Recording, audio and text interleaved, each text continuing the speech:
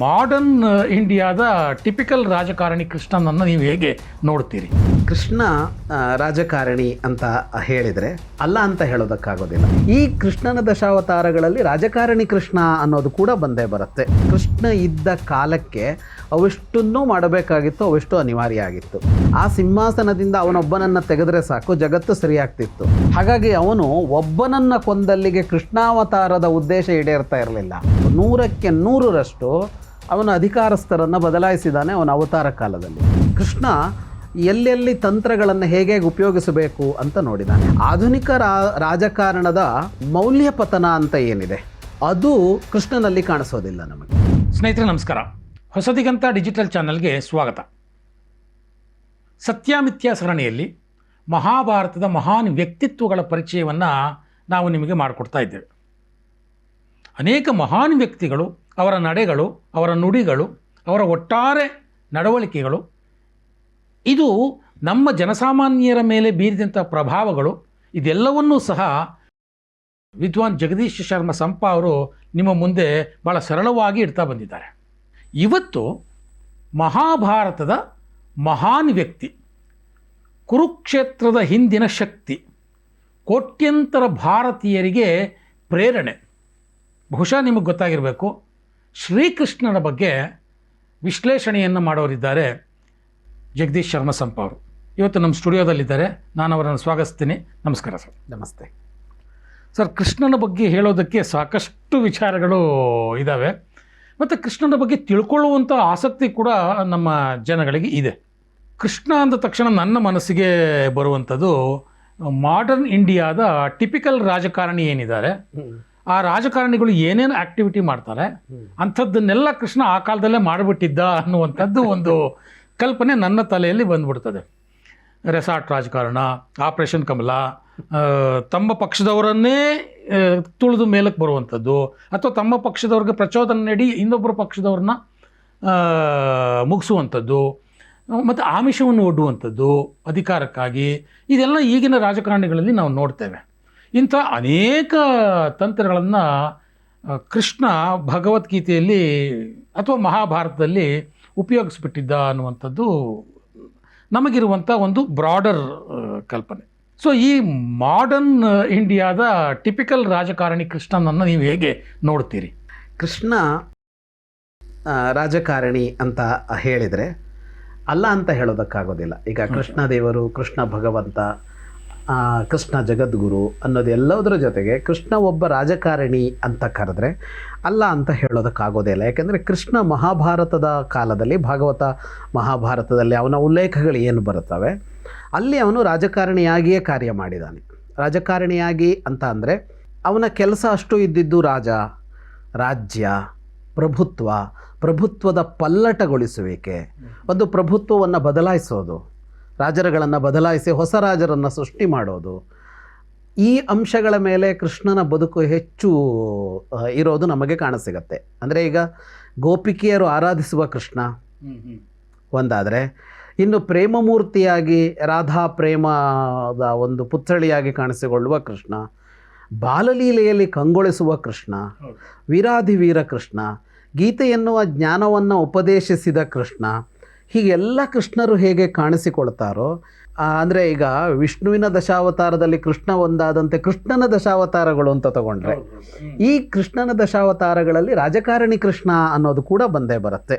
ಮುತ್ಸದ್ದಿ ರಾಜಕಾರಣಿಯಾಗಿ ಅವನು ಕಾಣಿಸ್ತಾನೆ. ಈಗ ನಾವು ರಾಮನನ್ನು ನೋಡೋದಾದರೆ ರಾಮ ಕೂಡ ರಾಜನೇ. ಆದರೆ ರಾಮ ರಾಜ ಆಗಿರುವ ಕಾಲಘಟ್ಟ ಮತ್ತು ರಾಮ ನಡೆದ ವಿಧಾನ ಇದೆಯಲ್ಲ, ಅಲ್ಲಿ ಇಂಥ ಅಂಶಗಳು ಬಹಳ ಕಡಿಮೆ ಕಾಣಿಸುತ್ತೆ. ಆದರೆ ಕೃಷ್ಣನಲ್ಲಿ ಅದು ಹೆಚ್ಚು ಕಾಣಿಸುತ್ತೆ. ಅದಕ್ಕೆ ಬಹಳ ಮುಖ್ಯವಾದ ಕಾರಣ ಆ ಕಾಲದಲ್ಲಿದೆ. ಕೃಷ್ಣ ಇದ್ದ ಕಾಲ, ರಾಮ ಇದ್ದ ಕಾಲ, ಎರಡಕ್ಕೂ ಬಹಳ ವ್ಯತ್ಯಾಸ ಇದೆ. ಕೃಷ್ಣ ಇದ್ದ ಕಾಲಕ್ಕೆ ಅವೆಷ್ಟನ್ನೂ ಮಾಡಬೇಕಾಗಿತ್ತು, ಅವೆಷ್ಟು ಅನಿವಾರ್ಯ ಆಗಿತ್ತು. ಮತ್ತು ರಾಮನ ಮುಂದೆ ಇದ್ದಿದ್ದು ಒಬ್ಬ ಜಗತ್ತಿನ ಕಂಟಕನನ್ನು ನಿವಾರಿಸುವ ಕೆಲಸ. ಒಬ್ಬ ಇದ್ದ ದುಷ್ಟ, ಎಲ್ಲ ಜಗತ್ತಿನ ಕೆಡುಕಿನ ಮೊತ್ತ ಅವನಾಗಿದ್ದ. ಜಗತ್ತಲ್ಲಿ ಎಲ್ಲೆಲ್ಲೆಲ್ಲ ಕೆಡುಕಿದೆಯೋ ಅದಷ್ಟು ಅವನೊಬ್ಬನ ಇಂದಲೇ ನಡೀತಾ ಇತ್ತು. ಅಂದರೆ ಅವನು ಮತ್ತು ಅವನ ಹಿಂಬಾಲಕರು ಮಾತ್ರ ನಡೆಸ್ತಾ ಇದ್ದರು. ಅವನ ಒಬ್ಬನನ್ನು ಬದಲಿಸಿಬಿಟ್ರೆ, ಅಂದರೆ ಆ ಸಿಂಹಾಸನದಿಂದ ಅವನೊಬ್ಬನನ್ನು ತೆಗೆದರೆ ಸಾಕು, ಜಗತ್ತು ಸರಿಯಾಗ್ತಿತ್ತು. ರಾಮನ ಮುಂದಿದ್ದ ಇದು ಅಷ್ಟೇ ಸವಾಲು. ಕೃಷ್ಣನ ಕಾಲ ಹಂಗಲ್ಲ. ಕೃಷ್ಣನ ಕಾಲದಲ್ಲಿ ಕೆಡುಕು ಹರಡಿತ್ತು. ರಾವಣನಷ್ಟು ಶಕ್ತಿಶಾಲಿಯಾದ ಒಬ್ಬ ರಾಜ ಇರಲಿಲ್ಲ. ಒಳಿತಿಗಾಗಿ ಆಗಲಿ ಕೆಡುಕಿಗಾಗಿ ಆಗಲಿ ರಾವಣನಷ್ಟು ಶಕ್ತಿಶಾಲಿಯಾದವನೊಬ್ಬ ಇರಲಿಲ್ಲ. ಅಂತಹ ಸಾವಿರಾರು ಜನ ಇದ್ದರು. ಅಂದರೆ ಕೆಡುಕು ಮಾಡುವ ಸಾವಿರಾರು ಜನ ರಾಜರಿದ್ದರು. ಸಾಮರ್ಥ್ಯ ಕಡಿಮೆ ಇತ್ತು ಅವರಿಗೆ. ಆದರೆ ಅವರವರ ಪ್ರಭಾವ ಬೀರುವಷ್ಟು ಜಾಗಕ್ಕೆ ಅವರು ಕೆಡುಕು ಮಾಡ್ತಾ ಇದ್ದರು. ಹಾಗಾಗಿ ಕೃಷ್ಣನಿಗೆ ಸವಾಲುಗಳು ಹೆಚ್ಚಿತ್ತು. ಹಾಗಾಗಿ ಅವನು ಒಬ್ಬನನ್ನು ಕೊಂದಲ್ಲಿಗೆ ಕೃಷ್ಣಾವತಾರದ ಉದ್ದೇಶ ಈಡೇರ್ತಾ ಇರಲಿಲ್ಲ. ಒಬ್ಬನನ್ನು ಕೊಂದಲ್ಲಿಗೆ ರಾಮಾವತಾರದ ಉದ್ದೇಶ ಈಡೇರ್ತಾ ಇತ್ತು. ಕೃಷ್ಣಾವತಾರದಲ್ಲಿ ಅವನು ಪ್ರತಿ ರಾಜ್ಯ, ಆವತ್ತಿನ ಎಲ್ಲ ರಾಜ್ಯಗಳಿವೆಯಲ್ಲ, ಹೆಚ್ಚಿನದಾಗಿ ಎಲ್ಲ ರಾಜ್ಯಗಳ ಪ್ರಭುತ್ವದ ಮೇಲೆ ಅವನು ಕೆಲಸ ಮಾಡಬೇಕು ಅಂತ. ಹೆಚ್ಚಿನದಾಗಿ ಏನು, 100ಕ್ಕೆ 100ರಷ್ಟು ಅಂತಲೇ ಹೇಳಬೇಕು. 100ಕ್ಕೆ 100ರಷ್ಟು ಅವನ ಅಧಿಕಾರಸ್ಥರನ್ನು ಬದಲಾಯಿಸಿದ್ದಾನೆ ಅವನ ಅವತಾರ ಕಾಲದಲ್ಲಿ. ಇದೆಷ್ಟನ್ನು ಮಾಡುವಾಗ ಅವನು ರಾಮನಂತೆ ನಿಂತು ಹೋರಾಟ ಮಾಡಿ ಮಾತ್ರ ಮಾಡೋದಕ್ಕೆ ಸಾಧ್ಯ ಇರಲಿಲ್ಲ. ಹೋರಾಟನೂ ಮಾಡಿದ್ದಾನೆ ಅವನು. ಎಷ್ಟೋ ಜನರನ್ನು, ಈಗ ಕಂಸನನ್ನು ಕೊಂದಿರೋದಿದೆ, ಸಾಲ್ವನನ್ನು ಕೊಂದಿರೋದಿದೆ, ಬೇಕಷ್ಟು ಜನರನ್ನು ಕೊಂದಿದ್ದಾನೆ ಅವನು. ನೇರ ಯುದ್ಧದಲ್ಲೇ ಕೊಂದಿರೋದಿದೆ. ಆದರೆ ಎಲ್ಲರನ್ನೂ ನೇರ ಯುದ್ಧದಲ್ಲಿ ಕೊಂದು ಮುಗಿಸೋದಕ್ಕಾಗೋದಿಲ್ಲ. ಹಾಗಾಗಿ ಅಲ್ಲಿ ಏನು ಬೇಕಾಯಿತು ಅಂತಂದರೆ ತಂತ್ರ ಬೇಕಾಯಿತು. ಅಂದರೆ ಅಲ್ಲಿ ಪಲ್ಲಟಗೊಳ್ಳಬೇಕು, ಅಧಿಕಾರ ಪಲ್ಲಟ ಆಗಬೇಕು ಅಂತ ಅಂದಾಗ ಬಳಸಬಹುದಾದ ಹಲವು ಮಾರ್ಗಗಳನ್ನು ಬಳಸಬೇಕಾಗಿ ಬಂತು. ರಕ್ತರಹಿತ ಕ್ರಾಂತಿ ಅಂತ ನಾವು ಎಷ್ಟೋ ಕಡೆ ಕರಿತೀವಲ್ಲ, ಈಗ ಅವನು ಬದಲಾಯಿಸಬೇಕು ಅಂತಂದಾಗ ಕೊಂದು ತೆಗೆಯೋದು ಒಂದು ವಿಧಾನ, ಇಲ್ಲದೆ ಅವನಷ್ಟಕ್ಕೆ ರಾಜೀನಾಮೆ ಕೊಟ್ಟು ಹೋಗೋ ಥರ ಮಾಡೋದೊಂದು ವಿಧಾನ. ಇವತ್ತು ಕೂಡ ಬಳಕೆಯಲ್ಲಿದೆ ಅದು. ಈಗ ಒಬ್ಬ ಸರ್ವಾಧಿಕಾರಿ ಇದ್ದಾನೆ, ಇನ್ನೊಬ್ಬ ಇದ್ದಾನೆ, ಅಥವಾ ಮುಖ್ಯಸ್ಥ ಇದ್ದಾನೆ, ಅವನಿಗೆ ಬೇಡ ಅಂತಂದರೆ ಅವನನ್ನು ಕೊಂದು ಬಿಡ್ತಾರೆ. ಇನ್ನು ಕೆಲವೆಡೆ ಓಡಿಸಿಬಿಡ್ತಾರೆ ಅವನನ್ನು. ನಾವು ಎಷ್ಟೋ ಕಡೆ ನೋಡಿದ್ವಿ. ನಮ್ಮ ಪಕ್ಕದ ಸುತ್ತಮುತ್ತ ಬೇಡದೇ ಇರೋರೆಲ್ಲ ಓಡೋಗಾಗಿ ಮಾಡಿದ್ರು. ನೇಪಾಳದಲ್ಲಿ ಮಾಡಿದ್ರು, ಬಾಂಗ್ಲಾದಲ್ಲಿ ಮಾಡಿದ್ರು, ಶ್ರೀಲಂಕಾದಲ್ಲಿ ಮಾಡಿದ್ರು, ಈ ಥರ ಮಾಡಿದ್ರು. ಹೀಗೆ ಹಲವು ಕ್ರಮಗಳಲ್ಲಿ ಮಾಡ್ತಾ ಇದೆಯಲ್ಲ ಇವತ್ತು. ಇದಿಷ್ಟು ಕೃಷ್ಣನ ಕಾಲದಲ್ಲಿ ನಡೆದಿದೆ. ಕೃಷ್ಣ ಎಲ್ಲೆಲ್ಲಿ ತಂತ್ರಗಳನ್ನು ಹೇಗೆ ಉಪಯೋಗಿಸಬೇಕು ಅಂತ ನೋಡಿದ್ದಾನೆ. ಹಾಗಾಗಿ ಆಧುನಿಕದ ರಾಜಕಾರಣದ ಒಳಪೆಟ್ಟುಗಳು ಮತ್ತು ಪೆಟ್ಟುಗಳು ಏನಿವೆ ಅವುಗಳೆಲ್ಲವೂ ಕೃಷ್ಣನ ಕಾಲದಲ್ಲಿ ಬಳಸಿದ್ದನ್ನು ನಾವು ನೋಡ್ತೀವಿ. ಆದರೆ ಹಾಗಂತ ಆಧುನಿಕ ರಾಜಕಾರಣದ ಮೌಲ್ಯ ಪತನ ಅಂತ ಏನಿದೆ ಅದು ಕೃಷ್ಣನಲ್ಲಿ ಕಾಣಿಸೋದಿಲ್ಲ ನಮಗೆ. ಹೊರಗಡೆಯಿಂದ ನೋಡುವಾಗ ಕೃಷ್ಣನನ್ನು ಮೌಲ್ಯಗಳಿಲ್ಲದ ರಾಜಕಾರಣಿ ಅನ್ನೋ ತರಹದಲ್ಲಿ ನೋಡ್ತಾರೆ. ಆದರೆ ಅವನ ರಾಜಕಾರಣದಲ್ಲಿ ತಂತ್ರ ಇತ್ತು, ಆದರೆ ಅದು ಮೌಲ್ಯಕ್ಕೆ ವಿರುದ್ಧವಾದದ್ದಾಗಿರಲಿಲ್ಲ, ಮೌಲ್ಯರಹಿತವಾದದ್ದಾಗಿರಲಿಲ್ಲ ಅನ್ನೋದು ಕೃಷ್ಣನ ರಾಜಕಾರಣದ ವೈಶಿಷ್ಟ್ಯ. ಆಧುನಿಕದ ರಾಜಕಾರಣಿಯಂತೆ ಕಾಣಿಸುವ ಕೃಷ್ಣನಲ್ಲಿ ಆಧುನಿಕದ ರಾಜಕಾರಣಿಗೂ ಕೃಷ್ಣನಿಗಿರುವ ವ್ಯತ್ಯಾಸ ಇದು. ಅದು ಮೌಲ್ಯಾಧಾರಿತವಾದ ರಾಜಕಾರಣದ ತಂತ್ರ. ನಾವಿವತ್ತು ಹೆಚ್ಚು ನೋಡೋದು ಮೌಲ್ಯರಹಿತವಾದ ರಾಜಕಾರಣ ತಂತ್ರ. 100ಕ್ಕೆ 100ರಷ್ಟು ಅಂತ ಅಲ್ಲ. ಇವತ್ತು ಎಲ್ಲ ರಾಜಕಾರಣಿಗಳು ಹಾಳಾಗಿದ್ದಾರೆ, ಎಲ್ಲವೂ ಕುತಂತ್ರಗಳು ಅಂತ ಪರ್ಸೆಂಟೇಜ್ ಅಂತೂ ಅವತ್ತಿಗಿಂತ ಕಡಿಮೆ ಆಗಿದೆ ಅಂತ ಹೇಳ್ಬೋದು. ಹಾಗೆ ನೋಡಿದಾಗ ಮೌಲ್ಯಾಧಾರಿತವಾಗಿ ತಂತ್ರಗಳನ್ನು ಬಳಸಿದವನು ಕೃಷ್ಣ ಅನ್ನುವ ಹೇಳಿಕೆಯನ್ನು ಕೃಷ್ಣನ ರಾಜಕಾರಣದ ಬಗ್ಗೆ ಹೇಳಬೇಕಾಗುತ್ತೆ. ಅಂದರೆ ನಾವು ಸತ್ಯಮಿಥ್ಯ ಸರಣಿಗೆ ಪೂರಕವಾಗಿ ಕೃಷ್ಣನನ್ನು ಕ್ರಿಟಿಕಲ್ ಆಗಿ ನೋಡುವಂಥ ಒಂದು ಪ್ರಯತ್ನವನ್ನು ಈ ಸರಣಿಯಲ್ಲಿ ನಾವು ಮಾಡೋಣ. ಇದು ಸೀಕ್ವೆನ್ಷಿಯಲ್ ಆಗಿ ಬರದೇ ಇರ್ಬೋದು, ಹಿಂದೆ ಮುಂದೆನೂ ಆಗ್ಬೋದು. ಒಂದಷ್ಟು ಇದು ಭಾಳ ಮೂಲಭೂತವಾಗಿ ಭಾಳಷ್ಟು ಚರ್ಚೆಗೆ ಬಂದದ್ದು ಕೃಷ್ಣ ಕುತಂತ್ರಿ, ವಂಚಕ, ಸುಳ್ಳು ಹೇಳ್ತಾನೆ, ಈ ರೀತಿ ಇನ್ನೊಬ್ಬರ ಪ್ರಾಣವನ್ನು ತೆಗೆಯೋದ್ರಲ್ಲಿ ಸುಳ್ಳು ಹೇಳೋದ್ರ ಮುಖಾಂತರ ತೆಗಿತಾನೆ ಅನ್ನುವಂಥದ್ದು. ಸೊ ಅಶ್ವತ್ಥಾಮೋ ಹತಕುಂಜರಃ ಅನ್ನುವಂಥದ್ದು ಏನು ಒಂದು ಮಾತುಗಳು ಯುಧಿಷ್ಠಿರನಿಂದ ಹೇಳಿಸ್ದ, ಅಂಥ ಸತ್ಯವಂತನಿಂದ ಸುಳ್ಳು ಹೇಳಿಸ್ದ, ಸುಳ್ಳಿನ ಮುಖಾಂತರ ಒಬ್ಬ ಮಹಾನ್ ವೀರನನ್ನು ಬದುಕಿಗೆ ಅಂತ್ಯ ಹಾಡಿದ ಕೃಷ್ಣ ಅಂತ. ಸೊ ಈ ರೀತಿಯ ಸುಳ್ಳು ಹೇಳಿದಂಥ ಕೃಷ್ಣನನ್ನು ನಾವು ಮೌಲ್ಯಾಧಾರಿತ ರಾಜಕಾರಣಿ ಅಂತ ಯಾಕೆ ಒಪ್ಕೋಬೇಕು ಅನ್ನುವಂಥದ್ದು ಒಂದು ವಾದ. ಅಲ್ಲಿ ಈಗ ಕೃಷ್ಣನೇ ಆ ಸುಳ್ಳನ್ನು ಹೇಳಿಸಿದ್ದು ಅನ್ನೋದರಲ್ಲಿ ಯಾವ ಸಂಶಯವೂ ಇಲ್ಲ. ಮೂಲ ಮಹಾಭಾರತ ಅದೇ ಕಥೆಯನ್ನು ಹೇಳುತ್ತೆ. ಈಗ ದ್ರೋಣರನ್ನು ಆ ಹೊತ್ತಿನಲ್ಲಿ ಅಶ್ವತ್ಥಾಮ ಇಲ್ಲ ಎನ್ನುವ ಒಂದು ಭ್ರಮೆಗೆ ತಂದು ನಿಲ್ಲಿಸದೇ ಇದ್ದರೆ ದ್ರೋಣರು ಯುದ್ಧ ನಿಲ್ಲಿಸ್ತಾ ಇರಲಿಲ್ಲ ಅನ್ನೋ ಸನ್ನಿವೇಶ ಇತ್ತು. ಏನಾಗಿತ್ತು ಅಂತ ಅಂದರೆ, ದ್ರೋಣರು ಸೇನಾಧಿಪತಿಯಾಗಿ ಯುದ್ಧ ನಡೆಸ್ತಾ ಇದ್ದ 15ನೆಯ ದಿನ ನಡೀತಾ ಇತ್ತು. ಬಹಳ ಅವರು ವಿಜೃಂಭಿಸ್ತಾ ಇದ್ದರು.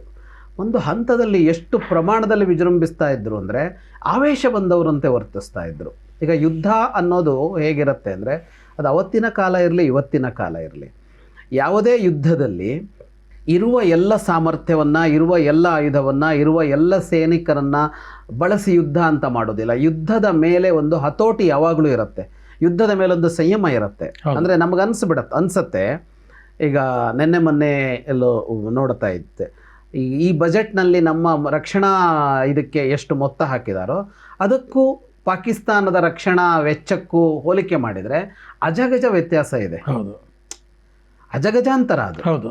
ಹಾಗಿರುವಾಗ ಈಗ ಸುಲಭವಾಗಿ ಇಲ್ಲೆಲ್ಲೋ ಇರುವ ಸಾಮಾನ್ಯನಿಗೆ ಏನು ಅನಿಸುತ್ತೆ ಅಂದರೆ, ಅಷ್ಟು ಕಡಿಮೆ ಸೈನ್ಯ ಇದೆ, ನಮ್ಮಷ್ಟು ಆಯುಧಗಳಿಲ್ಲ, ಮುಗಿಸ್ಬಿಡ್ಬೋದಲ್ಲ ಯುದ್ಧನ ಅಂತಂದರೆ ಹಾಗಾಗೋಲ್ಲ. ಯುದ್ಧಗಳು ಯಾವಾಗಲೂ ಅದರ ಮೇಲೆ ಒಂದು ಸಂಯಮ ಇಟ್ಟುಕೊಂಡೇ ಮಾಡಬೇಕಾಗತ್ತೆ. 5 ವರ್ಷದಿಂದಲೂ ಯುದ್ಧ ನಡೀತಾನೆ ಇದೆ ರಷ್ಯಾ ಮತ್ತು ಉಕ್ರೇನ್ಗೆ. ಉಕ್ರೇನ್ ಸಣ್ಣ ದೇಶ, ಆದರೆ ರಷ್ಯಾ ಅದನ್ನ ಈಗಲೂ ಮುಗಿಸೋಕೆ ಸಾಧ್ಯ ಆಗಿಲ್ಲ, ಆಗೋದೂ ಇಲ್ಲ, ಮಾಡೋದೂ ಇಲ್ಲ. ಹೌದು. ಆದರೆ ದ್ರೋಣರು ಹಾಗೆ ವರ್ತಿಸಿಬಿಡ್ತಾರೆ ಅವತ್ತು. ಅಂದರೆ ಸಂಪೂರ್ಣವಾಗಿ ನಿರ್ನಾಮ ಮಾಡ್ತಾರೆ ಅನ್ನುವ ತರಹದಲ್ಲಿ ಯುದ್ಧ ಮಾಡ್ತಾರೆ. ಎಲ್ಲಿವರೆಗೆ ಹೋಗುತ್ತೆ ಅಂದರೆ, ಋಷಿಗಳ ಒಂದು ನಿಯೋಗ ಬರುತ್ತೆ. ದ್ರೋಣರು ಯುದ್ಧ ಮಾಡ್ತಾ ಇದ್ದಲ್ಲಿಗೆ ಬಂದು ಹೇಳ್ತಾರೆ, ನೀನು ತಪ್ಪು ಮಾಡ್ತಾ ಇದ್ದಿ, ಶಸ್ತ್ರಸನ್ಯಾಸ ಮಾಡು ಅಂತ ಹೇಳ್ತಾರೆ. ಯಾಕೆ ಅಂದರೆ ದ್ರೋಣರು ಬಳಸಬಾರದ ಅಸ್ತ್ರಗಳನ್ನೆಲ್ಲ ಬಳಸಿಬಿಡ್ತಾರೆ. ಒಂದು ಸಹಜವಾದ ಯುದ್ಧ ಕ್ರಮ ಏನಿತ್ತು ಅಂದರೆ, ಈಗ ಸಾಮಾನ್ಯ ಸೈನಿಕರ ಮೇಲೆ ಅಸ್ತ್ರಗಳನ್ನು ಬಳಸುವಂತಿಲ್ಲ. ಎದುರಿನಲ್ಲಿ ಇರುವ ವೀರನ ಮೇಲೆ ಅವನಿಗೆ ಆ ಅಸ್ತ್ರವನ್ನು ತಡೆಯೋಕೆ ಸಾಮರ್ಥ್ಯ ಇದೆ ಅಂತಾದಾಗ ಮಾತ್ರ ಅಸ್ತ್ರ ಬಳಸಬೇಕು ಅಂತ ಒಂದು ಸಾಮಾನ್ಯ ನಿಯಮ ಇಟ್ಕೊಳ್ತಾ ಇದ್ರು. ಆದರೆ ಇವರು ಬ್ರಹ್ಮಾಸ್ತ್ರದಂಥ ಅಸ್ತ್ರಗಳನ್ನೆಲ್ಲ ಬಳಸಿ ಬಿಡ್ತಾರೆ. ಹಾಗೆ ಋಷಿಗಳ ಒಂದು ನಿಯೋಗ ಬಂದು ಹೇಳುತ್ತೆ ದ್ರೋಣರಿಗೆ, ತಪ್ಪು ಮಾಡ್ತಾ ಇದ್ದಿ ನೀನು ಶಸ್ತ್ರಸನ್ಯಾಸ ಮಾಡು ಅಂತ ಸೂಚನೆ ಕೊಡ್ತಾರೆ. ಶಸ್ತ್ರಸನ್ಯಾಸ ಮಾಡು ಅಂತ. ಆದರೂ ದ್ರೋಣರು ಶಸ್ತ್ರಸನ್ಯಾಸ ಮಾಡಲ್ಲ, ಮತ್ತೆ ಅದೇ ಥರ ಯುದ್ಧ ಮಾಡ್ಕೊಂಡು ಹೋಗ್ತಾರೆ. ಪರಿಸ್ಥಿತಿ ಎಲ್ಲಿಗೆ ಬರುತ್ತೆ ಅಂತ ಅಂದರೆ, ಈಗ ದ್ರೋಣರನ್ನು ಶಸ್ತ್ರಸನ್ಯಾಸ ಮಾಡಿಸದೇ ಇದ್ದರೆ, ಯುದ್ಧ ವಿಮುಖರನ್ನಾಗಿಸದೇ ಇದ್ದರೆ ಪಾಂಡವ ಸೇನೆ ಉಳಿಯೋದು ಕಷ್ಟ ಅನ್ನುವ ಪರಿಸ್ಥಿತಿ ಬರುತ್ತೆ. ದ್ರೋಣರನ್ನು ಯಾವ ಕಾರಣಕ್ಕೂ ಸೋಲಿಸೋದು ಅನ್ನೋದು ಅಸಾಧ್ಯ. ಅರ್ಜುನ ಒಬ್ಬ ಮಾಡಬೇಕದನ್ನು, ಅರ್ಜುನ ಮಾಡೋದಕ್ಕೆ ಸಿದ್ಧನಿಲ್ಲ. ಅವನು ದ್ರೋಣರ ಎದುರಿಗೆ ಹೋಗಿ ನಿಲ್ಲೋದಕ್ಕೆ ಸಿದ್ಧನಿಲ್ಲ. ಗುರು ಅಂತ ಅವನು ಅವರೆದುರಿಗೆ ಯುದ್ಧ ಮಾಡಿದರೂ ಯುದ್ಧದಂತೆ ಮಾಡ್ತಾನೆ, ಯುದ್ಧ ಮಾಡೋದಿಲ್ಲ ಅನ್ನೋ ತರಹ ಮಾಡ್ಕೊಂಬಂದಿದ್ದ. ಆಗ ಅನಿವಾರ್ಯವಾಗಿ ಏನಂದರೆ, ದ್ರೋಣರೇ ಶಸ್ತ್ರತ್ಯಾಗ ಮಾಡುವಂಥ ಪರಿಸ್ಥಿತಿ ನಿರ್ಮಾಣ ಆಗಬೇಕು. ದ್ರೋಣ ಸಂಹಾರ ಅಲ್ಲ, ದ್ರೋಣರು ಶಸ್ತ್ರ ಬಿಟ್ಬಿಡಬೇಕು, ಅವರಷ್ಟಕ್ಕೆ ಅವರು ನಿವೃತ್ತರಾಗಬೇಕು. ಅದು ತಂತ್ರ ಇವತ್ತು ನಡೆಯುತ್ತೆ ರಾಜಕಾರಣದಲ್ಲಿ. ನಮಗೆ ಗೊತ್ತೇ ಆಗೋಲ್ಲ ಸಾಮಾನ್ಯ ಪ್ರಜೆಗಳಿಗೆ. ಯಾರೋ ಒಬ್ಬ ನಿವೃತ್ತನಾಗಿ ಬಿಡ್ತಾನೆ, ಅವನ ಸ್ಥಾನದಿಂದ ನಿವೃತ್ತನಾಗ್ತಾನೆ, ಅವನು ಯಾಕಾದ ಅನ್ನೋದೇ ಗೊತ್ತಾಗೋದಿಲ್ಲ. ಹೌದು. ಅದನ್ನು ಎಷ್ಟೋ ಸಲ ವಿರೋಧಿಗಳು ಮಾಡಿಸಿರ್ತಾರೆ, ಎಷ್ಟೋ ಸಲ ಅವನ ಪಕ್ಷದವರು ಮಾಡಿಸಿರ್ತಾರೆ, ಎಷ್ಟೋ ಸಲ ಅವನ ಪಕ್ಷದ ನಾಯಕರು ಮಾಡಿಸ್ತಿರ್ತಾರೆ, ಎಷ್ಟೋ ಸಲ ಅವ್ರ ಕುಟುಂಬದವರು ಮಾಡಿಸಿರ್ತಾರೆ. ಕರೆಕ್ಟ್. ಅದೇನು ಅಂದರೆ, ಅದೊಂಥರ ರಕ್ತರಹಿತ ಕ್ರಾಂತಿಯ ಕ್ರಮಗಳದು. ಅವನಾಗೆ ಬಿಟ್ಟು ಹೋದಾಗ ಅಲ್ಲಿ ನಿಮಗೆ ಅತಿರೇಕದ ಕ್ರಮಗಳನ್ನು ತೆಗೆದುಕೊಳ್ಳದೆ ಅದು ಮುಕ್ತಾಯ ಆಗತ್ತೆ ಅಂತ. ದ್ರೋಣರು ಶಸ್ತ್ರಸನ್ಯಾಸ ಮಾಡೋದಕ್ಕೆ ಇದ್ದ ದಾರಿ ಒಂದೇ.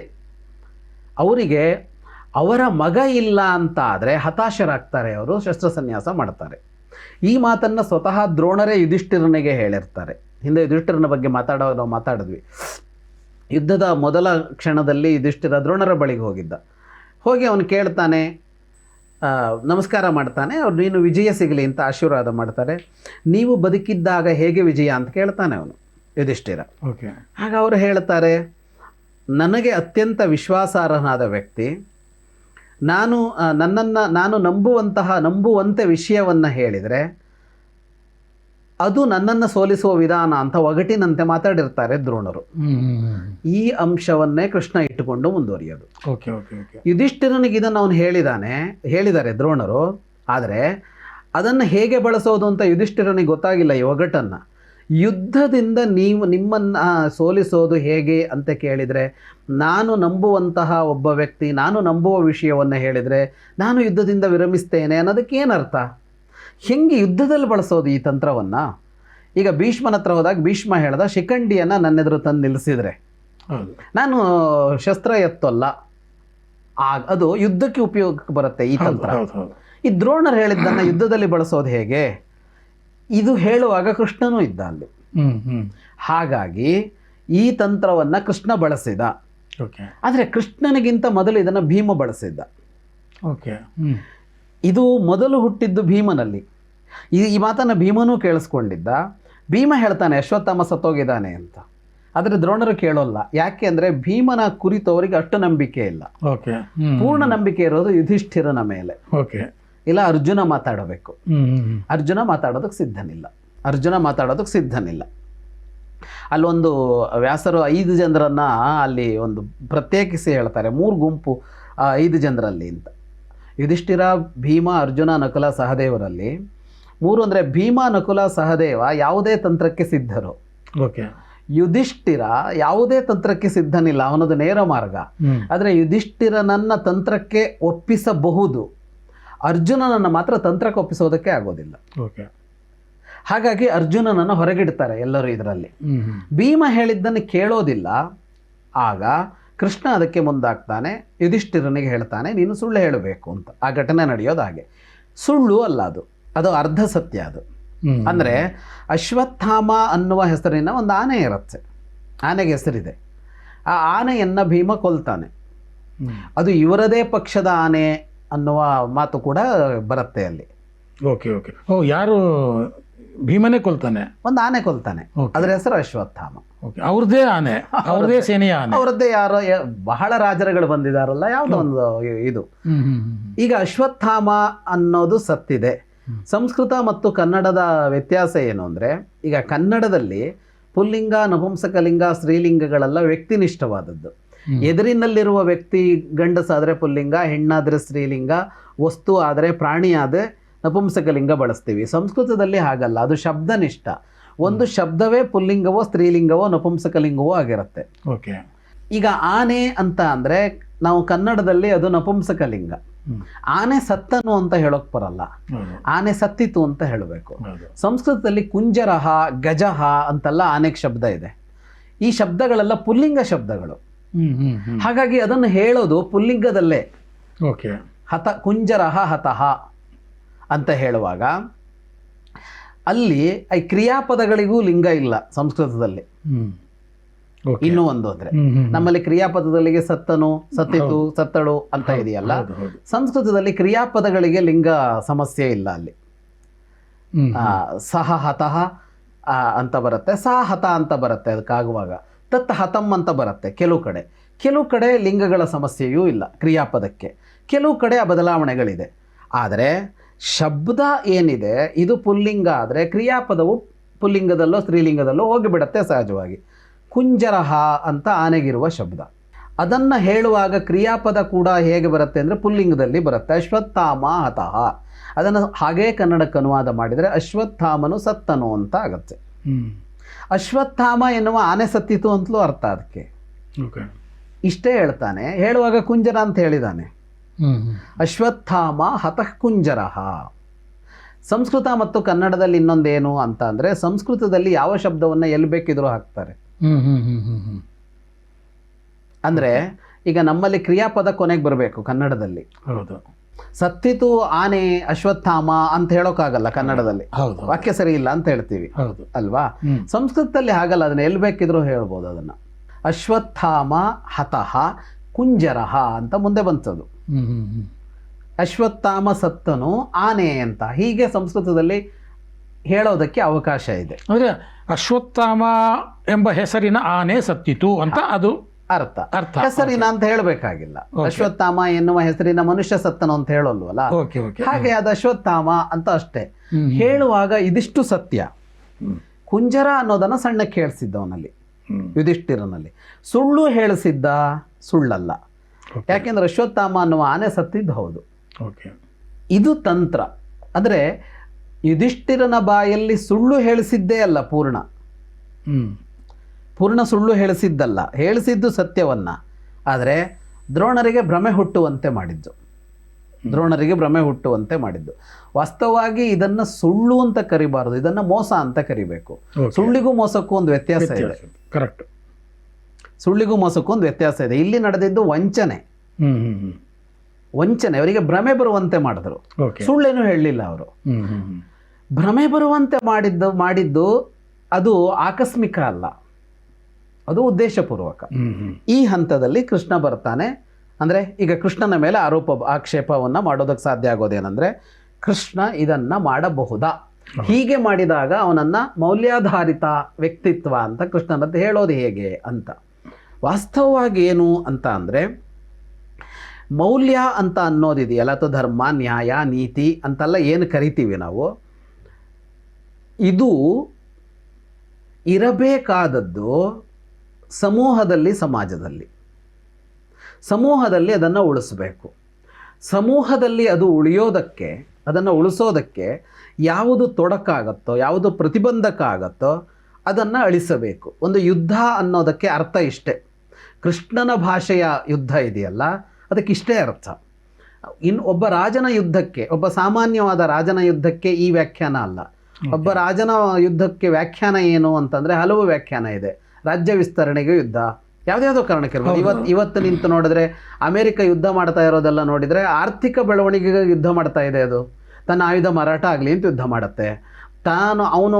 ಅವನ ವೈಯಕ್ತಿಕ ಹಿತಾಕಾಂಕ್ಷೆಗಳಿಗಾಗೂ ಯುದ್ಧ ನಡೆಸ್ತಾನೆ, ಏನೇನೋ ನಡೆಯುತ್ತೆ. ಹಾಗಾಗಿ ಎಲ್ಲ ಯುದ್ಧಗಳ ವ್ಯಾಖ್ಯಾನ ಒಂದೇ ಅಲ್ಲ. ಆದರೆ ಕೃಷ್ಣನ ಯುದ್ಧದ ವ್ಯಾಖ್ಯಾನ ಏನು ಅಂದರೆ ಸಮೂಹದಲ್ಲಿ ಇರಬೇಕಾದ ಒಳ್ಳೆಯ ತನಕ್ಕೆ ಪ್ರತಿಬಂಧಕವಾದದ್ದು ಯಾವುದೋ ಅದನ್ನು ಕಿತ್ತು ಹಾಕೋದಕ್ಕಾಗಿ ಯುದ್ಧ. ಅಂದರೆ ಮುಳ್ಳನ್ನು ಕಿತ್ತು ಹಾಕೋದು ಅಷ್ಟೇ ಅದು ಯುದ್ಧ. ಅಂದರೆ ಮುಳ್ಳನ್ನು ಕಿತ್ತು ಹಾಕೋದಷ್ಟೇ ಯುದ್ಧ. ಯಾಕೆಂದರೆ ಕೃಷ್ಣ ಸಾಮ್ರಾಜ್ಯ ವಿಸ್ತಾರ ಮಾಡಲೇ ಇಲ್ಲ, ಕೃಷ್ಣ ಚಕ್ರವರ್ತಿ ಆಗಲೇ ಇಲ್ಲ, ಕೃಷ್ಣ ಸಿಂಹಾಸನವನ್ನೇ ಏರಲಿಲ್ಲ. ಉಗ್ರಸೇನನೇ ರಾಜನಾಗಿದ್ದಿದ್ದು ಅಷ್ಟೂ ಕಾಲ. ಅವನು ಕಂಸನ ಅನ್ಕೊಂಡ್ರೆ ಉಗ್ರಸೇನ ರಾಜನಾದ, ಜರಾಸಂಧನನ್ನು ಕೊಲಿಸಿದ್ರೆ ಅವನ ಮಗ ರಾಜನಾದ, ಯಾರನ್ನ ಶಿಶುಪಾಲನ ಅನ್ಕೊಂಡ್ರೆ ಶಿಶುಪಾಲನ ಮಗ ರಾಜನಾದ, ದುರ್ಯೋಧನನನ್ನು ಕೊಲಿಸಿದ್ರೆ ಯುಧಿಷ್ಠಿರ ರಾಜನಾದ. ಯಾವ ರಾಜ್ಯವನ್ನು, ಯಾವ್ಯಾವ ರಾಜ್ಯದಲ್ಲಿ ಅಧಿಕಾರ ಪಲ್ಲಟವನ್ನು ಕೃಷ್ಣ ಮಾಡಿಸಿದಾನೋ ಆ ಯಾವ ರಾಜ್ಯವು ಯಾದವ ಸಾಮ್ರಾಜ್ಯಕ್ಕೆ ಸೇರಲಿಲ್ಲ. ಅವರವರ ಅಸ್ತಿತ್ವ ಅವರವರಿಗೆ ಉಳಿದಿದೆ. ಯಾದವರಿಗೂ ಕೂಡ ಕೃಷ್ಣ ರಾಜ ಅಲ್ಲ. ಹಾಗಾಗಿ ಕೃಷ್ಣ ಯಾಕೆ ಯುದ್ಧ ಮಾಡಿಸ್ತಾನೆ ಅಂದರೆ ಸಾಮ್ರಾಜ್ಯಕ್ಕಾಗಿ ಅಲ್ಲ, ಹಣಕ್ಕಾಗಿ ಅಲ್ಲ, ಕೀರ್ತಿಗಾಗಿ ಅಲ್ಲ. ಕೃಷ್ಣ ಯುದ್ಧ ಮಾಡೋದು ಯಾಕೆ ಅಂದರೆ ಸಮೂಹದಲ್ಲಿ ಒಳಿತು ಉಳಿಬೇಕು ಅನ್ನುವ ಅಷ್ಟೇ ಕಾರಣಕ್ಕೆ. ಅದಕ್ಕೆ ತೊಡಕಾಗಿ ಬಂದಿದ್ದರು ದ್ರೋಣರು. ಯಾಕೆ ಅಂದರೆ ದುರ್ಯೋಧನನಂಥವರು ರಾಜ್ಯಭಾರ ಮಾಡ್ತಾ ಇದ್ದರೆ, ಅವರಿಗೆ ಶಕುನಿ ಅಂಥವರು ಮಾರ್ಗದರ್ಶಕರು, ಸಲಹೆಗಾರರು ಆಗುತ್ತಾ ಇದ್ದರೆ ಏನು ನಡೀತಾ ಇರುತ್ತೆ ಅಂದರೆ ವಂಚಕತನ, ಮೋಸ, ಇದನ್ನೆಲ್ಲ ರಾಜ ಮಾಡಬಹುದು ಅಂತ. ಈಗ ಪ್ರಜೆಗಳ ಮೇಲೆ ದುರ್ಯೋಧನ ಮಾಡಿಬಿಟ್ಟಿದ್ದ ಅಂತಲ್ಲ, ಆದರೆ ರಾಜ ಹೇಗಿರ್ತಾನೋ ಪ್ರಜೆಗಳು ಹಾಗಿರ್ತಾರೆ ಅಂತ ಇದೆಯಲ್ಲ. ರಾಜನೇ ಮೋಸ ಮಾಡಿ ಮೋಸದ ದ್ಯೂತ ಆಡ್ಬೋದಂತೆ, ಸಭೆಯಲ್ಲಿ ಒಬ್ಬ ಹೆಣ್ಣಿನ ಸೀರೆ ಸೆಳೆಯೋದಕ್ಕೆ ಪ್ರಯತ್ನ ಪಡ್ಬೋದಂತೆ ಅಂತಂದಾಗ ಉಳಿದ ಸಮಾಜಕ್ಕೆ ಏನು ಸಂದೇಶ ಹೋಯಿತು? ಉಳಿದ ಸಮೂಹ ಏನನ್ನು ತೆಗೆದುಕೊಳ್ಬೇಕು? ಅಂಥ ದುರ್ಯೋಧನನ ಪರವಾಗಿ ಒಬ್ಬರು ಬಂದು ನಿಂತು ಯುದ್ಧ ಮಾಡ್ತಾರೆ ಮತ್ತು ಅವನನ್ನು ಗೆಲ್ಲಿಸೋದಕ್ಕೆ ಹೊರಡ್ತಾರೆ ಅಂತ ಅಂದಾಗ ಅವರು ಸಮಾಜಕ್ಕೆ ಮುಳ್ಳಾಗಿ ಪರಿಣಮಿಸಿದರು. ಆ ಮುಳ್ಳನ್ನು ಕಿತ್ತಾಕಬೇಕಲ್ಲ. ಆ ಮುಳ್ಳನ್ನು ಕಿತ್ತಾಕೋದಕ್ಕೆ ನೇರ ಯಾವ ಮಾರ್ಗವೂ ಇಲ್ಲದೇ ಇದ್ದಾಗ, ಯಾಕೆಂದರೆ ಮೊದಲನೇ ದಿವಸನೇ ಮಾಡಲಿಲ್ಲ ಇದನ್ನು ಅವರು. ಈಗ 15 ದಿನ ಕಳೆದಿದೆ ಯುದ್ಧ. ಮೊದಲನೇ ದಿವಸನೇ ಮಾಡ್ಬಿಡ್ಬೋದಾಗಿತ್ತಲ್ಲ ಇದನ್ನು. ಅಶ್ವತ್ಥಾಮ ಹತ ಕುಂಜರಹ ಅಂತ ಯಾಕೆ 1ನೇ ದಿವಸ ಮಾಡಲಿಲ್ಲ, ಯಾಕೆ 2ನೇ ದಿವಸ, 3ನೇ ದಿವಸ ಆಯಿತು. 10 ದಿನ ಕಳೆದಿದೆ. 11ನೇ ದಿನದಿಂದ ದ್ರೋಣರ ಸೇನಾಧಿಪತ್ಯವೇ ನಡೆದಿದೆ. 15ನೇ ದಿನದವರೆಗೆ ಯಾಕೆ ಕಾದಿದ್ದಾರೆ? 15ನೇ ದಿನದ ಸಂಜೆಯ ಹೊತ್ತಿನವರಿಗೆ ಯಾಕೆ ಕಾದಿದ್ದಾರೆ ಅಂದರೆ ಅನಿವಾರ್ಯ ಪರಿಸ್ಥಿತಿ ಬರುವವರಿಗೆ ಅದನ್ನು ಮಾಡಿಲ್ಲ ಅವರು ಅಂತ. ಈಗ ಶಕುನಿಯೋ ದುರ್ಯೋಧನನೋ ಮಾಡೋದೇನು ಅಂದರೆ ಅವರು ಮೊದಲ ಕ್ಷಣದಿಂದ, ಮೊದಲ ಹೆಜ್ಜೆಯಿಂದ ಅವರು ಮೋಸವನ್ನೇ ಮಾಡ್ಕೊಂಬರೋದು. ಆದರೆ ಕೃಷ್ಣ ಅದು ಅನಿವಾರ್ಯವಾದಾಗ ಎಷ್ಟು ಕಡಿಮೆ ಸಾಧ್ಯವೋ ಅಷ್ಟು ತಂತ್ರವನ್ನು ಬಳಸಿದ್ದು ಕೃಷ್ಣ. ಹಾಗಾಗಿ ದ್ರೋಣರನ್ನು ಶಸ್ತ್ರಸನ್ಯಾಸ ಮಾಡಿಸಲೇಬೇಕಿತ್ತು. ದ್ರೋಣರ ಸಂಹಾರಕ್ಕೂ ಮಾಡಿಸಿದ್ದಲ್ಲ ಅವನು. ಅವರು ಶಸ್ತ್ರ ತೆಗೆದು ಇಡಬೇಕು ಅಷ್ಟೇ ವಿಷಯ. ಅಷ್ಟೇ ಇವರು ಇದಿಷ್ಟು ಮಾಡಿದ್ದು. ಆಮೇಲೆ ದೃಷ್ಟದ್ಯುಮ್ನ ಬೇರೆ ಮಾಡಿಬಿಟ್ಟು ಅದು ಇವರೆಲ್ಲರ ನಿರೀಕ್ಷೆ ಮೀರಿ ನಡೆದಿದ್ದದು, ದ್ರೋಣರನ್ನು ಕೊಂದಿದ್ದು ಅಂತ ಅನ್ನೋದು. ಹಾಗಾಗಿ ಈ ಹಂತದಲ್ಲಿ ಸಮಾಜದಲ್ಲಿ ಒಳಿತು ಉಳಿಯಬೇಕು ಅಂತ ಕೃಷ್ಣ ಮಾಡಿದ ತಂತ್ರ ಇದೆಯಲ್ಲ, ಸಮಾಜದ ಮೌಲ್ಯ ರಕ್ಷಣೆಗಾಗಿ ಮಾಡಿದ್ರಿಂದಾಗಿ ಕೃಷ್ಣನ ವ್ಯಕ್ತಿತ್ವ ಮೌಲ್ಯದ ವಿರುದ್ಧ ಸಾಗಲಿಲ್ಲ. ಅದು ಸಮೂಹವನ್ನು ಮೌಲ್ಯಾಧಾರಿತವಾಗಿಸೋದಕ್ಕೆ ಹೊರಟಿದ್ದರಿಂದ ಕೃಷ್ಣನ ವ್ಯಕ್ತಿತ್ವ ಮೌಲ್ಯಾಧಾರಿತವೇ ಆಯಿತು. ಅಂದರೆ ಇವತ್ತಿನ ದೃಷ್ಟಿಯಲ್ಲಿ ಇಟ್ಟುಕೊಂಡು ನೋಡಿದಾಗ ಕೃಷ್ಣ ದೇವರು ಎಲ್ಲರನ್ನೂ ಸಮಾನವಾಗಿ ನೋಡಬೇಕು ಅನ್ನುವಂಥದ್ದು ಒಂದು ಸಾಮಾನ್ಯ ನಿರೀಕ್ಷೆ. ಆದರೆ ಯುದ್ಧಕ್ಕೆ ಮುಂಚೆ ಯುದ್ಧ ನಡಿಬೇಕೋ ಬೇಡವೋ ಅನ್ನುವಂಥ ಒಂದು ಚರ್ಚೆ ನಡೀತಾ ಇದ್ದಾಗ ಮಹಾಭಾರತದಲ್ಲಿ ಸಂಧಾನದ ಸಮಯದಲ್ಲಿ ಕೃಷ್ಣ ಪಾಂಡವರು ಮತ್ತು ಕೌರವರನ್ನು ಸಮಾನವಾಗಿ ನೋಡಬೇಕಾದಂಥವನು ಪಾಂಡವ ಪಕ್ಷಪಾತಿಯಾಗಿ ವರ್ತಿಸ್ಬಿಟ್ಟ ಆ ಸಂಧಾನದ ಸಂದರ್ಭದಲ್ಲಿ. ಸೊ ಕೃಷ್ಣ ಪಕ್ಷಪಾತಿ, ಆತನಿಗೆ ಎಲ್ಲರನ್ನೂ ಸಮಾನವಾಗಿ ನೋಡುವಂಥ ಒಂದು ಬುದ್ಧಿ ಇಲ್ಲ ಅನ್ನುವಂಥ ಒಂದು ವಾದ. ವಾಸ್ತವವಾಗಿ ಸಂಧಾನದ ವಿಷಯದಲ್ಲಿ, ಸಂಧಾನದ ಹೊತ್ತಿನಲ್ಲಿ ಕೃಷ್ಣನನ್ನು ಪಕ್ಷಪಾತಿ ಅಂತ ನೋಡೋದಾದರೆ ಅವನನ್ನು ದುರ್ಯೋಧನನ ಪಕ್ಷಪಾತಿ ಅಂತ ನೋಡಬೇಕಾಗತ್ತೆ, ಪಾಂಡವರ ಪಕ್ಷಪಾತಿ ಅಂತ ಅಲ್ಲ. ಓಕೆ. ಯಾಕೆ ಅಂದರೆ ಈಗ ಅವತ್ತಿನ ಪರಿಸ್ಥಿತಿ ಏನು, ವಸ್ತುತಃ ಹಾಸ್ತಿನಪುರದ ಪದ್ಧತಿಯಲ್ಲಿ ಹಿರಿಯ ಮಗ ರಾಜನಾಗಬೇಕು ಅಂತ ಇತ್ತು. ಪದ್ಧತಿಯನ್ನು ಉಲ್ಲಂಘಿಸಿದ್ರು ಅವರು. ಪದ್ಧತಿಯನ್ನು ಎಷ್ಟೋ ಸಲ ಬದಲಿಸಿದ್ದಾರೆ ಅವರು, ಇಲ್ಲ ಅಂತೇನೂ ಅಲ್ಲ. ಈಗ ಧೃತರಾಷ್ಟ್ರ ರಾಜನಾಗಬೇಕಿತ್ತು, ಅನಿವಾರ್ಯವಾಗಿ ಪಾಂಡು ರಾಜನಾಗಿದ್ದ ಅನ್ನುವ ಅಂಶ ಇದೆ. ಅದಕ್ಕಿಂತ ಹಿಂದೆ ಚಿತ್ರಾಂಗದ ರಾಜನಾಗಬೇಕಾಗಿತ್ತು, ಆದರೆ ವಿಚಿತ್ರ ವೀರ್ಯ ರಾಜನಾದ, ಯಾಕೆಂದರೆ ಚಿತ್ರಾಂಗದ ಸತ್ತೋದ. ಅದಕ್ಕಿಂತ ಹಿಂದೆ ಶಂತನು ದೇವಾಪಿ ಬಾಕ್ಲಿಕರಲ್ಲಿ ದೇವಾಪಿ ಹಿರಿಯ ಅಂತ ಅನಿಸುತ್ತೆ, ಶಂತನು ನಂತರದವನು. ದೇವಾಪಿ ಸಿಂಹಾಸನ ತ್ಯಾಗ ಮಾಡಿ ತಪಸ್ಸಿಗೆ ಹೋಗಿದ್ದ, ಶಂತನು ರಾಜನಾದ. ಹಾಗಾಗಿ ಹಿಂದಿನ 3 ತಲೆಮಾರಲ್ಲೂ ತಪ್ಪಿದೆ ಅದು. ಭೀಷ್ಮ ಹಿರಿಯ ಆದರೆ ಪ್ರತಿಜ್ಞೆ ಮಾಡಿ ಸಿಂಹಾಸನ ಏರಲಿಲ್ಲ, ಅದು ಧೃತರಾಷ್ಟ್ರನವರೆಗೆ ಹಾಗೆ ಬಂತು. ಅದರ ಮುಂದೆ ಅಂತ ಬಂದಾಗ ಈಗ ಅಧಿಕಾರದಲ್ಲಿರುವವನ ಹಿರಿಯ ಮಗನ, ಒಟ್ಟು ಅಣ್ಣ ತಮ್ಮಂದಿರ ಮಕ್ಕಳಲ್ಲಿ ಹಿರಿಯ ಮಕ್ಕಳ, ಪಾಂಡುವಿನ ಸಿಂಹಾಸನ ಆಗಿತ್ತು, ಹಾಗಾಗಿ ಅವನ ಹಿರಿಯ ಮಗನ, ಅವನೇ ಎಲ್ಲರಲ್ಲೂ ಹಿರಿಯ ಆಗಿದ್ದರಿಂದ ಅವನ ಅನ್ನುವ ಜಿಜ್ಞಾಸೆಗಳೆಲ್ಲ ಇತ್ತು. ಆದರೆ ಈ ಜಿಜ್ಞಾಸೆಗಳೆಲ್ಲ ಚರ್ಚೆಗೆ ಬರುವ ಮೊದಲೇ ಪಾಂಡವರ ಮೇಲೆ ವಿಭಿನ್ನವಾದ ಆಕ್ರಮಣಗಳು ಆರಂಭವಾಯಿತು. ಅಂದರೆ ಪಾಂಡವರು ತಮಗೆ ಸಿಂಹಾಸನ ಬೇಕೋ ಬೇಡವೋ, ತಾವು ರಾಜರೋ ಯಾರು ರಾಜರು ಅಂತೆಲ್ಲ ಯೋಚನೆ ಮಾಡೋದಕ್ಕಿಂತ ಮೊದಲೇ ಯಾವ ಕಾರಣಕ್ಕೂ ಪಾಂಡವರು ಆ ಅಭಿಪ್ರಾಯವನ್ನು ಮಂಡಿಸೋಕ್ಕಿಂತ ಮೊದಲೇ ಮುಕ್ತಾಯ ಮಾಡುವ ಕುತಂತ್ರಗಳು ನಡೆದವು ಅಲ್ಲಿ. ಓಕೆ. ಅದು ನಡೆದ ಪರಿಣಾಮವಾಗಿ ಒಂದು ದಿನ ಪಾಂಡವರು ಸತ್ತೋದ್ರು ಅಂತ ಜಗತ್ತಿಗಾಯಿತು ಅರಗಿನ ಅರಮನೆಯಲ್ಲಿ. ಆಗ ಸಹಜವಾಗಿ ಧೃತರಾಷ್ಟ್ರನೇ ರಾಜ, ಧೃತರಾಷ್ಟ್ರನ ಮಗ ದುರ್ಯೋಧನನೇ ಉತ್ತರಾಧಿಕಾರಿ ಅಂತ ಆಗಿಬಿಡ್ತು.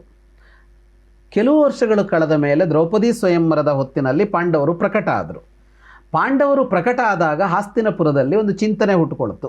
ಈಗ ಕರೆಸಬೇಕಾಯ್ತಲ್ಲ, ಬದುಕಿದ್ದಾರೆ ಅಂತಂದಾಗ ಮನೆ ಮಕ್ಕಳವರು ಇಲ್ಲಿಯವರು, ಅವರನ್ನು ಕರೆಸಿ ಆಯಿತು. ಕರೆಸಿ ಆದ ಮೇಲೆ ಆಗ ಹಿರಿಯರು ನಿಶ್ಚಯಿಸಿದರು, ವಾಸ್ತವವಾಗಿ ಯುಧಿಷ್ಠಿರನಿಗೆ ಅವರು ಹೇಳಬೇಕಾಗಿತ್ತು, ನೀನು ಉತ್ತರಾಧಿಕಾರಿ ಅಂತ ಹೇಳಬೇಕಿತ್ತು. ಆದರೆ ಹಾಸ್ತಿನಪುರ ಏನು ಯೋಚನೆ ಮಾಡ್ತು ಅಂತ ಅಂದರೆ, ಹಿರಿಯರೆಲ್ಲ ಏನು ಯೋಚನೆ ಮಾಡಿದ್ರು, ದುರ್ಯೋಧನ ಆಕಾಂಕ್ಷಿ, ಓಕೆ, ಯುಧಿಷ್ಠಿರ ಆಕಾಂಕ್ಷಿ ಅಲ್ಲ, ಆದರೆ ಯುಧಿಷ್ಠಿರ ಅರ್ಹ ಯೋಗ್ಯ. ಈಗ ಆಕಾಂಕ್ಷಿ ಒಬ್ಬ ಇದ್ದಾನೆ, ಅರ್ಹ ಒಬ್ಬ ಇದ್ದಾನೆ, ಇವತ್ತು ರಾಜಕಾರಣದಲ್ಲಿ ನಡೆಯುತ್ತೆ. ಆಗ ಅಲ್ಲೇನು ಮಾಡ್ತು ಹಾಸ್ತಿನಪುರ ಅಂತ ಅಂದರೆ, ಆ ಅರ್ಹನನ್ನು ಬಿಟ್ಟು, ಆಕಾಂಕ್ಷಿ ಅಲ್ಲದ ಅರ್ಹನನ್ನು ಬಿಟ್ಟು ಆಕಾಂಕ್ಷಿಯಾದ ಅನರ್ಹನನ್ನು ರಾಜನನ್ನಾಗಿಸಬೇಕಾ ಅಂತ ಬಂತು ಅವರಿಗೆ. ಇಲ್ಲ, ಹಾಗಾಗಿಸಬಾರದು. ಆಕಾಂಕ್ಷಿ ಅಲ್ಲದೇ ಇದ್ದರೂ ಅರ್ಹನನ್ನು ಪೀಠಕ್ಕೆ ತರಬೇಕು. ಆದರೆ ಆಕಾಂಕ್ಷಿ ಇದಾನಲ್ಲ, ಅವನು ಸುಮ್ಮನೆ ಇಲ್ಲ, ಅವನು ಪ್ರಭಾವಿ. ಅವನು ಈಗಾಗಲೇ ಹಾಸ್ತಿನಪುರದ ಅಧಿಕಾರಿ ವರ್ಗ, ಮಂತ್ರಿಗಳು ಅವರೆಲ್ಲರ ಮೇಲೆ ಅವನಿಗೆ ಒಂದು ಪ್ರಭುತ್ವ ಇದೆ, ಹತೋಟಿ ಇದೆ.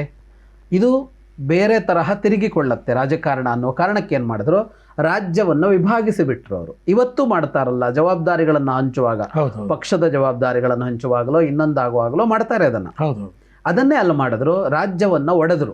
ರಾಜ್ಯ ವ್ಯವಸ್ಥೆಗಳಲ್ಲಿ ರಾಜ್ಯವನ್ನು ಒಡೆಯೋದು ಬಹಳ ಅಪರೂಪದ ವಿಧಾನವಾಗಿ ಕಾಣಿಸುತ್ತೆ. ಇದೆ, ಕಂಡಿದೆ. ರಾಮನೇ ಮಾಡ್ತಾನೆ. ರಾಮನ ಕಾಲದಲ್ಲಿ ಸಮಸ್ಯೆ ಬಂತು ಯಾರು ರಾಜರು ಅಂತ. ರಾಮ ನಂತರದಲ್ಲಿ 4 ಜನರಿಗೆ ಇಬ್ಬಿಬ್ಬರು ಮಕ್ಕಳು, ಒಟ್ಟು 8 ಜನ ಮಕ್ಕಳಿದ್ರು. ರಾಮನಿಗಿಬ್ರು, ಭರತನಿಗಿಬ್ರು, ಲಕ್ಷ್ಮಣನಿಗಿಬ್ರು, ಶತ್ರುಘ್ನನಿಬ್ರು. 8 ಜನಕ್ಕೆ 8 ರಾಜ್ಯ ಕೊಟ್ಟು ಹೋಗ್ತಾನೆ ರಾಮ. ಅಲ್ಲಿ ಹಂಚಿದ್ದು ಕಾಣಿಸುತ್ತೆ. ಇಲ್ಲಿ ಅದೇ ಪ್ರಯೋಗ ಮಾಡಿದ್ರು ಇವರು. ಸಮಸ್ಯೆ ಬೇಡ, ರಾಜ್ಯವನ್ನು ವಿಭಾಗಿಸೋಣ ಅಂತ. ವಿಭಾಗಿಸಿದಾಗ ಪಾಂಡವರಿಗೆ ಒಂದಿಷ್ಟು ಭಾಗ ಸಿಕ್ಕಿತ್ತು. ಸಮವಾಗಿ ಅರ್ಧ ಮಾಡಿದ್ರು ಅಂತೇನೋ ಉಲ್ಲೇಖ ಕಾಣಿಸೋಲ್ಲ. ಒಂದು ಭಾಗವನ್ನು ಪಾಂಡವರಿಗೆ ಕೊಟ್ಟರು ಅಂತ ಮಾತು ಬರೋದಲ್ಲಿ.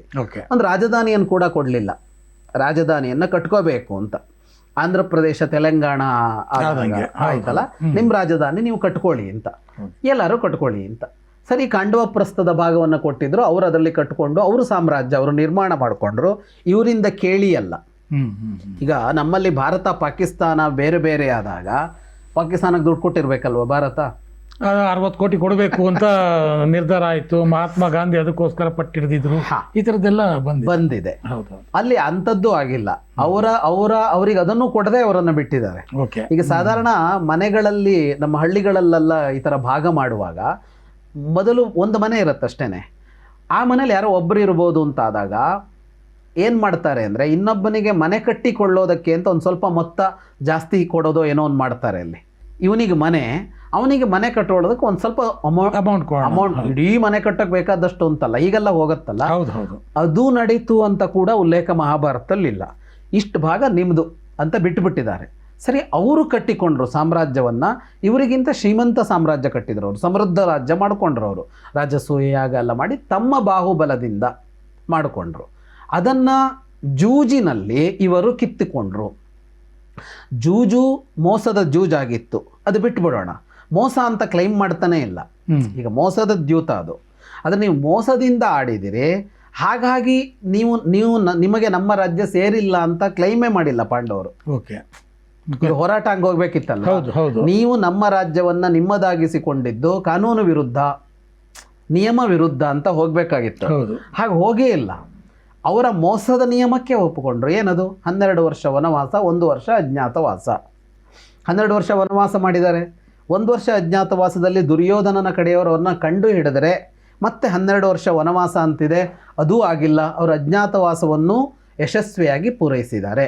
ಕೊಟ್ಟ ಮಾತಿನಂತೆ ಈಗೇನಾಗಬೇಕು? ಅರ್ಧ ರಾಜ್ಯ ಅವರಿಗೆ ಸಿಗಬೇಕು.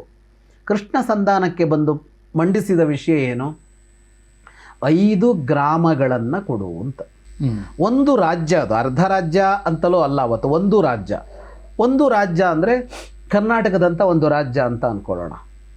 ಕರ್ನಾಟಕದಂಥ ಒಂದು ರಾಜ್ಯ ಅವರದ್ದಾಗಿತ್ತು.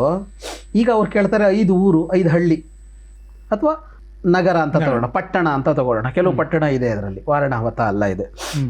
5 ಊರು ಅಂತ ಅಂದರೆ ಆ ರಾಜ್ಯದ ಪ್ರತಿಶತ 1 ಭಾಗವನ್ನು ಕೇಳ್ತಾ ಇಲ್ಲ ಅವರು. ಹೌದು. ಈ ಪ್ರಸ್ತಾಪವನ್ನು ಕೃಷ್ಣ ಮಂಡಿಸ್ತಾ ಇದ್ದಾನೆ ಅಂತಂದಾಗ ಕೃಷ್ಣ ಪಾಂಡವರ ಪಕ್ಷಪಾತಿ ಆದ್ನ, ದುರ್ಯೋಧನನ ಪಕ್ಷಪಾತಿ ಆದ್ನ? ಅವನು ದುರ್ಯೋಧನನ ಕಡೆಗೆ ತೋರಿಸ್ತಾ ಇದ್ದಾನೆ. ಅದನ್ನ ಎಲ್ಲರನ್ನೂ ಸಮಾನವಾಗಿ ನೋಡಬೇಕು ಅಂದಿದ್ರೆ ಅರ್ಧ ಅರ್ಧ ಕೊಡಬೇಕು ಅಂತ ಪ್ರಸ್ತಾಪ ಇಡಬೇಕಾಗಿತ್ತು. ಇವರದ್ದಷ್ಟನ್ನು ಬಿಡಬೇಕು ಅಂತ ಕೊಡಬೇಕಿತ್ತು, ಹಂಗೆ ಮಾಡಲಿಲ್ಲ. ಎರಡನೆಯದ್ದು, ಇವರ ಹತ್ರ ಅಪಾರವಾದ ಇದಿತ್ತು, ಸಂಪತ್ತಿತ್ತು ಪಾಂಡವರಲ್ಲಿ. ಆ ಸಂಪತ್ತು ಅವ್ರಿಗೆ ಹೋಗಿದೆ. ಈಗ ಅದನ್ನು ಕೊಡಬೇಕು ಅಂತ ಸಂಧಾನದ ಮಾತುಕತೆಯಲ್ಲಿಲ್ಲ. ಇವರು ರಾಜಸೂಯ ಯಾಗದಲ್ಲಿ ಸಂಪಾದಿಸಿದ್ದು ಇಂದ್ರಪ್ರಸ್ಥ ಇವರ ರಾಜಧಾನಿಯಾಗಿತ್ತು. ಈ 5 ಊರಿನಲ್ಲಿ ಇಂದ್ರಪ್ರಸ್ಥವನ್ನೇ ಕೇಳಿಲ್ಲ. ಇಂದ್ರಪ್ರಸ್ಥವನ್ನು ಅದ್ಭುತ ನಗರವಾಗಿ ಕಟ್ಟಿದ್ರು ಇವರು. ದೊಡ್ಡ ವ್ಯಾಪಾರಿ ಕೇಂದ್ರ ಆಗಿತ್ತು ಅಂತ ಉಲ್ಲೇಖ ಬರುತ್ತೆ. ಅಲ್ಲಿ ಒಂದು ಅದ್ಭುತವಾದ ಸಭಾಭವನ ಇತ್ತು, ಅದನ್ನು ಕೇಳ್ತಾ ಇಲ್ಲ ಇವರು. ಇದು ಯಾವುದನ್ನೂ ಕೇಳ್ತಾ ಇಲ್ಲ. ಅಂದರೆ ಸಂಧಾನ ಅನ್ನೋದು ಎಷ್ಟು ಏಕಪಕ್ಷೀಯವಾಗಿದೆ ಅಂದರೆ ಇದಿಷ್ಟನ್ನು ದುರ್ಯೋಧನನಿಗೆ ಬಿಟ್ಟುಕೊಟ್ಟೆ ಕೇಳ್ತಾ ಇದ್ದಾರೆ. ಹಾಗಾಗಿ ಒಂದೊಮ್ಮೆ ಕೃಷ್ಣನನ್ನ ಪಕ್ಷಪಾತಿ ಅಂತ ಹೇಳೋದಾದರೆ ದುರ್ಯೋಧನ ಪಕ್ಷಪಾತಿ ಅಂತ ಹೇಳಬೇಕು. ಆದರೆ ಇಲ್ಲಿ ಕೃಷ್ಣ ಯಾರ ಪಕ್ಷಪಾತಿಯಾಗೂ ವರ್ತಿಸಿಲ್ಲ. ಕೃಷ್ಣ ಸಂದೇಶವಾಹಕನಾಗಿ ಹೋಗಿದ್ದಷ್ಟೇ ಅಲ್ಲಿ. ಸಂಧಾನಕ್ಕೆ ಅಂತ ಕಳಿಸಿದ್ರು ಅವನನ್ನು. ಸಂಧಾನಕ್ಕೆ ವಿಷಯ ಏನು ಅನ್ನೋದನ್ನು ಕೃಷ್ಣ ನಿರ್ಣಯಿಸಲಿಲ್ಲ. ಯುಧಿಷ್ಠಿರ ಹೇಳ್ದ ತುಂಬಿದ ಸಭೆಯಲ್ಲಿ, ಯುದ್ಧ ಬೇಡ, ನಮಗೆ ಸಿಗಬೇಕಾದ ಅರ್ಧ ರಾಜ್ಯವೂ ಬೇಡ, 5 ಊರುಗಳನ್ನು ಕೊಡಲಿ ಸಾಕು, ಇಷ್ಟಕ್ಕೆ ಅವರನ್ನು ಒಪ್ಪಿಸಿಕೊಂಡು ಬಾ ಅಂತ ಹೇಳ್ದ. ಕೃಷ್ಣ ಇದೇ ಮಾತನ್ನು ತಗೊಂಡೋಗಿ ಅಲ್ಲಿ ಹೇಳಿದ್ದು. ಹಾಗಾಗಿ ಇಲ್ಲಿ ಕೃಷ್ಣ ತನ್ನ ನಿಲುವನ್ನೇ ಪ್ರಕಟಿಸಿಲ್ಲ. ಕೃಷ್ಣನ ನಿಲುವು ಬೇರೆ ಇತ್ತು. ಯಾಕೆಂದ್ರೆ ಸಂಧಾನಕ್ಕೆ ಹೋಗುವಾಗ ದ್ರೌಪದಿ ಕೇಳ್ತಾಳೆ, ನನಗೆಲ್ಲಿ ನ್ಯಾಯ ಅಂತ. ಕೃಷ್ಣ ಹೇಳ್ತಾನೆ, ನಿನಗೆ ನ್ಯಾಯ ಸಿಗತ್ತೆ ಅಂತ ಹೇಳ್ತಾನೆ ಕೃಷ್ಣ. ನಾನು ಭರವಸೆ ಕೊಡ್ತೀನಿ ನಿನಗೆ ನ್ಯಾಯ ಸಿಗತ್ತೆ ಅಂತ ಹೇಳ್ತಾನೆ. ಅವಳಿಗೆ ನ್ಯಾಯ ಸಿಗಬೇಕು ಅಂದರೆ ಯುದ್ಧ ಆಗಲೇಬೇಕು. ಅಂದರೆ ಕೃಷ್ಣನ ನಿಲುವು ಯುದ್ಧ ಆಗಬೇಕು ಅಂತ ಅನ್ನೋದು. ಕೃಷ್ಣ ಬಂದಿರೋದು ಯುದ್ಧ ಬೇಡ ಅಂತ. ಕೃಷ್ಣ ಬಂದು ಮಾತಾಡಿದ್ದು ಕೂಡ ಯುದ್ಧ ಬೇಡ ಅಂತಲೇ. ಅವನೆಲ್ಲೂ ಯುದ್ಧ ಬೇಕು ಅನ್ನೋ ಥರ ಮಾತಾಡೋಲ್ಲ, ವ್ಯಂಗ್ಯ ಮಾಡೋಲ್ಲ, ತಂತ್ರ ಹೂಡೋಲ್ಲ. ಸ್ಪಷ್ಟವಾಗಿ ಒಂದು ವಂಶದವರ ನಡುವೆ ಇಂಥ ಯುದ್ಧ ನಡೀಬಾರದು, ಹಾಗಾಗಿ 5 ಗ್ರಾಮಗಳನ್ನು ಅವರಿಗೆ ನ್ಯಾಯಯುತವಾಗಿ ಸೇರಬೇಕಾದ ಭಾಗದಲ್ಲಿ 5 ಗ್ರಾಮಗಳನ್ನು ಕೊಡಿ ಅಂತಲೇ ಮಂಡಿಸ್ತಾನೆ. ಆದರೆ ಸಂಧಾನವನ್ನು ವಿಫಲಗೊಳಿಸೋದು ದುರ್ಯೋಧನ. ಅವನು ಕೃಷ್ಣನ ಬಂಧನಕ್ಕೆ ಮುಂದಾಗಿ ಬಿಡ್ತಾನೆ. ಅಂದರೆ ಕೃಷ್ಣ ಮಾತನಾಡ್ತಾ ಇರುವಾಗ ಸಭಾತ್ಯಾಗ ಮಾಡ್ತಾನೆ ಮೊದಲು. ಮತ್ತೆ ಅವನನ್ನು ಧೃತರಾಷ್ಟ್ರ ಇದು ಸರಿಯಲ್ಲ ಅಂತ ಅವನನ್ನು ವಿದುರನ ಮೂಲಕ ಕರೆಸಿಕೊಂಡು ಬಂದರೆ, ಮತ್ತೆ ಕೃಷ್ಣ ಮಾತಾಡ್ತಾ ಇರುವಾಗಲೇ ಕೃಷ್ಣನ ಬಂಧನಕ್ಕೆ ಸಿದ್ಧ ಆಗಿಬಿಡತ್ತೆ. ಕೃಷ್ಣ ಹೋಗಿದ್ದಾನೆ ಅವನ ಜಾಗಕ್ಕೆ, ಅವನ ಸೇನೆ ಬಂಧನಕ್ಕೆ ಮುಂದಾಗಿಬಿಡತ್ತೆ. ಆಗ ಕೃಷ್ಣ ವಿಶ್ವರೂಪ ತೋರಿಸಿ ಅಲ್ಲಿಂದ ಅವನ ಬಂಧನ ಆಗದೇ ಇದ್ದಾಗೆ ಮಾಡ್ತಾನೆ. ಅವನು ಕೃಷ್ಣನ ಮುಟ್ಟೋಕ್ಕಾಗಲ್ಲ, ಓಕೆ. ಕೃಷ್ಣನ ಸಾಮರ್ಥ್ಯದ ಕಾರಣದಿಂದಾಗಿ. ಹಾಗಾಗಿ ಈ ಸಂಧಾನದ ಹೊತ್ತು ಏನಿದೆ ಇಲ್ಲಿ ಕೃಷ್ಣ ಪಕ್ಷಪಾತವಾಗಿ ಏನು ನಡೆದುಕೊಂಡಿಲ್ಲ, ಯುಧಿಷ್ಠಿರನ ಅಭಿಪ್ರಾಯವನ್ನು ತಲುಪಿಸುವ ಕೆಲಸ ಮಾಡಿದ್ದಾನೆ, ಅದನ್ನು ಮಂಡಿಸಿದ್ದಾನೆ ಸಭೆಯಲ್ಲೂ ಹೋಗಿ. ಮತ್ತೆ ಯಾವ ಮಾತನ್ನು ಆಡೋದಕ್ಕೆ ಅವಕಾಶವೇ ಆಗಿಲ್ಲ ಕೃಷ್ಣನಿಗೆ. ಕೃಷ್ಣ ಏನು ಮಾತಾಡ್ತಾ ಇದ್ನೋ ನೆಕ್ಸ್ಟ್ ಗೊತ್ತಿಲ್ಲ, ಆದರೆ ಕೃಷ್ಣ ತಂತ್ರ ಮಾಡ್ತಿದ್ನೇನೋ ಯುದ್ಧ ಆಗೋದಕ್ಕೆ ಗೊತ್ತಿಲ್ಲ. ತಂತ್ರ ಮಾಡೋದಕ್ಕೆ ದುರ್ಯೋಧನನೇ ಬಿಡಲಿಲ್ಲ, ಅವನೇ ಮಾಡ್ಕೊಂಡ್ಬಿಟ್ಟ ಅವನದ್ದನ್ನು. ರಾಜಕಾರಣದಲ್ಲಿ ಮೌಲ್ಯಗಳನ್ನು ಈ ಮುಖಾಂತರ ಕೃಷ್ಣ ಎತ್ತಿ ಹಿಡಿದ ಅನ್ನುವಂಥದ್ದು ನಿಮ್ಮ ಮಾತಿನ ಒಂದಷ್ಟು ವಿವರಗಳು. ರಾಜಕಾರಣದ ಮೌಲ್ಯಗಳು ಓಕೆ, ಆದರೆ ಕೌಟುಂಬಿಕ ಮೌಲ್ಯಗಳು ಅಂತ ಬಂದಾಗ ಕೃಷ್ಣನ ಮೇಲೆ ಇನ್ನೊಂದು ಅಪವಾದ ಇದೆ. ಕೌಟುಂಬಿಕ ಮೌಲ್ಯಗಳು ಅಂತ ಬಂದಾಗ ಸಹಜವಾಗಿ ಮನೆಯಲ್ಲಿ ಅಕ್ಕನೋ ತಂಗಿನೋ ಯಾರಾದರೂ ಇರ್ತಾರೆ, ಅವರನ್ನು ಹಿರಿಯರನ್ನು ಒಪ್ಪಿಸಿ ಅಕ್ಕನೋ ತಂಗಿನೋ ಮದುವೆ ಮಾಡಬೇಕು ಅನ್ನುವಂಥದ್ದು ಈಗ ಇಲ್ಲಿವರೆಗೂ ಈ ಕ್ಷಣಕ್ಕೂ ಇರುವಂಥ ಒಂದು ಸಂಪ್ರದಾಯ. ಆದರೆ ಕೃಷ್ಣ ತನ್ನ ತಂಗಿಯ ಮದುವೆಯನ್ನು ಈ ರೀತಿಯ ನೈತಿಕ ಮೌಲ್ಯಗಳು ಅಥವಾ ಕೌಟುಂಬಿಕ ಮೌಲ್ಯಗಳನ್ನು ಮೀರಿ ಮಾಡ್ದ ಅಂತ, ಅದನ್ನು ದಾಟಿ ಮಾಡ್ದ. ಅಂದರೆ ತನ್ನ ತಂಗಿಯನ್ನೇ ನೀನು ಅಪಹರಿಸ್ಕೊಂಡು ಹೋಗು ಅರ್ಜುನ ಅಂತ ಹೇಳ್ದ. ಅಂದರೆ ಅವರ ತಂದೆ ತಾಯಿಗೆ ಗೊತ್ತಿಲ್ಲದ ಹಾಗೆ ತನ್ನ ತಂಗಿಯೇ ಕಿಡ್ನ್ಯಾಪ್ ಆಗುವಾಗ ಮಾಡಿಬಿಟ್ಟ ಕೃಷ್ಣ. ಸೊ ಇದು ಒಂದು ಕೌಟುಂಬಿಕ ಮೌಲ್ಯಕ್ಕೆ ಕೊಡಬೇಕಾದ ಗೌರವನ. ಸೊ ಹಾಗಾಗಿ ಕೃಷ್ಣನಿಗೆ ಕೌಟುಂಬಿಕ ಮೌಲ್ಯಗಳ ಬಗ್ಗೆ ಗೌರವ ಇಲ್ಲ ಅನ್ನುವಂಥ ಇನ್ನೊಂದು ವಾದ ಇದೆ.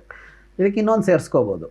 ಈಗ ರುಕ್ಮಿಣಿಯನ್ನು ಕೂಡ, ಅವನ ಪತ್ನಿ ರುಕ್ಮಿಣಿಯನ್ನು ಕೂಡ ಅವನು ರುಕ್ಮಿಣಿಯ ಮನೆಯವರಿಗೆ, ಅವಳ ತವರು ಮನೆಯವರ ನಿಲುವಿಗೆ, ವಿಶೇಷವಾಗಿ ಅವಳ ಅಣ್ಣ ರುಕ್ಮನಿಗೆ ವಿರುದ್ಧವಾಗಿ ಅಪಹರಣ ಮಾಡ್ಕೊಂಡು ಬಂದು ವಿವಾಹ ಆಗಿದ್ದು. ರುಕ್ಮಿಣಿಯನ್ನ ಅಪಹರಿಸಿಕೊಂಡೇ ಬಂದಿದ್ದು, ಪಕ್ಕ ಕಿಡ್ನಾಪಿಂಗ್ ಅದು. ಅದು ಮತ್ತೆ ರುಕ್ಮಿಣಿಯೇ ಒಬ್ಬನನ್ನ ಕಳಿಸ್ತಾಳೆ, ನನ್ನನ್ನು ಕರ್ಕೊಂಡು ಹೋಗು ಅಂತ. ಕೃಷ್ಣ ಹೋಗ್ತಾನೆ, ಅವಳು ದೇವಸ್ಥಾನಕ್ಕೆ ಬಂದಾಗ ರಥದಲ್ಲಿ ಅವಳನ್ನು ಕೂರಿಸ್ಕೊಂಡು ದ್ವಾರಕ್ಕೆ ಕರ್ಕೊಂಡು ಬಂದುಬಿಡ್ತಾನೆ ಕೃಷ್ಣ. ಇದು ಮೊದಲೇ ಆಗಿದೆ ಕೃಷ್ಣ ರುಕ್ಮಿಣಿ ವಿವಾಹದಲ್ಲಿ. ಅರ್ಜುನನ ವಿಷಯ ಬಂದಾಗ ಕೃಷ್ಣ ಇದನ್ನೇ ಜಾರಿಗೆ ತರ್ತಾನೆ. ವಾಸ್ತವವಾಗಿ ಹೊರಗಡೆ ಒಂದು ಅರ್ಜುನ ಸನ್ಯಾಸಿ ಅಂತ ಒಂದು ಏನು ಜನಪ್ರಿಯ ಕಥೆ ಇದೆ, ಅರ್ಜುನ ಸನ್ಯಾಸಿ ಅನ್ನುವ ಕಥೆ ಇಲ್ಲ. ಅಂದ್ರೆ ಅರ್ಜುನ ಅವನಿಗೆ ತೀರ್ಥಯಾತ್ರೆಗೆ ಹೋಗ್ಬೇಕಾಗಿ ಬರುತ್ತಲ್ಲ ಪಾಪ ಇದಕ್ಕೆ ನಿವಾರಣೆಗೆ ಅಂತ, ಆಗ ಅವನು ಅರ್ಜುನನಾಗಿಯೇ ಹೋಗ್ತಾನೆ ದ್ವಾರಕೆಗೆ. ಅರ್ಜುನ ಅಂತಲೇ ಅವ್ರು ಗೌರವಿಸ್ತಾರೆ, ಯಾಕಂದ್ರೆ ಅರ್ಜುನನ ಬಗ್ಗೆ ಅಪಾರ ಗೌರವ ಯಾದವರಿಗೆ. ಕುಂತಿ ಅವರ ಮನೆಯ ಮೊಮ್ಮಗ ಅಲ್ವಾ, ಅಂದ್ರೆ ಯಾದವರ ಕುಟುಂಬದ ಮೊಮ್ಮಗ ಅರ್ಜುನ, ಸೋದರಳಿಯ ಮೊಮ್ಮಗ. ಹಾಗಾಗಿ ಬಹಳ ವಿಶೇಷವಾಗಿ ಆದರಿಸ್ತಾರೆ, ಗೌರವಿಸ್ತಾರೆ. ಏನಾಗತ್ತೆ ಅಂತ ಅಂದರೆ, ಅವರು ಒಂದು ಬೆಟ್ಟದ ಮೇಲೊಂದು ವಾರ್ಷಿಕ ಉತ್ಸವ ನಡೆಯುತ್ತೆ ಯಾದವರದ್ದು. ಉತ್ಸವಕ್ಕೆ ಅಲ್ಲಿಗೆ ಹೋಗುತ್ತಾರೆ. ಅಲ್ಲಿ ಹೋದಾಗ ಮೊದಲ ಬಾರಿ ಸುಭದ್ರೆ ಮತ್ತು ಅರ್ಜುನ ನೋಡ್ಕೊಳ್ತಾರೆ, ಒಬ್ಬರನ್ನೊಬ್ಬರು ನೋಡ್ತಾರೆ. ಇದ್ದಾರೆ ಅಂತ ಗೊತ್ತಿದೆ, ನೋಡಿಲ್ಲ ಅಂತ. ನೋಡಿದಾಗ ಮನಸ್ಸಾಯಿತು ಇಬ್ಬರಿಗೂ ಅಂತ, ಪರಸ್ಪರ ಮನಸ್ಸಾಯಿತು. ಅರ್ಜುನನಿಗೆ ಸುಭದ್ರೆಯ ಮೇಲೆ, ಸುಭದ್ರೆಗೆ ಅರ್ಜುನನ ಮೇಲೆ ಮನಸ್ಸಾಯಿತು. ನಾನು ಮೂಲ ಕಥೆಯನ್ನು ಹೇಳ್ತಾ ಇದ್ದೀನಿ, ಮಹಾಭಾರತ ಹೇಳುವ ಮೂಲ ಕಥೆಯನ್ನು ಹೇಳ್ತಾ ಇದ್ದೀನಿ. ಅರ್ಜುನ ಕೃಷ್ಣನಲ್ಲಿ ಕೇಳ್ತಾನೆ, ಅಂದರೆ ತಾನು ವಿವಾಹ ಆಗ್ತೀನಿ ಅನ್ನೋ ಅಭಿಪ್ರಾಯ, ಸುಭದ್ರೆ ಅದೇ ಅಭಿಪ್ರಾಯ ಇದೆ ಸುಭದ್ರೆಗೆ ಅನ್ನೋದು ಕೃಷ್ಣನಿಗೆ ಗೊತ್ತಾಗತ್ತೆ. ಈಗ ಕೃಷ್ಣ ಅಣ್ಣನಾಗಿ ತಂಗಿ ಆಸೆಯನ್ನು ಈಡೇರಿಸೋದಕ್ಕೆ ಹೊರಟಿದ್ದಾನೆ. ಕೃಷ್ಣ ತನ್ನ ಸೋದರತ್ತೆಯ ಮಗನ ಆಸೆಯನ್ನು ಈಡೇರಿಸೋದಕ್ಕೆ ಹೊರಟಿದ್ದಾನೆ. ಕೃಷ್ಣ ತನ್ನ ಜೀವದ ಗೆಳೆಯ ಅರ್ಜುನನ ಆಸೆಯನ್ನು ಈಡೇರಿಸೋಕೆ ಹೊರಟಿದ್ದಾನೆ. ಕುಟುಂಬ ಮೌಲ್ಯ ಅನ್ನೋದನ್ನು ಕೃಷ್ಣ ಗಾಳಿಗೆ ತೂರಿದ ಅಂತ ಹೇಳೋದಕ್ಕೆ, ಅವನು ಒಡ ಹುಟ್ಟಿದವಳ ಆಸೆಯನ್ನು ಈಡೇರಿಸೋದಕ್ಕೆ ಹೊರಟಿರೋದು, ತಂದೆಯ ಒಡ ಹುಟ್ಟಿದವಳ ಮಗನ ಆಸೆಯನ್ನು ಈಡೇರಿಸೋದಕ್ಕೆ ಹೊರಟಿರೋದು, ಬೇರೆ ಏನು ಮಾಡ್ತಾ ಇಲ್ಲ ಅವನು. ಇದಕ್ಕೆ ಏನು ಅಂತ ಅಂದರೆ, ಈಗ ಹೇಗೆ ಅಂತ ಅಂದಾಗ ಅಲ್ಲಿ ಬರುತ್ತೆ. ಈಗ ಹಾಗೇ ಮುಂದುವರಿಸಿದರೆ ಸುಭದ್ರೆ ಅರ್ಜುನ ವಿವಾಹ ಆಗೋದು ಅಷ್ಟು ಸುಲಭ ಇರಲಿಲ್ಲ. ಅದು ಬಲರಾಮ ಒಪ್ತಾ ಇರಲಿಲ್ಲ ಅನ್ನುವ ವಿಷಯ. ಕೃಷ್ಣನ ಅಣ್ಣ ವಸುದೇವ ದೇವಕಿ ಅವರೆಲ್ಲ ಒಪ್ತಾ ಇರಲಿಲ್ಲ ಅಂತೇನೂ ಇಲ್ಲ. ವಸುದೇವನೋ ದೇವಕಿಯೋ ಇನ್ಯಾರೋ ಯಾದವ ಪ್ರಮುಖರು, ಅವರ ರಾಜನಾಗಿದ್ದ ಉಗ್ರಸೇನನೋ, ಅವ್ರು ಯಾರು ಒಪ್ಪಲ್ಲ ಅಂತ. ಹುಡುಗಿ ಅಪ್ಪ ಅಮ್ಮ ಒಪ್ತಿದ್ರು. ಅವರೆಲ್ಲರೂ ಇನ್ನೊಬ್ಬ ಅಣ್ಣ ಒಪ್ತಿರ್ಲಿಲ್ಲ, ಒಬ್ಬ ಅಣ್ಣ ಮಾತ್ರ ಒಪ್ತಾ ಇರಲಿಲ್ಲ. ಆಗ ಏನು ಮಾಡಬೇಕು ಅಂತ ಅಂದಾಗ, ಒಂದು ಬಂದಿದ್ದು ಅಪಹರಣ ಅಂದರೆ ಇವತ್ತಿನ ಕಿಡ್ನ್ಯಾಪ್ ಅಂತ ಅಲ್ಲ ಅದು. ಅಲ್ಲಿ 2 ಥರದ ಅಂಶಗಳಿವೆ. ಈಗ ವಿವಾಹ ಅಂತಂದಾಗ 8 ತರಹದ ವಿವಾಹವನ್ನು ನಮ್ಮಲ್ಲಿ ಪ್ರಾಚೀನರು ಗುರುತಿಸಿದ್ದಾರೆ. ಬ್ರಹ್ಮ, ದೈವ, ಹರ್ಷ, ಪಿಶಾಚ, ಆಸುರ ಅಂತೆಲ್ಲ 8 ತರಹದ ವಿವಾಹಗಳನ್ನು ಗುರುತಿಸಿದ್ದಾರೆ. ಈ ಕ್ಷತ್ರಿಯರಿಗೆ ಅದರಲ್ಲಿ ಒಂದು ವಿಧಾನ ಇದೆ.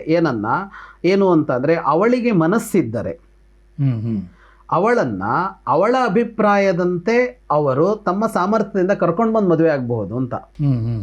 ಅವಳಿಗೆ ಒಪ್ಪಿಗೆ ಇದ್ದಾಗ. ಓಕೆ. ಅವಳಿಗೆ ಒಪ್ಪಿಗೆ ಇಲ್ಲದೆ ಇದ್ದರೆ ಅದು ರಾಕ್ಷಸ ಆಸುರ ವಿವಾಹಗಳ ಪಟ್ಟಿಗೆ ಸೇರುತ್ತೆ. ಸೀತಾಪಹರಣದ ಅದು ರಾವಣ ಸುಂಬ ಮಾಡಿದ್ದ ಆ ಥರದ್ದು ಅಲ್ಲಿಗೆ ಸೇರುತ್ತೆ.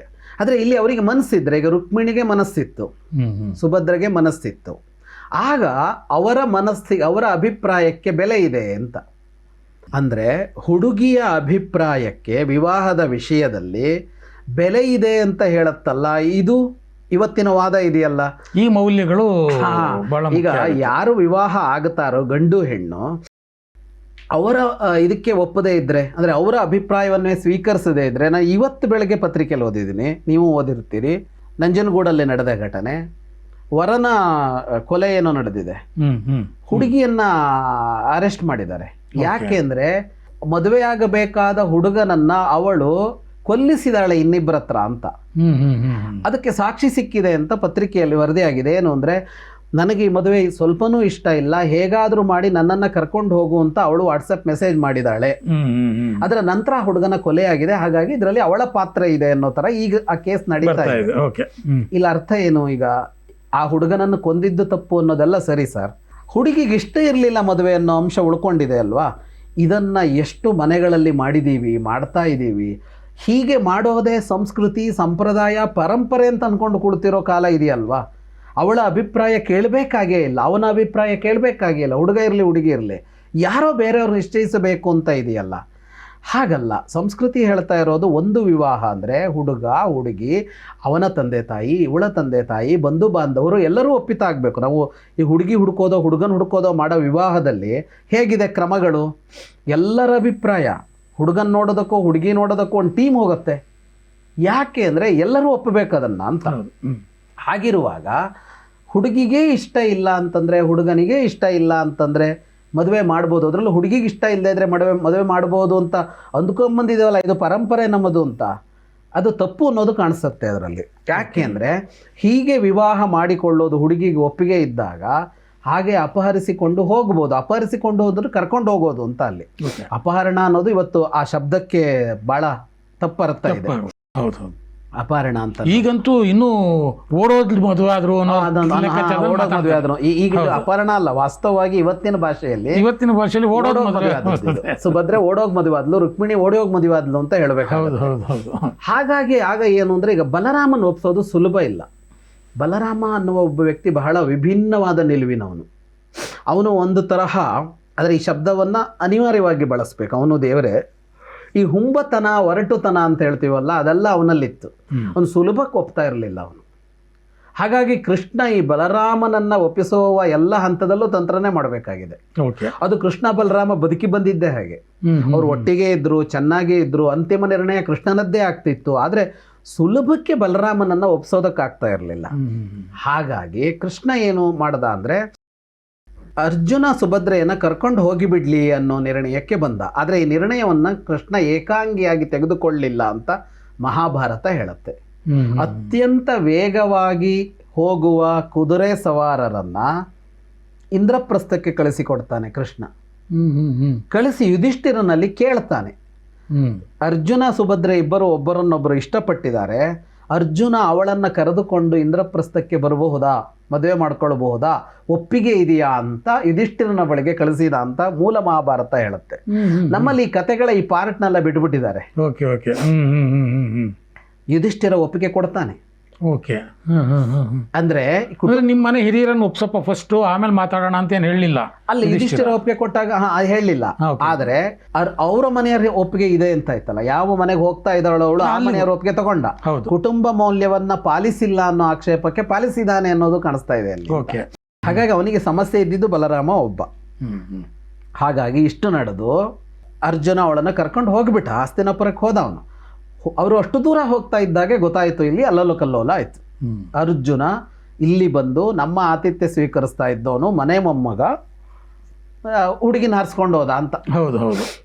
ಬಲರಾಮ ಯಾದವರು ಎಲ್ಲ ಸಭೆ ಸೇರ್ತಾರೆ, ಏನು ಒಬ್ಬರಿಗಿಂತ ಒಬ್ಬರು ಹಾಗೆ ಮಾಡಿಬಿಡ್ತೀವಿ, ಕೊಂದು ಬಿಡ್ತೀವಿ, ಹಂಗೆ ಮಾಡ್ತೀವಿ, ಸೋಲಿಸ್ತೀವಿ, ಇಂದ್ರಪ್ರಸ್ಥ ಮೇಲೆ ದಾಳಿ ಮಾಡ್ತೀವಿ, ಅರ್ಜುನ್ ಕೊಲ್ತೀವಿ ಅಂತ ಜೋರು ನಡೀತಾ ಇರುತ್ತೆ. ಸಾಕಷ್ಟು ಹೊತ್ತು ಕೃಷ್ಣ ಸುಮ್ಮನೆ ಕೂತ್ಕೊಳ್ತಾನೆ. ಎಲ್ಲರದ್ದು ಮಾತುಕತೆ ಹೇಳೋದು ಒಂದ್ಸಲ ಅಬ್ಬರ ಎಲ್ಲ ಆದಮೇಲೆ ಸಾವಧಾನವಾಗಿ ಹೇಳ್ತಾನೆ, ಅರ್ಜುನ್ ಸೋಲ್ಸೋಕ್ಕೆ ಸಾಧ್ಯ ಇದೆಯಾ ನಿಮಗೆ ಅಂತ ಶುರು ಮಾಡ್ತಾನೆ. ಸೋಲ್ಸೋಕ್ಕಾಗತ್ತಾ ನಿಮಗೆ? ಯಾರದ್ದು ಉತ್ತರ ಇಲ್ಲ. ಆಯಿತು, ತಪ್ಪೇನಿದೆ? ನಿಮ್ಗೆ ಅರ್ಜುನ್ಗಿಂತ ಒಬ್ಬ ಒಳ್ಳೆ ವರ ಸಿಗ್ತಾನ? ಯಾವ ವಿಷಯದಲ್ಲಿ ಅರ್ಜುನ ಕಡಿಮೆ ನಿಮಗೆ? ಅರ್ಜುನ್ ಅಲ್ಲದ ಒಬ್ಬ ವರನನ್ನು ಹೆಂಗೆ ಹುಡುಕ್ತೀರಿ ನೀವು? ಯಾರಿದ್ದಾನೆ ಅವನಿಗಿಂತ ಒಳ್ಳೆ ವರ ನಿಮಗೆ? ಬಂಧು, ಹತ್ತಿರದ ಇದು ಬಾಂಧವ್ಯ ಇದೆ, ಇಂಥ ಮಹಾವೀರ, ಇಷ್ಟು ಒಳ್ಳೆಯವನು ಅಂತ ಅಂದಾಗ ಒಳ್ಳೆ ವರ ಅಲ್ವಾ? ಮೂರನೆಯದ್ದು, ತಂಗಿಯ ಮನಸ್ಸೇನಿದೆ? ಅವಳಿಗೂ ಇಷ್ಟ ಇದೆ ತಾನೇ? ಆಯಿತು, ತಂದೆ ತಾಯಿ ವಿರೋಧ ಇದೆಯಾ? ಇಲ್ಲ, ಅವ್ರು ಈಗಲೂ ವಿರೋಧಿಸ್ತಾ ಇಲ್ಲ ಅಂತಂದಾಗ ನೀವೆಲ್ಲ ಯಾವ ಕಾರಣಕ್ಕಾಗಿ ಯುದ್ಧ ಮಾಡ್ತಾ ಇದ್ದೀರಿ, ಯಾವ ಕಾರಣಕ್ಕೆ ತಡಿತಾ ಇದ್ದೀರಿ ಅಂತ ಕೃಷ್ಣ ಕೇಳ್ತಾನೆ. ನಿಂತು ಹೋಗುತ್ತೆ ಅದು. ಯಾವ ನಿರ್ಣಯಕ್ಕೆ ಬರ್ತಾರೆ ಅಂದರೆ, ನಾವೆಲ್ಲರೂ ಉಡುಗೊರೆ ತಗೊಂಡು ಇಂದ್ರಪ್ರಸ್ಥಕ್ಕೆ ಹೋಗಿ ಸನ್ಮಾನಿಸಿ ಬರೋಣ ಅಂತ ಅಷ್ಟು ಜನ ಹೊರಡ್ತಾರೆ. ಬಲರಾಮಾದಿಗಳಾಗಿ ಸಿಟ್ಟಿದ್ದವರೆಲ್ಲ ಸೇರಿ ಏನೇನು ಉಡುಗೊರೆ ತಗೊಂಡೋದ್ರು ಅಂತ ಬಹಳ ದೊಡ್ಡ ಪಟ್ಟಿ ಕೊಡ್ತಾರೆ ವ್ಯಾಸರು. ಇಷ್ಟೂ ಜನ ಹೋಗ್ತಾರೆ ಇಂದ್ರಪ್ರಸ್ಥಕ್ಕೆ. ಅಲ್ಲಿ ಹೋಗಿ ಅಲ್ಲೊಂದು ವಿವಾಹ ಆಗಿ ಸಂತೋಷ ಕೂಟ ಹಾಗೆ ನಡೆಯುತ್ತೆ ಅಂತ. ಹಾಗಾಗಿ ಇಲ್ಲಿ ಕುಟುಂಬ ಮೌಲ್ಯವನ್ನು ಕೃಷ್ಣ ಹಾಳು ಮಾಡಿಲ್ಲ. ತಂಗಿಗೆ ಒಬ್ಬ ಒಳ್ಳೆಯ ವರನನ್ನು ಆರಿಸಿದ್ದಾನೆ. ಒಳ್ಳೆಯ ವಂಶ, ಒಳ್ಳೆಯ ವ್ಯಕ್ತಿ, ವೀರ, ಸಮರ್ಥ ಎಲ್ಲವೂ ಹೌದು, ಹತ್ತಿರದ ಬಂಧುವೂ ಹೌದು. ಇಬ್ಬರಿಗೂ ಮನಸ್ಸಿತ್ತು. ಎರಡೂ ಕುಟುಂಬದ ಹಿರಿಯರೂ ಒಪ್ಪುತ್ತಾ ಇದ್ದರು. ಆ ಹಂತದಲ್ಲಿ ಬಲರಾಮನಿಗೆ ಒಪ್ಪಿಗೆ ಇಲ್ಲದೆ ಇದ್ದರು. ಅವನಿಗೆ ಆಮೇಲೆ ಅದರ ಬಗ್ಗೆ ಏನೋ ಅವನಿಗೆ ಆಕ್ಷೇಪ ಇರಲಿಲ್ಲ. ಆದರೆ ಆವಾಗ ಒಪ್ಪುತ್ತಾ ಇರಲಿಲ್ಲ ಅಂತಂದಾಗ ಕೃಷ್ಣ ತಂತ್ರ ಬಳಸಿದ್ದು. ಅದರಿಂದ ಅದ್ರ ಒಟ್ಟು ಪರಿಣಾಮ ಏನು ಅಂದರೆ, ಒಟ್ಟು ಪರಿಣಾಮದಲ್ಲಿ ಏನೂ ಸಮಸ್ಯೆ ಆಗಲಿಲ್ಲ. ಸುಭದ್ರೆ ಬದುಕಿಗೆ ಏನಾದ್ರು ಸಮಸ್ಯೆ ಆಯಿತಾ? ಯಾದವರಿಗೆ ಸಮಸ್ಯೆ ಆಯಿತಾ? ಕುಟುಂಬಕ್ಕೇನೂ ಸಮಸ್ಯೆ ಆಗಲಿಲ್ಲ. ಅಭಿಮನ್ಯು ಅಂತವನು ಹುಟ್ಟು ಬಂದ. ಆ ವಂಶ ಮುಂದುವರೆದಿದ್ದೆ ಸುಭದ್ರೆಯಿಂದ ಅಲ್ಲ, ದ್ರೌಪದಿಯಿಂದ ಮುಂದುವರಿಲಿಲ್ಲ. ಅದು ಹೌದು, ಯಾರಿಂದಲೂ ಮುಂದುವರಿಲಿಲ್ಲ. ಯಾಕೆಂದರೆ ಅಭಿಮನ್ಯುವಿನ ಮಗ ಪರೀಕ್ಷಿತನ ಮಗ ಜನಮೇಜಯ, ವಂಶ ಮುಂದುವರೆದಿದ್ದೇ ಇವರಿಂದ ಆಯಿತು. ಆ ಸಂಬಂಧ ಎಷ್ಟು ಚೆನ್ನಾಗಿ ಗಟ್ಟಿ ಆಯಿತು ಅಂದರೆ, ಕೊನೆಗೆ ಯಾದವರೆಲ್ಲ ಹೊಡೆದಾಡ್ಕೊಂಡು ಸಾಯ್ತಾರಲ್ಲ, ಸತ್ತ ಮೇಲೆ ಯಾದವರಲ್ಲಿ ಅಳಿದುಳಿದವರನ್ನು ಕರ್ಕೊಂಡು ಹೋಗೋದು ಅರ್ಜುನ ಬಂದು ಕರ್ಕೊಂಡು ಹೋಗ್ತಾನೆ. ಕರ್ಕೊಂಡೋಗಿ ದ್ವಾರಕ್ಕೆ ಮುಳುಗತ್ತೆ ನೀರಲ್ಲಿ. ಅವರ ಕುಡಿ ಯಾದವರಲ್ಲಿ ಉಳಿದಿದ್ದವನು ಒಬ್ಬ ವಜ್ರ ಅಂತ, ಅವನನ್ನು ಕರ್ಕೊಂಡೋಗಿ ಮಥುರೆಯಲ್ಲಿ ಪಟ್ಟಾಭಿಷೇಕ ಮಾಡ್ತಾನೆ ಅರ್ಜುನ. ಅಂದರೆ ಯಾದವ ಪರಂಪರೆಯನ್ನು ಉಳಿಸುವವನೇ ಅರ್ಜುನ. ಕೊನೆಗೆ ವಜ್ರನ ಮೂಲಕ ಉಳಿಸ್ತಾನೆ ಅರ್ಜುನ ಅಂತ. ಅಂದರೆ ಇಂಥವನು ಎಷ್ಟು ಕಾಲದ ಅನಂತರ ಅಂದರೆ, ಎಷ್ಟೋ ಕಾಲದ ಅನಂತರವೂ ಸುಭದ್ರೆಯ ತವರು ಮನೆಯನ್ನು ಉಳಿಸಿದವನು ಅರ್ಜುನ ಅಂತಂದಾಗ ಆಯ್ಕೆ ಸರಿಯೇ ಇದೆ ಅದು ಅಂತ. ಹಾಗಾಗಿ ಅಲ್ಲಿ ಕೃಷ್ಣ ತಂತ್ರ ಬಳಸಿದನೇ ಹೊರತು ಮತ್ತೆ ಮೌಲ್ಯಕ್ಕೆ ವಿರುದ್ಧವಾಗಿ ನಡೆದುಕೊಳ್ಳಿಲ್ಲ. ಮತ್ತು ಒಟ್ಟು ಕುಟುಂಬ ಮೌಲ್ಯವನ್ನು ಎತ್ತರಿಸಿದ್ದೇ ಅವನು ಅಂತ. ಅಂದರೆ ಒಂದು ಕುಟುಂಬದಲ್ಲಿ ಒಂದು ವಿವಾಹದಂಥದ್ದು ನಡೆಯುವಾಗ ನೀವು ಹುಂಬತನದಿಂದ ಯೋಚನೆ ಮಾಡಬಾರದು ಅಂತಲೇ ಕೃಷ್ಣ ಹೇಳ್ತಾ ಇರೋದು. ಯೋಗ್ಯ ವರನ, ಅವರಿಗೆ ಮನಸ್ಸಿದೆಯಾ, ಕುಟುಂಬಗಳು ಚೆನ್ನಾಗಿವೆಯಾ, ಮಾಡಿಕೊಡಿ ಅಂತ.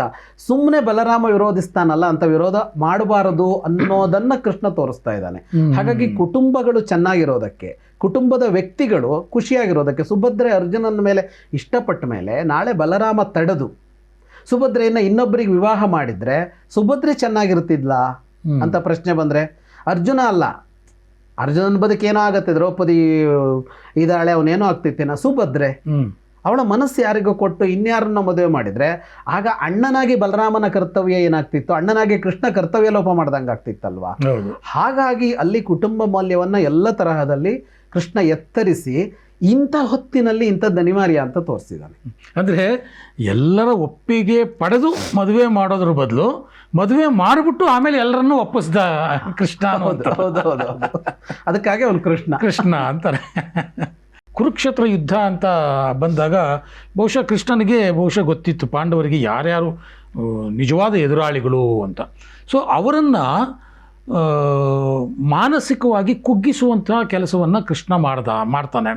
ಈಗಲೂ ನಾವು ನೋಡ್ತೀವಿ ರಾಜಕಾರಣದಲ್ಲಿ ಇನ್ನೊಂದು ಪಕ್ಷದ ರಾಜಕಾರಣಿಯನ್ನು ಮಾನಸಿಕವಾಗಿ ಕುಗ್ಗಿಸುವ ಪ್ರಯತ್ನಗಳು, ಅವರ ಹಿಂದಿರುವಂಥ ಏನೋ ರಹಸ್ಯವನ್ನು ಬಯಲು ಮಾಡಿಬಿಡೋದು, ಬೇಕಂತ ಯಾವುದೋ ಒಂದು ಆಡಿಯೋ ಟೇಪು ವಿಡಿಯೋ ಟೇಪ್ ಬಿಟ್ಬಿಡೋದು, ಅವರು ಮಾನಸಿಕವಾಗಿ ಕುಗ್ಗುವಾಗಿ ಮಾಡೋದು, ಇದನ್ನೆಲ್ಲ ನೋಡ್ತೀವಿ.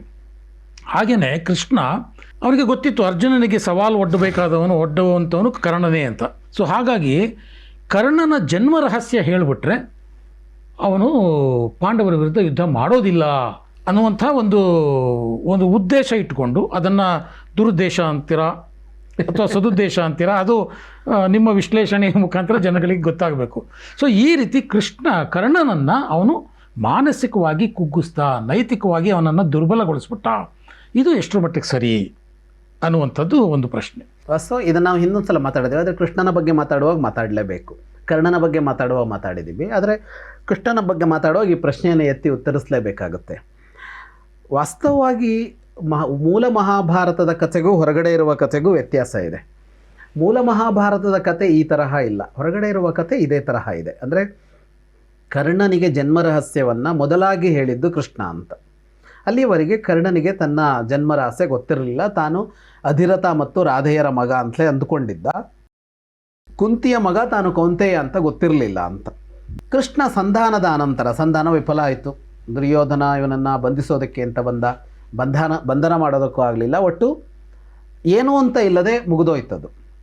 ಆಗ ಕೃಷ್ಣ ಮೂಲ ಮಹಾಭಾರತದ ಕಥೆಯಂತೆ ಕೃಷ್ಣನನ್ನು ಎಲ್ಲರೂ ಹಿಂಬಾಲಿಸ್ತಾರೆ. ಕೃಷ್ಣ ಹೊರಟು ಬಿಡ್ತಾನೆ. ಅದು ಅಂದರೆ ಅಬ್ರಪ್ಟಾಗಿ ಎಂಡಾಗ್ಬಿಡುತ್ತದು ಸಂಧಾನ ಪ್ರಕ್ರಿಯೆ. ಸಭೆ ನಡೀತಾ ಇರುತ್ತೆ, ಬಂಧಿಸೋದಕ್ಕೆ ಅಂತ ಬಂದುಬಿಡ್ತಾರೆ. ಕೃಷ್ಣ ವಿಶ್ವರೂಪ ತೋರ್ತಾನೆ. ಕೃಷ್ಣನ ಸೇನೆಯೇ ಬಂದು ನಿಂತ್ಕೊಂಡ್ಬಿಡುತ್ತೆ ಎದುರಿಗೆ. ಯಾಕಂದ್ರೆ ಮೊದಲೇ ಕಳಿಸಿರ್ತಾನಲ್ಲ ನಾರಾಯಣಿ ಸೇನೆ ಅಂತ, ಅದು ಬಂದು ನಿಂತು ಬಿಡುತ್ತೆ. ಹಾಗಾಗಿ ಸಂಧಾನ ವಿಫಲ ಆಗ್ತಾ ಇದ್ದಾಗೆ ಸಭೆಯಿಂದ ಹೊರಟು ಬಿಡ್ತಾನೆ ಕೃಷ್ಣ. ಇನ್ನೇನಲ್ಲಿ ಮಾತಾಡೋದು?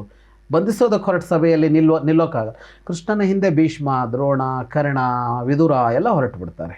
ಅಷ್ಟು ದೂರ ಅಂದರೆ ಯಾರಿಗೂ ಏನು ಮಾಡಬೇಕು ಅಂತ ಗೊತ್ತಾಗದೇ ಇರುವಂಥ ಪರಿಸ್ಥಿತಿ. ಆಗ ಕುಂತಿ ಹೋಗಿ ಮಾತಾಡಿಸ್ತಾನೆ ಕೃಷ್ಣ. ಮಾತಾಡಿಸಿದವನು, ಹೊರಗೆ ಬಂದವನು ಕರ್ಣನೊಬ್ಬನನ್ನೇ ತನ್ನ ರಥಕ್ಕೆ ಹತ್ತಿಸಿಕೊಂಡು ಕರ್ಕೊಂಡು ಹೋಗ್ತಾನೆ. ಕರ್ಣನೊಬ್ಬನನ್ನೇ ಸಭೆಯಿಂದ ಹೊರಗೆ ಬಂದು ಅಲ್ಲಿಂದ ವಿದುರನ ಮನೆಗೆ ಹೋಗಿ ಕುಂತಿಯನ್ನ ಮಾತಾಡಿಸಿ ಸಂಧಾನ ಮುರಿದಿದೆ ಅಂತ ಹೇಳಿ ಅವಳೊಂದಿಷ್ಟು ಸಂದೇಶ ಕೊಡ್ತಾಳೆ. ಅದನ್ನು ತಗೊಂಡು ಹೊರಗೆ ಬಂದಾಗಲೂ ಇವರೆಲ್ಲ ಹೊರಗಡೆ ಕಾಯ್ತಾ ಇರ್ತಾರೆ. ಎಲ್ಲ ಇದ್ದಾಗ ಕರ್ಣನೊಬ್ಬನನ್ನೇ ಕರ್ಕೊಂಡು ಕೃಷ್ಣ ಹೋಗ್ತಾನೆ. ಇದು ಪಕ್ಕ ಇವತ್ತಿನ ತಂತ್ರಗಳ ಹಾಗೆ ಯಾರನ್ನೋ ಭೇಟಿ ಮಾಡ್ತಾರೆ ಅಂತೆಲ್ಲ ಇರುತ್ತೆ. ಯಾರನ್ನೋ ಕಿಡ್ನಾಪ್ ಮಾಡ್ತಾರೆ, ಯಾರೋ ರಿಸಾರ್ಟ್ಗೆ ಒಂದಷ್ಟು ಕೂಡ ಹಾಕೋತಾರೆ, ಅಲ್ಲೇನೋ ಮಾತಾಡ್ತಾರೆ, ಈ ಥರದ್ದು ಏನೇನೋ ಇರುತ್ತೆ. ಯಾರೋ ಒಬ್ಬರನ್ನು ಮಾತಾಡಿಸ್ತಾರೆ ಅಂತೆಲ್ಲ. ಈಗೊಂದು ಮೊನ್ನೆ ಓದ್ತಾ ಇದ್ದೆ, ಯಾರು ಏನು ಅಂತ ಪ್ರಸ್ತಾಪ ಬೇಡ. ಯಾರೋ ಒಬ್ರು ಬಹಳ ಒಂದು ಪಕ್ಷದ ದೊಡ್ಡವರು ಯಾರದೋ ಒಬ್ರು ಮನೆಗೆ ಹೋದ್ರು ಅಂತ. ಆ ಮನೆಗೆ ಹೋದಿದ್ದನ್ನ ದೊಡ್ಡ ವಿಮರ್ಶೆ ಮಾಡ್ತಾ ಇದ್ದಾರೆ. ಏನು ಅಂದ್ರೆ ಇನ್ಯಾರಿಗೋ ಟಿಕೆಟ್ ತಪ್ಪತ್ತೆ, ಅವ್ರಿಗೆ ಟಿಕೆಟ್ ಸಿಗುತ್ತೆ. ಹಾಗಲ್ಲ, ಆಗತ್ತೆ ಅಂತ ಏನೂ ಅಲ್ಲ. ಆದ್ರೆ ಹಾಗೆ ಹೋದ ಕೂಡಲೇ ಬ್ರೇಕ್ಫಾಸ್ಟ್ ಮೀಟ್ಗಳು ಈಗ ನಡೀತವೆ. ಇವರನ್ನ ಭೇಟಿ ಮಾಡಿದ್ರು ಅಂತ ಆದ ಕೂಡಲೇ ಏನೋ ಇದೆ ಇಲ್ಲಿ ಅಂತ ಯೋಚನೆ ಮಾಡ್ತಾರಲ್ಲ, ಅಲ್ಲಿ ಹೀಗೆ ಗುಟ್ಟಾಗಿಯೂ ಅಲ್ಲ, ನೇರವಾಗಿ ಅವರನ್ನೆಲ್ಲ ಬಿಟ್ಟು ಕರ್ಣನನ್ನು ಹತ್ತಿಸಿಕೊಂಡು ಹೋಗ್ಬಿಡ್ತಾನೆ. ಇದು ಬಹಳ ಅಚ್ಚರಿಯ ವಿಷಯವೇ. ಭೀಷ್ಮನನ್ನು ಕರ್ಕೊಂಡು ಹೋಗಿಲ್ಲ, ದ್ರೋಣರನ್ನು ಕರ್ಕೊಂಡು ಹೋಗಿಲ್ಲ, ಕರ್ಣನನ್ನ. ವಾಸ್ತವವಾಗಿ ಇಲ್ಲಿ ನೈತಿಕ ಸ್ಥೈರ್ಯ ಕುಸಿಯುವಂತೆ ಆಗಿದ್ದು ದುರ್ಯೋಧನನಿಗೆ. ಅಲ್ಲಿ ದುರ್ಯೋಧನ ಇರಲಿಲ್ಲ ಆವಾಗ. ಆದರೆ ಕರ್ಣ ಕೃಷ್ಣ ಇಬ್ಬರೇ ಹೋಗಿ ಮಾತನಾಡಿಕೊಂಡ್ರು ಅಂತ ಅನ್ನೋದು ದುರ್ಯೋಧನನಿಗೆ ಗೊತ್ತಾಗತ್ತೆ. ಮಹಾಭಾರತ ದುರ್ಯೋಧನನ ಪ್ರತಿಕ್ರಿಯೆ ಏನು ಅದಕ್ಕೆ ಅಂತ ಎಲ್ಲೂ ಹೇಳೋಲ್ಲ. ಆದ್ರೆ ನಾವು ಯೋಚಿಸಬಹುದು, ದುರ್ಯೋಧನನಿಗೆ ಒಂದು ಸಲ ಯೋಚನೆ ಆಗದೆ ಇರತ್ತಾ, ಏನ್ ಮಾತಾಡಿರ್ಬೋದು, ಕರ್ಣನನ್ನ ಯಾಕೆ ಕರ್ಕೊಂಡೋದ ಕೃಷ್ಣ, ನಿಂತ ನೆಲವೇ ಕುಸಿಯುತ್ತು ಅಂತಾರಲ್ಲ, ಹಾಗಾಗಿರುತ್ತೆ. ಭೀಷ್ಮನ್ ಕರ್ಕೊಂಡೋಗಿ ಮಾತಾಡಿದ್ರೆ ಭೀಷ್ಮ ಕೃಷ್ಣನಿಗೆ ಭಕ್ತ, ವಿದುರ ಕೃಷ್ಣನಿಗೆ ಭಕ್ತ, ದ್ರೋಣರು ಕೃಷ್ಣನನ್ನು ಗೌರವಿಸೋರು, ಎಲ್ಲ ವರ್ಕ್ ಆಗತ್ತೆ. ಅಂದ್ರೆ ಆ ಸಂಬಂಧವನ್ನ ಹೇಳ್ಬೋದು. ಕರ್ಣ ಅಂತ ಅಂದಾಗ ನೈತಿಕ ಸ್ಥೈರ್ಯ ದುರ್ಯೋಧನಂದು. ನೀನು ಕುಂತಿಯ ಮಗ ಅನ್ನೋ ರಹಸ್ಯವನ್ನ ಉದ್ಘಾಟಿಸೋದಲ್ಲ. ಯಾಕೆಂದ್ರೆ ಅದು ಅದಕ್ಕಿಂತ ಮೊದಲೇ ಕರ್ಣನಿಗೆ ಗೊತ್ತಿರುತ್ತೆ. ಅದನ್ನ ಸೂರ್ಯ ಹೇಳಿರ್ತಾನೆ ಅವನಿಗೆ, ಅವನ ತಂದೆ, ನಿಜ ತಂದೆಯಾದ ಸೂರ್ಯ, ನೀನು ನನ್ನ ಮಗ ಕುಂತಿಯ ಮಗ ಅನ್ನೋದನ್ನ ಅವನಿಗೆ ಹೇಳಿರ್ತಾನೆ. ಅವನಿಗೆ ಮೊದಲೇ ಗೊತ್ತಿರುತ್ತೆ ಅದು. ಹಾಗಾಗಿ ಕೃಷ್ಣ ಅಲ್ಲಿ ಆ ರಹಸ್ಯವನ್ನು ಹೇಳಲಿಲ್ಲ ಅಂತ ಅಂದಾಗ ಕರ್ಣನನ್ನ ನೈತಿಕವಾಗಿ ಅವನ್ನ ಕುಸಿಯುವಂತೆ ಅಥವಾ ಮಾನಸಿಕವಾಗಿ ಕುಸಿಯುವಂತೆ ಮಾಡಿದಂಥ ಪ್ರಕ್ರಿಯೆ ಅಲ್ಲ ಅನ್ನೋದು ಸ್ಪಷ್ಟ ಆಗಿಬಿಡುತ್ತೆ ಅಲ್ಲಿ. ಆದರೆ ಅಲ್ಲಿ ಕೂಡ ಕೃಷ್ಣ, ನಾವು ಹಿಂದೆ ಕೃಷ್ಣ ಪಕ್ಷಪಾತಿ ಅಂತ ಒಂದು ಯೋಚನೆ ಮಾಡ್ತಾ ಇದ್ವಲ್ಲ, ಅಲ್ಲಿ ಕೂಡ ಕೃಷ್ಣ ಯುದ್ಧ ನಿಲ್ಲಿಸೋದಕ್ಕೆ ಪ್ರಯತ್ನಿಸೋರೋದು ಸ್ಪಷ್ಟವಾಗಿ ಕಾಣಿಸುತ್ತೆ. ಕೃಷ್ಣ ಅವನೆದುರಿಗೊಂದು ಪ್ರಸ್ತಾಪ ಇಡ್ತಾನೆ, ನೀನು ರಾಜನಾಗು ಅಂತ. ನಾವು ಹಿಂದೆ ಚರ್ಚೆ ಮಾಡಿದ್ದೀವಿ ಅದನ್ನು. ಏನು ಅಂದರೆ, ಕನ್ಯೆಯಾಗಿದ್ದಾಗ ಒಂದು ಮಗು ಹುಟ್ಟಿಕೊಂಡ್ರೆ ಶಾಸ್ತ್ರದ ಪ್ರಕಾರ ಅವಳು ಆಮೇಲೆ ಯಾರನ್ನ ಮದುವೆ ಆಗ್ತಾಳೋ ಅವನಿಗೆ ಸೇರ್ತಾಳೆ. ಹಾಗೆ ನಡಿಬೇಕು, ಹಾಗೆ ನಡೆಯೋದು ಸರಿ ಅಂತ ಅಲ್ಲ. ಹಾಗೆ ನಡಿಬಾರದು ಅಂತಲೇ ವಿವಾಹೇತರವಾಗಿ ಮಕ್ಕಳು ಹುಟ್ಟೋದನ್ನು ಒಪ್ಪೋದಿಲ್ಲ, ಗಂಡಿಗಾಗಲಿ ಹೆಣ್ಣಿಗಾಗಲಿ. ಆದರೆ ಹುಟ್ಟಿ ಬಿಟ್ಟಿದೆ ಅಂದರೆ ಸನ್ನಿವೇಶಕ್ಕೆ ತಕ್ಕ ಹಾಗೆ ಒಂದು ವಾದವನ್ನು ಮಂಡಿಸ್ತಾನೆ. ಅಲ್ಲ, ಅದು ಕ್ರಮನೇ ಆಗಿದೆ ಅಂತ. ಓಕೆ. ಅಂದರೆ ಅವನನ್ನು, ಆ ಮಗುವನ್ನು ಅನಾಥ ಮಾಡಬಾರದು. ಓಕೆ. ಈಗೇನಾಗುತ್ತೆ ಅಂದರೆ ಅಂಥ ಮಗು ಅನಾಥ ಆಗತ್ತೆ, ಅನಾಥಾಲಯದಲ್ಲೆಲ್ಲೋ ಬೆಳಿಬೇಕು, ಅದನ್ನು ಇನ್ಯಾರು ದತ್ತು ತಗೋಬೇಕು, ಯಾರೂ ದತ್ತು ತಗೊಳ್ಳದೆ ಇದ್ರೆ ಒಂದು ಅನಾಥ ಭಾವದಲ್ಲಿ ಬದುಕಬೇಕಲ್ಲ. ಆದರೆ ಅದಕ್ಕೆ ಅನಾಥ ಭಾವ ಬರಬಾರ್ದು. ತಾಯಿ ಅವಳೇ ಇರಬೇಕು, ತಾಯಿ ಅವಳೇ ಇರ್ತಾಳೆ, ಅವಳೇ ಸಾಕ್ತಾಳೆ. ತಂದೆ ಯಾರಾಗ್ತಾನೆ ಅಂದರೆ ಅವಳ ಪತಿ ಯಾರಾಗ್ತಾನೋ ಅವನಾಗ್ತಾನೆ ಅಂತ. ಅವನ ಆಸ್ತಿಯಲ್ಲಿ ಹಕ್ಕು ಕೂಡ ಬರುತ್ತೆ ಅವನಿಗೆ ಅಂತ. ಈ ಅಂಶವನ್ನು ಕರ್ಣನಿಗೆ ಹೇಳ್ದ. ಕರ್ಣ ಹೇಳ್ತಾನೆ, ಹೌದು ಗೊತ್ತು ನನಗಿದು, ಹೀಗೆ ಇರೋದು ನಿಯಮ ಅನ್ನೋದು ಗೊತ್ತು. ಹಾಗಾಗಿ ನಾನು ಹೇಗೆ ಕೌಂತೆಯನೋ ಹಾಗೆ ನಾನು ಪಾಂಡವ ಕೂಡ ಅನ್ನೋದು ಗೊತ್ತು ನನಗೆ ಅಂತ ಹೇಳ್ತಾನೆ ಕರ್ಣ. ನನಗೆ ಗೊತ್ತಿದೆ, ನಾನು ಪಾಂಡುವಿನ ಹಿರಿಯ ಮಗ ಆಗ್ತೀನಿ, ಯುಧಿಷ್ಠಿರ ಅಲ್ಲ. ಆಗ ಕೃಷ್ಣ ಹೇಳೋದು, ಹಿರಿಯ ಮಗ ನೀನಾದಾಗ ಸಿಂಹಾಸನಕ್ಕೆ ನೀನು ಅಧಿಕಾರಿ ಆಗ್ತೀಯಲ್ಲ, ಎಲ್ಲರಿಗಿಂತ ಹಿರಿಯ ನೀನಾದೆ. ಆಗ ದುರ್ಯೋಧನನಿಗಿಂತ ದೊಡ್ಡವನು ಯುಧಿಷ್ಠಿರ, ಯುಧಿಷ್ಠಿರನಿಗಿಂತ ದೊಡ್ಡವನು ಕರ್ಣ. ಯಾಕೆಂದರೆ ಕುಂತಿ ಮದುವೆಗಿಂತ ಮೊದಲು ಹುಟ್ಟಿದವನವನು ಕರ್ಣ. ಪ್ರಾಯಶಃ ಯುಧಿಷ್ಠಿರನಿಗಿಂತ 6-8 ವರ್ಷ ದೊಡ್ಡವನಿರ್ಬೋದು, ಅಥವಾ 10 ವರ್ಷನೇ ದೊಡ್ಡವನಿರ್ಬೋದು. ದುರ್ಯೋಧನನಿಗಿಂತ ಇನ್ನೂ 2 ವರ್ಷ ದೊಡ್ಡವನಾಗ್ತಾನಾಗ. 12 ವರ್ಷ ಯುಧಿಷ್ಠಿರನಿಗಿಂತ 10 ವರ್ಷ ದೊಡ್ಡವನಾದರೆ ದುರ್ಯೋಧನನಿಗಿಂತ 12 ವರ್ಷ ದೊಡ್ಡವನಾಗ್ತಾನೆ. ಇಷ್ಟು ಹಿರಿಯನಾಗಿರೋದ್ರಿಂದ ನೀನು ಸಿಂಹಾಸನ ಏರಿದರೆ ದುರ್ಯೋಧನನಿಗೂ ಸಮಸ್ಯೆ ಇಲ್ಲ, ನಿನ್ನ ಆತ್ಮೀಯ, ಪಾಂಡವರಿಗೂ ಸಮಸ್ಯೆ ಇಲ್ಲ ಅಂತ ಮಂಡಿಸ್ತಾನೆ. ಅದನ್ನು ಕರ್ಣ ಒಪ್ಪೋದಿಲ್ಲ ಅನ್ನೋದು ವಿಷಯ. ಓಕೆ. ಅಲ್ಲಿ ಕೃಷ್ಣನ ತಂತ್ರಗಾರಿಕೆಯೇ ಇಲ್ಲ. ತಂತ್ರಗಾರಿಕೆ ಇದೆ. ಯಾಕೆ ತಂತ್ರಗಾರಿಕೆ ಇದೆ ಅಂದರೆ ದುರ್ಯೋಧನನನ್ನು ಸೋಲಿಸಬೇಕು, ಪಾಂಡವರನ್ನು ಗೆಲ್ಲಿಸಬೇಕು ಅನ್ನುವ ತಂತ್ರಗಾರಿಕೆ ಇಲ್ಲ. ಅಲ್ಲಿ ಯುದ್ಧ ನಿಲ್ಲಿಸಬೇಕು ಅನ್ನುವ ತಂತ್ರಗಾರಿಕೆ ಕಾಣಿಸುತ್ತೆ ಅಲ್ಲಿ. ಓಕೆ. ಯುದ್ಧ ನಿಲ್ಲಿಸಬೇಕು ಅನ್ನುವ ತಂತ್ರಗಾರಿಕೆ ಕಾಣಿಸುತ್ತೆ. ಹಾಗಾಗಿ ಕೃಷ್ಣ ಒಂದು ಮಹಾಯುದ್ಧವನ್ನು ನಡೆಸಿದ. ವಾಸ್ತವವಾಗಿ ದ್ರೌಪದಿಗೂ ಭರವಸೆ ಕೊಟ್ಟಿದ್ದ, ಯುದ್ಧ ನಡೆಯುತ್ತೆ ಅಂತ. ಹಾಗಂತ ಪ್ರಾಮಾಣಿಕವಾಗಿ ಯುದ್ಧ ನಿಲ್ಲಿಸೋ ಪ್ರಯತ್ನವನ್ನು ಮಾಡಿದ್ದಾನೆ ಅವನು. ಓಕೆ. ಆದರೆ ಆ ಪ್ರಾಮಾಣಿಕವಾದ ಇದು ಹೇಗಿತ್ತು ಅಂದರೆ ಕೃಷ್ಣನಿಗೆ ಸ್ಪಷ್ಟ ಗೊತ್ತಿತ್ತು, ಸಂಧಾನಕ್ಕೆ ದುರ್ಯೋಧನ ಒಪ್ಪಲ್ಲ, ಪ್ರಸ್ತಾಪಕ್ಕೆ ಕರ್ಣ ಒಪ್ಪಲ್ಲ ಅಂತ. ಭರವಸೆಯನ್ನು ದ್ರೌಪದಿಗೆ ಕೊಟ್ಟಿದ್ದು ಅವನು ಆ ಹಿನ್ನೆಲೆಯಲ್ಲಿ. ಯಾವ ಪ್ರಸ್ತಾಪವನ್ನು ಅಲ್ಲಿರುವ ಯಾರೂ ಒಪ್ಪೋದಕ್ಕೆ ಸಿದ್ಧರಿಲ್ಲ. ಎಲ್ಲರಿಗೂ ಅವರದ್ದೇ ಆದ ದೃಷ್ಟಿಕೋನಗಳು, ನಿಲುವುಗಳಿವೆ. ಯಾರು ಹೇಳಿದ್ದನ್ನು ಒಪ್ಪುವ ಜನ ಈಗ ಹಸ್ತಿನಾಪುರದಲ್ಲಿಲ್ಲ. ನೋಡಪ್ಪ, ಈಗ ನನ್ನ ಕೈಲಿ ಏನೂ ಆಗಲ್ಲ, ಆದರೂ ನಾನು ಏನು ಮಾಡಬೇಕು ಅದನ್ನು ಮಾಡೋಕ್ಕೆ ಪ್ರಯತ್ನ ಮಾಡಿದ್ದೀನಿ, ಅವ್ರು ಒಪ್ಪಿಲ್ಲ ಅಷ್ಟೇ. ಇಷ್ಟು ಮಾಡಿದ್ದಾನೆ ಕೃಷ್ಣ. ಇಷ್ಟನ್ನು ಪ್ರಾಮಾಣಿಕವಾಗಿ ಮಾಡಿದ್ದಾನೆ, ಇದರಲ್ಲಿ ಲೋಪ ಮಾಡಿಲ್ಲ. ಓಕೆ. ಈಗ ಸುಮ್ಮನೆ ಹೇಳಿದಂತೆ ಮಾಡಲಿಲ್ಲ, ಹೇಗೆ ಹೇಳಬೇಕು ಹಾಗೆ ಹೇಳಿದ್ದಾನೆ, ವ್ಯವಸ್ಥಿತವಾಗಿ ಸ್ಪಷ್ಟಪಡಿಸಿದ್ದಾನೆ. ಅದನ್ನ ಅವರು ಒಪ್ಕೊಂಡಿಲ್ಲ. ಹಾಗಾಗಿ ಇಲ್ಲಿ ಕೂಡ ಕರ್ಣನನ್ನು ಈಗ ಹೊಕ್ಕಿರಿದನು ಅನ್ನೋ ಥರ, ಅಂದರೆ ಕರ್ಣನನ್ನು ದುರ್ಬಲಗೊಳಿಸುವ, ನೀವು ಭಾಳ ಒಳ್ಳೆಯ ಶಬ್ದಗಳನ್ನು ಬಳಸಿದ್ರಿ. ನೈತಿಕವಾಗಿ ಅವನು ದುರ್ಬಲನಾಗ್ತಾನಾಗ, ಸಹೋದರರು ಅಂತಂದಾಗ ದುರ್ಬಲನಾಗ್ತಾನೆ ಅಂತ ಅನ್ನೋದು, ಮತ್ತು ಮಾನಸಿಕವಾಗಿ ಕುಗ್ಗುತ್ತಾನೆ ಅಂತ ಅನ್ನೋದಿದೆಯಲ್ಲ, ಆ ಭಾವ ಬರುವ ಕೆಲಸವನ್ನು ಕೃಷ್ಣ ಮಾಡಲಿಲ್ಲ. ಯಾಕೆಂದರೆ ಕರ್ಣನಿಗೆ ಜನ್ಮರಹಸ್ಯ ಮೊದಲೇ ಗೊತ್ತಿತ್ತು ಅನ್ನೋ ಕಾರಣದಲ್ಲಿ. ಸೊ ಅಂದರೆ ಇದು ಒಂದು ಮಿಥ್ಯಾರೋಪ ಅನ್ನುವಂಥದ್ದೇ ನಿಮ್ಮ. ಇಲ್ಲಿ ಮಿಥ್ಯಾರೋಪ. ಕೃಷ್ಣ ಅದೇ ಕರ್ಣನನ್ನು ಹತ್ಯೆ ಮಾಡುವ ಸಂದರ್ಭದಲ್ಲಿ ಅದು ಕಷ್ಟ ಸಾಧ್ಯ ಅಂದಾಗ ತಮ್ಮವರನ್ನೇ ಬಲಿ ಕೊಟ್ಟುಬಿಟ್ಟ ಕೃಷ್ಣ ಅನ್ನುವಂಥದ್ದು. ಅಂದರೆ ಘಟೋತ್ಕಚ. ಸೊ ಘಟೋತ್ಕಚನಿಗೂ ಕರ್ಣನಿಗೂ ಸಮ ಅಲ್ಲ ಅನ್ನುವಂಥದ್ದು ಕೃಷ್ಣನಿಗೆ ಗೊತ್ತಿದೆ. ಸೊ ಘಟೋತ್ಕಚ ಕರ್ಣನ ಮುಂದೆ ಸೋಲ್ತಾನೆ ಅನ್ನುವಂಥದ್ದು ಕೃಷ್ಣನಿಗೆ ಗೊತ್ತಿದೆ. ಆದರೂ ಭೀಮನ ಪುತ್ರ ಘಟೋತ್ಕಚನನ್ನು ನೀನು ಕರ್ಣನನ್ನು ಎದುರಿಸು ಅಂತ ಕಳಿಸ್ತಾನೆ ಕೃಷ್ಣ. ಅಂದರೆ ಶತ್ರುವನ್ನು ಹತ್ಯೆ ಮಾಡೋದಕ್ಕೆ ತನ್ನವರನ್ನೇ ಬಲಿ ಕೊಡೋದಕ್ಕೂ ಕೃಷ್ಣ ಸಿದ್ಧ ಆಗ್ಬಿಟ್ಟ. ಅಂದರೆ ತಮ್ಮವರ ಬಗ್ಗೆನೇ ಕೃಷ್ಣನಿಗೆ ಕಾಳಜಿ ಇಲ್ದಂಗೆ ಆಗೋಯ್ತಾ ಈ ಒಂದು ಒಟ್ಟಾರೆ ಕುರುಕ್ಷೇತ್ರದ ಯುದ್ಧದ ಸಂದರ್ಭದಲ್ಲಿ ಅಂತ ಇದೊಂದು ಆರೋಪ. ಈ ಆರೋಪಕ್ಕೆ ಪುಷ್ಟಿ ಕೊಡುವ ಒಂದು ಅಂಶವನ್ನು ಸೇರಿಸ್ಕೊಂಡೇ ನಾನು ಇದಕ್ಕೆ ಉತ್ತರ ಕೊಡ್ತೀನಿ. ಘಟೋತ್ಕಚನನ್ನು ಕರ್ಣನ ಎದುರಿಗೆ ಕಳುಹಿಸಿ ಘಟೋತ್ಕಚ ಬಲಿಯಾಗುವಂತೆಯೂ ಅದರ ಮೂಲಕ ಅರ್ಜುನ ಸಾಯದಂತೆಯೂ ಕೃಷ್ಣ ಮಾಡಿದ್ದಾನೆ ಅಲ್ಲಿ. ಅದರ ಜೊತೆಗೆ ಘಟೋತ್ಕಚ ಸತ್ತಾಗ ಇಡೀ ಪಾಂಡವರೆಲ್ಲ ದುಃಖದಲ್ಲಿದ್ದರೆ, ಇಡೀ ಪಾಂಡವರ ಸೇನೆ ದುಃಖದಲ್ಲಿದ್ದರೆ ಕೃಷ್ಣ ಖುಷಿಯಾಗಿ ಕುಣಿದ ಅಂತ ವ್ಯಾಸರು ಮಹಾಭಾರತದಲ್ಲಿ ಹೇಳ್ತಾರೆ.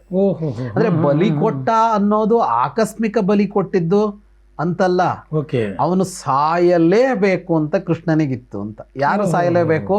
ಘಟೋತ್ಕಚ, ತಮ್ಮದೇ ಪಕ್ಷದ ಒಬ್ಬ ಮಹಾವೀರ. ಘಟೋತ್ಕಚ ಪಾಂಡವರಿಗೆ ಬಹಳ ಬಹಳ ಸಹಾಯ ಮಾಡಿದ್ದಾನೆ ಆ ಯುದ್ಧದಲ್ಲಿ. ರಾಕ್ಷಸ ಅವನಿಗೆ ಮಾಯಾ ಯುದ್ಧ ಗೊತ್ತಿತ್ತು. ದುರ್ಯೋಧನನ ಕಡೆಯಲ್ಲಿ ಅಸಂಖ್ಯ ರಾಕ್ಷಸರು ಬಂದು ಸೇರ್ಕೊಂಡಿದ್ರು. ಅವರೆಲ್ಲ ಮಾಯಾ ಯುದ್ಧ ಗೊತ್ತಿದ್ದವರು. ಅವರು ಪಾಂಡವರ ಸೇನೆಯ ನಾಶ ಮಾಡಿಬಿಡ್ತಾ ಇದ್ರು. ಅದನ್ನೆಲ್ಲ ಉಳಿಸಿ ದುರ್ಯೋಧನ ಸೇನೆಯ ರಾಕ್ಷಸರನ್ನೆಲ್ಲ ಕೊಂದವನವನು ಘಟೋತ್ಕಚ. ಅಷ್ಟು ಸಹಾಯ ಮಾಡಿದ ತನ್ನದೇ ಪಕ್ಷದ ವೀರನನ್ನ ಕೃಷ್ಣನೇ ಪಾಂಡವರ ಮಾರ್ಗದರ್ಶಿಯಾಗಿ ಆ ಯುದ್ಧದಲ್ಲಿ ದೃಷ್ಟದ್ಯುಮ್ನ ಸೇನಾಧಿಪತಿ ಅಂತ ನಿರ್ಣಯ ಆಗತ್ತೆ. ಆದರೆ ಸೇನಾ ನಾಯಕ ಅರ್ಜುನ ಅಂತ ತೀರ್ಮಾನಿಸ್ತಿರ್ತಾರೆ. ದೃಷ್ಟದ್ಯುಮ್ನ ಸೇನಾಧಿಪತಿ, ಸೇನಾ ನಾಯಕ ಅರ್ಜುನ, ಮಾರ್ಗದರ್ಶಕ ಕೃಷ್ಣ ಅಂತಲೇ ತೀರ್ಮಾನ ಆಗಿದೆ. ಮಾರ್ಗದರ್ಶಕನಾಗಿದ್ದುಕೊಂಡು ತನ್ನವರನ್ನೇ ಬಲಿ ಕೊಟ್ಟ ಕೃಷ್ಣ. ಇದು ಪಕ್ಕ ಇವತ್ತಿನ ತಂತ್ರಗಾರಿಕೆಯನ್ನು ಹೋಲುತ್ತೆ. ಹೌದು, ತಮ್ಮದೇ ಪಕ್ಷದವರನ್ನು ಬಲಿ ಕೊಡ್ತಾರೆ. ಹೌದು, ನಿಲ್ಲಿಸಿ ತಗೊಂಡೋಗಿ ಅವರ ಎದುರಿಗೆ ಕೆಡವಿ ಅವರ ರಾಜಕೀಯ ಭವಿಷ್ಯವನ್ನ ಇಲ್ಲದಂತೆ ಮಾಡಿಬಿಡ್ತಾರೆ. ತಾನು ಮುಖ್ಯಮಂತ್ರಿ ಆಗಬೇಕು ಅಂದ್ರೆ ಇನ್ನೊಬ್ಬ ಮುಖ್ಯಮಂತ್ರಿ ಅಭ್ಯರ್ಥಿಯನ್ನ ಚುನಾವಣೆಯಲ್ಲಿ ಹೇಗೆ ಸೋಲಿಸಬೇಕು ಅನ್ನೋದು ಅವ್ರದೇ ಪಕ್ಷದಲ್ಲಿ ನಡೆಯುತ್ತೆ. ಪ್ರತಿ ಸಲ ಆದಾಗಲೂ ಆ ಸುದ್ದಿ ಇರುತ್ತೆ. ಇವರನ್ನ ಇವರೇ ಸೋಲಿಸಿದ್ರು, ಅವರು ಒಳ ಒಪ್ಪಂದ ಮಾಡ್ಕೊಂಡು, ಒಳ ಒಪ್ಪಂದ ಅಂತ ಒಂದು ಬಹಳ ಇದೆಯಲ್ಲ ಶಬ್ದ, ಹಾಗೆ ಕೃಷ್ಣ ಮಾಡಿದ ಅಂತ ಅಂದ್ರೆ ಹೌದು ಅಂತಲೇ ಹೇಳ್ಬೇಕು. ಈಗ ಕರ್ಣನ ವಿಷಯ ಬಂದಾಗ, ಕೃಷ್ಣ ಅಥವಾ ಸಂಧಾನದ ವಿಷಯ ಬಂದಾಗ ಅಲ್ಲಿ ಕೃಷ್ಣ ಪಕ್ಷಪಾತ ಮಾಡಲಿಲ್ಲ. ಕೃಷ್ಣ ಕರ್ಣನಿಗೆ ಜನ್ಮ ರಹಸ್ಯ ಹೇಳಿ ಅವನ ನೈತಿಕ ಸ್ಥೈರ್ಯವನ್ನು ಕುಸಿಯುವಂತೆ ಮಾಡಲಿಲ್ಲ ಅಂತ ಹೇಳ್ತೀವಲ್ಲ. ಆದರೆ ಈ ಅಂಶ ಬಂದಾಗ ನಿರಾಕರಿಸುವ ಅಂಶವೇ ಇಲ್ಲ. ಘಟೋತ್ಕಚ ಸಾಯುವಂತೆ ಮಾಡಿದ್ದು ಕೃಷ್ಣನೇ. ಯಾಕೆ ಅಂತ ಅಂದರೆ 2 ಕಾರಣಗಳಿವೆ ಅಲ್ಲಿ. ಕರ್ಣನ ಬಳಿಗೆ ಇಂದ್ರ ಬರ್ತಾನೆ ಯುದ್ಧಕ್ಕಿಂತ ಮೊದಲು. ಅವನು ಒಬ್ಬ ಬ್ರಾಹ್ಮಣನ ರೂಪ ಧರಿಸಿ ಬರ್ತಾನೆ ದಾನ ಕೇಳೋದಕ್ಕೆ. ಅವನು ಬರೋದಕ್ಕಿಂತ ಮೊದಲು ಸೂರ್ಯ ಹೇಳಿರ್ತಾನೆ, ನಿನ್ನ ಬಳಿಗೆ ಇಂದ್ರ ಬರ್ತಾನೆ. ಅವನು ಯಾಕೆ ಬರ್ತಾನೆ ಅಂದರೆ ನಿನ್ನ ಕವಚ ಕುಂಡಲಗಳನ್ನು ಕೇಳ್ತಾನೆ. ಕರ್ಣ ಹುಟ್ಟುವಾಗಲೇ ಅವನಿಗೆ ಕವಚ ಕುಂಡಲ ಇತ್ತು, ಅಭೇದ್ಯವಾದ ಕವಚ. ಅಂದರೆ ಅದನ್ನು ಭೇದಿಸೋದಕ್ಕಾಗುತ್ತೆ. ಕವಚ ಹಾಕೋತಾ ಇದ್ರು ಯುದ್ಧ ಮಾಡುವಾಗ. ಈಗಲೂ ಹಾಕೋತಾರಲ್ಲ, ಬುಲೆಟ್ ಪ್ರೂಫ್ ಅನ್ನೋ ಥರ ಅಲ್ಲ. ಆ ಕವಚ ಬೈ ಬರ್ತ್ ಇದೆ, ಅವನಿಗೆ ಹುಟ್ಟುವಾಗಲೇ ಇದೆ, ಇನ್ಬಿಲ್ಟ್ ಇದೆ. By birth inbuilt. ಅದನ್ನ ಭೇದಿಸೋಕ್ಕಾಗಲ್ಲ. ಅದನ್ನ ಭೇದಿಸದೇ ಇದ್ರೆ ಸಂಹಾರ ಮಾಡೋದು ಕಷ್ಟ. ಆಗ ಅದನ್ನ ದಾನವಾಗಿ ಕೇಳೋದಕ್ಕೆ ಬರ್ತಾನೆ ಇಂದ್ರ. ಇದನ್ನು ಸೂರ್ಯ ಮೊದಲೇ ಹೇಳ್ತಾನೆ ಕರ್ಣನಿಗೆ, ಅವನು ಬರ್ತಾನೆ ಕೊಡಬೇಡ ಅಂತ. ಕರ್ಣ ಕೊಡ್ತಾನೆ. ಯಾರು ಏನು ಕೇಳಿದ್ರು ಕೊಡ್ತೀನಿ ಅನ್ನೋದು ನನ್ನ ಕ್ರಮ, ನನ್ನ ವಿಧಾನ. ದಾನಶೂರ ಕರ್ಣ. ಅದಕ್ಕೆ ಅವನು ಬದ್ಧ. ಕೊಡ್ತಾನೆ ಅವನು ಕರ್ಣ. ಇದು ಕೊಡುವಾಗ ಏನು ಮಾಡ್ತಾನೆ ಕರ್ಣ, ಇಲ್ಲಿ ಒಂದು ವಿನಿಮಯ ಮಾಡ್ಕೋತಾನ ಅವನು. ಹಾಗಾಗಿ ಕವಚ ಕುಂಡಲಗಳನ್ನು ಇಂದ್ರನಿಗೆ ಅವನು ದಾನವಾಗಿ ಕೊಡೋದಿಲ್ಲ. ಅವನು ಹೇಳ್ತಾನೆ, ನಾನು ಇದನ್ನು ನಿನಗೆ ಕೊಡ್ತೀನಿ, ಪ್ರತಿಯಾಗಿ ನೀನು ನನಗೆ ಇನ್ನೊಂದನ್ನು ಕೊಡಬೇಕು. ಅವನು ಬೇರೆ ಕಡೆಗೆಲ್ಲ ದಾನ ಮಾಡಿದ್ದ ಕರ್ಣ. ಈ ವಿಷಯದಲ್ಲಿ ಮಾತ್ರ ಅವನು ದಾನ ಮಾಡೋದಕ್ಕೆ ಸಿದ್ಧನಾಗಲಿಲ್ಲ. ಅವನು ದಾನಶೂರನೇ. ಇಲ್ಲಿ ವಿನಿಮಯ ಮಾಡ್ಕೊಂಡ. ವಿನಿಮಯ ಅಂದ್ರೆ ಅದು ಮಾರಾಟದ ತರ, ಒಂದು ವಸ್ತು ಕೊಟ್ಟು ಒಂದು ವಸ್ತು ತಗೊಳ್ಳೋದು. ನಾವಿವತ್ತು ಹಣ ಕೊಟ್ಟು ವಸ್ತು ತಗೋತೀವಿ. ಒಂದಿಷ್ಟು ವರ್ಷಗಳ ಹಿಂದೆ ಒಂದು ವಸ್ತು ಕೊಟ್ಟು ಇನ್ನೊಂದು ವಸ್ತು ತಗೋತಾ ಇದ್ರು. ಹಾಗಿತ್ತು ವಿನಿಮಯ, ವ್ಯವಹಾರ. ಕರ್ಣ ವ್ಯವಹಾರ ಮಾಡ್ತಾನೆ ಅಲ್ಲಿ ಬಹಳ ಜಾಣತನದಿಂದ. ಯಾಕೆ ಅಂದ್ರೆ ಅವನಿಗೆ ಅರ್ಜುನನ ಕೊಲ್ಲಬೇಕು ಅಂತ ಇದೆ. ಅವನಿಗೆ ಬೇರೆ ಏನೂ ಇಲ್ಲ ಬದುಕಿನಲ್ಲಿ, ಒಂದೇ ಅವನಿಗೆ ಅರ್ಜುನನನ್ನು ಕೊಲ್ಲಬೇಕು ಅಂತ ಒಂದಿದೆ ಮನಸ್ಸಿನಲ್ಲಿ. ಅದಕ್ಕೆ ಅವನು ಹೇಳ್ತಾನೆ, ನನಗೊಂದು ವಿಶೇಷವಾದ ಶಕ್ತಿಯಾಯುಧ ಬೇಕು. ಆ ಶಕ್ತಿಯಾಯುಧ ಅವನಲ್ಲಿದೆ, ಇಂದ್ರನಲ್ಲಿದೆ ಅಂತ ಗೊತ್ತು ಇವನಿಗೆ. ಆ ಶಕ್ತಿಯಾಯುಧದ ಮಹಿಮೆ ಏನು ಅಂದರೆ, ಯಾರನ್ನು ಕೊಲ್ಲಬೇಕು ಅಂತ ಸಂಕಲ್ಪ ಮಾಡಿ ಬಿಡ್ತಾರೋ ಅವನು ಸತ್ತೇ ಸಾಯ್ತಾನೆ. ಅವನು ಉಳಿಯೋದಕ್ಕೆ ಸಾಧ್ಯವೇ ಇಲ್ಲ, ಅವನು ಎಂಥವನೇ ಆಗಿರಲಿ. ಆ ಶಕ್ತಿಯಾಯುಧವನ್ನು ನೀನು ನನಗೆ ಕೊಟ್ಟರೆ ನಾನು ನನ್ನ ಕವಚ ನೀನು ಕೊಡ್ತೀನಿ ಅಂತ ಇಂದ್ರನ ಜೊತೆಗೆ ಒಂದು ಒಪ್ಪಂದ ಮಾಡ್ಕೋತಾನೆ ಕರ್ಣ. ಇಂದ್ರ ಆ ಶಕ್ತಿಯಾಯುಧವನ್ನು ಕೊಟ್ಟು ಕವಚ ಕುಂಡಲ ತಗೊಂಡೋಗ್ತಾನೆ. ಕವಚ ಹೋಯ್ತು, ತನ್ನನ್ನು ಯಾರೂ ಕೊಲ್ಲಲಾರದಂತೆ ಇದ್ದ ಕವಚ ಹೋಯಿತು. ಆದರೆ ತಾನು ತನ್ನ ಶತ್ರುವನ್ನು ಕೊಲ್ಲಲು ಬೇಕಾದ ಆಯುಧ ಸಿಕ್ತು ಕರ್ಣನಿಗೆ. ಅವನಲ್ಲಿ ಈ ಶಕ್ತಿಯಾಯುಧ ಇದೆ ಅನ್ನೋದು ಕೃಷ್ಣನಿಗೆ ಗೊತ್ತಿದೆ. ಅವನು ಅದನ್ನು ಅರ್ಜುನನ ಮೇಲೆ ಪ್ರಯೋಗ ಮಾಡಬೇಕು ಅಂತಲೇ ಇಟ್ಕೊಂಡಿದ್ದಾನೆ. ಆಮೇಲೆ ಅರ್ಜುನನ ಮೇಲೆ ಮಾತ್ರ ಅವನು ಯಾರ ಮೇಲೂ ಪ್ರಯೋಗ ಮಾಡುವ ಆಲೋಚನೆ ಇಲ್ಲ. ಅವನಲ್ಲಿ ಆಯುಧ ಇದೆ ಅನ್ನೋದು ದುರ್ಯೋಧನಾದಿಗಳಿಗೆಲ್ಲ ಗೊತ್ತಿದೆ. ಪ್ರತಿನಿತ್ಯ ಸಭೆ ಆಗತ್ತೆ. ರಾತ್ರಿ ಯುದ್ಧದಲ್ಲಿ ಪ್ರತಿನಿತ್ಯ ಸಭೆ ನಡೆಯುತ್ತೆ 2 ಪಕ್ಷದಲ್ಲೂ. ಪ್ರತಿನಿತ್ಯ ಸಭೆಯಲ್ಲಿ ಸಂಜಯ ಹೇಳ್ತಾನೆ ಧೃತರಾಷ್ಟ್ರಕ್ಕೆ ಹೇಳ್ತಾನೆ, ಶಕ್ತಿಯಾಯುಧವನ್ನು ಕರ್ಣ ಯಾಕೆ ಅರ್ಜುನನ ಮೇಲೆ ಪ್ರಯೋಗ ಮಾಡಲಿಲ್ಲ ಅಂತ ಧೃತರಾಷ್ಟ್ರ ಕೇಳ್ತಾನೆ ಸಂಜಯನನ್ನು. ಸಂಜಯ ಹೇಳ್ತಾನೆ, ಪ್ರತಿ ರಾತ್ರಿ ಸಭೆಯಲ್ಲಿ ನಾಳೆಯ ಯುದ್ಧದಲ್ಲಿ ಕರ್ಣ ಶಕ್ತ್ಯಾಯುಧವನ್ನು ಅರ್ಜುನನ ಮೇಲೆ ಪ್ರಯೋಗ ಮಾಡಬೇಕು ಅಂತ ತೀರ್ಮಾನ ಆಗ್ತಾ ಇತ್ತು. ಕರ್ಣ ಒಪ್ಕೊಳ್ತಾ ಇದ್ದ. ಮಾರನೇ ದಿನ ಅವನಿಗೆ ನೆನಪೇ ಆಗ್ತಾ ಇರಲಿಲ್ಲ ಅಂತ ಸಂಜಯ ಉತ್ತರ ಕೊಡ್ತಾನೆ. ಅವನು ಬಿಡಬೇಕು ಅಂತ ಇಟ್ಕೊಂಡಿದ್ದ, ಸಂದರ್ಭ ಸನ್ನಿವೇಶವೇ ಒದಗುತ್ತಾ ಇರಲಿಲ್ಲ. ಓಕೆ. ಅರ್ಜುನ ಅವನು ಮುಖಾಮುಖಿ ಆಗ್ತಾ ಇರಲಿಲ್ಲ. ಮುಖಾಮುಖಿ ಆದಾಗ ಇನ್ಯಾವುದೋ ಅಸ್ತ್ರ ಹೊಡೆದು ಬಿಡ್ತಿದ್ದ. ಆ ಹೊತ್ತಿಗೆ ಶಕ್ತ್ಯಾಯುಧ ತೆಗೆಯೋದು ಆ ಹೊತ್ತಿನಲ್ಲಿ ನೆನಪಾಗ್ತಾ ಇರಲಿಲ್ಲ. ಆದರೆ ಇಟ್ಕೊಂಡೇ ಕೂತಿದ್ದ. ಯುದ್ಧ ಮುಂದುವರೆದು ಬಿಡತ್ತೆ, ಯುದ್ಧ ನಿಲ್ಲೋದಿಲ್ಲ, ಯುದ್ಧ ಮುಂದುವರಿಯತ್ತೆ. ಅವತ್ತು ರಾತ್ರಿ ಯುದ್ಧ ನಡೆದಾಗ ರಾತ್ರಿ ಯುದ್ಧದಲ್ಲಿ ರಾಕ್ಷಸರು ಪ್ರವೀಣರು, ಕತ್ತಲು ಯುದ್ಧ ಮಾಡೋದು. ಇವರಿಗೆ ಬೆಳಕು ಬೇಕು ಮನುಷ್ಯರಿಗೆ, ಅವರಿಗೆ ಬೇಕಾಗಿಲ್ಲ. ಅವರು ಗೂಬೆ ಬೆಕ್ಕು ಎಲ್ಲ ಇದ್ದಾಗ ರಾತ್ರಿ ಕಾಣಿಸುತ್ತೆ ಅವರಿಗೆ. ರಾತ್ರಿ ಕಾಣಿಸುತ್ತೆ ಅವರಿಗೆ. ಯಾವ ಮಟ್ಟಕ್ಕೆ ಇವನು ಯುದ್ಧ ಮಾಡ್ತಾನೆ ಅಂತ ಅಂದರೆ, ಯುದ್ಧ ಮಾಡೋದಕ್ಕಿಂತ ಮೊದಲೇನಾಗತ್ತೆ ಅಂದರೆ, ಅರ್ಜುನ ಕರ್ಣನನ್ನು ಎದುರಿಸೋದಕ್ಕೆ ಅಂತ ಹೊರಡ್ತಾನೆ. ಯಾಕೆಂದರೆ ಕರ್ಣ ಬಹಳ ಜೋರಾಗಿ ಯುದ್ಧ ಮಾಡ್ತಾ ಇರ್ತಾನೆ. ಕರ್ಣ ಸೋಲಿಸಿಯೇ ಬಿಡ್ತಾನೆ ಪಾಂಡವರ ಸೇನೆಯನ್ನ ಅನ್ನುವ ಹಂತ ಬಂದಾಗ ಕರ್ಣನನ್ನು ಅರ್ಜುನ ಎದುರಿಸಬೇಕು ಅಂತ ಇಲ್ಲಿ ಚಿಂತನೆ ನಡೆಯುತ್ತೆ. ಕೃಷ್ಣ ಒಪ್ಪಲ್ಲ. ಅರ್ಜುನ ಹೋಗೋದು ಬೇಡ, ಘಟೋತ್ಕಚ ಹೋಗಲಿ ಅಂತ ಕೃಷ್ಣ ಹೇಳ್ತಾನೆ. ಘಟೋತ್ಕಚ ಹೋಗ್ತಾನೆ. ಅಲ್ಲಿ ಬಹಳ ದೊಡ್ಡ ಯುದ್ಧ ನಡೆಯುತ್ತೆ. ಅವತ್ತು ಘಟೋತ್ಕಚ ಕೌರವರನ್ನು ಇನ್ನೇನು ಮುಗಿಸಿ ಬಿಡ್ತಾನೆ ಅನ್ನುವ ಹಂತ ಬರುತ್ತೆ. ಘಟೋತ್ಕಚನನ್ನು ಕೊಲ್ಲದೇ ಇದ್ದರೆ ಅವತ್ತೇ ಯುದ್ಧ ಮುಗಿದೋಗ್ತಿತ್ತು. ಓಕೆ. ಎಂಥ ಹೊತ್ತು ಅಂದರೆ, ಘಟೋತ್ಕಚ ಅವತ್ತು ಹಾಗೆ ಬಿಟ್ಟಿದ್ರೆ ಯುದ್ಧ ಮುಗಿದೋಗ್ತಿತ್ತು ಅನ್ನೋ ಹೊತ್ತು. ಆಗ ಅನಿವಾರ್ಯ ಆಗತ್ತೆ, ಘಟೋತ್ಕಚನನ್ನು ಕೊಲ್ಲಲೇಬೇಕು. ಬೇರೆ ಹೇಗೂ ಕೊಲ್ಲೋದಕ್ಕಾಗೋದಿಲ್ಲ. ಒಂದೇ ದಾರಿ, ಕರ್ಣನಲ್ಲಿರುವ ಶಕ್ತ್ಯಾಯುಧವನ್ನು ಪ್ರಯೋಗ ಮಾಡಬೇಕು. ದುರ್ಯೋಧನ ಕರ್ಣನಿಗೆ ಹೇಳ್ತಾನೆ, ಶಕ್ತ್ಯಾಯುಧ ಪ್ರಯೋಗ ಮಾಡಿ ಅವನನ್ನು ಕೊಲ್ಲು, ನಾವು ಉಳಿಯೋದಿಲ್ಲ. ಕರ್ಣ ಒಪ್ಪಲ್ಲ. ಅದು ಅರ್ಜುನನಿಗಾಗಿ ಮಹಾರಾಯ. ಅರ್ಜುನನ ಕೊಲ್ಲದೆ ನಾವು ಯುದ್ಧ ಗೆಲ್ಲೋದಕ್ಕಾಗೋದಿಲ್ಲ. ತನ್ನ ವೈಯಕ್ತಿಕ ವೈರ ಮಾತ್ರ ಅಲ್ಲ, ಅರ್ಜುನ ಸತ್ರೆ ಮಾತ್ರ ಅಲ್ವ ನಿನಗೂ ಗೆಲುವು ಸಿಗೋದು. ಅದನ್ನು ನಾವು ಇದಕ್ಕೆ ಬಳಸೋಕ್ಕಾಗೋಲ್ಲ ಅಂತ ಹೇಳ್ತಾನೆ. ದುರ್ಯೋಧನ ಹೇಳ್ತಾನೆ, ಈಗ ಬದುಕಿದ್ರಲ್ವ ಅರ್ಜುನನ್ನು ಕೊಲ್ಲೋ ವಿಷಯ. ಘಟೋತ್ಕಚ ಮುಗಿಸಿ ಬಿಡ್ತಾನೆ ಇವತ್ತು ನಮ್ಮನ್ನ. ಆಮೇಲೆ ನಿನ್ನ ಶಕ್ತಿಯಾಯಿತು ಇದ್ರೇನು ಬಿಟ್ರೇನು, ಯುದ್ಧವೇ ಮುಗಿದೋಗಿರುತ್ತೆ. ಅದಕ್ಕೆ ನೀನು ಪ್ರಯೋಗ ಮಾಡಲೇಬೇಕು ಅಂತ ದುರ್ಯೋಧನ ಹೇಳ್ತಾನೆ. ಅನಿವಾರ್ಯವಾಗಿ ಕರ್ಣ ಅದನ್ನು ಘಟೋತ್ಕಚನ ಮೇಲೆ ಪ್ರಯೋಗ ಮಾಡ್ತಾನೆ.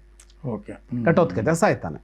ಘಟೋತ್ಕಚ ಸತ್ತಾಗ ನಾನು ಮೊದಲೇ ಹೇಳಿದ್ನಲ್ಲ, ಎಲ್ಲ ದುಃಖದಲ್ಲಿದ್ದರೆ ಕುಣಿತಾನೆ ಕೃಷ್ಣ.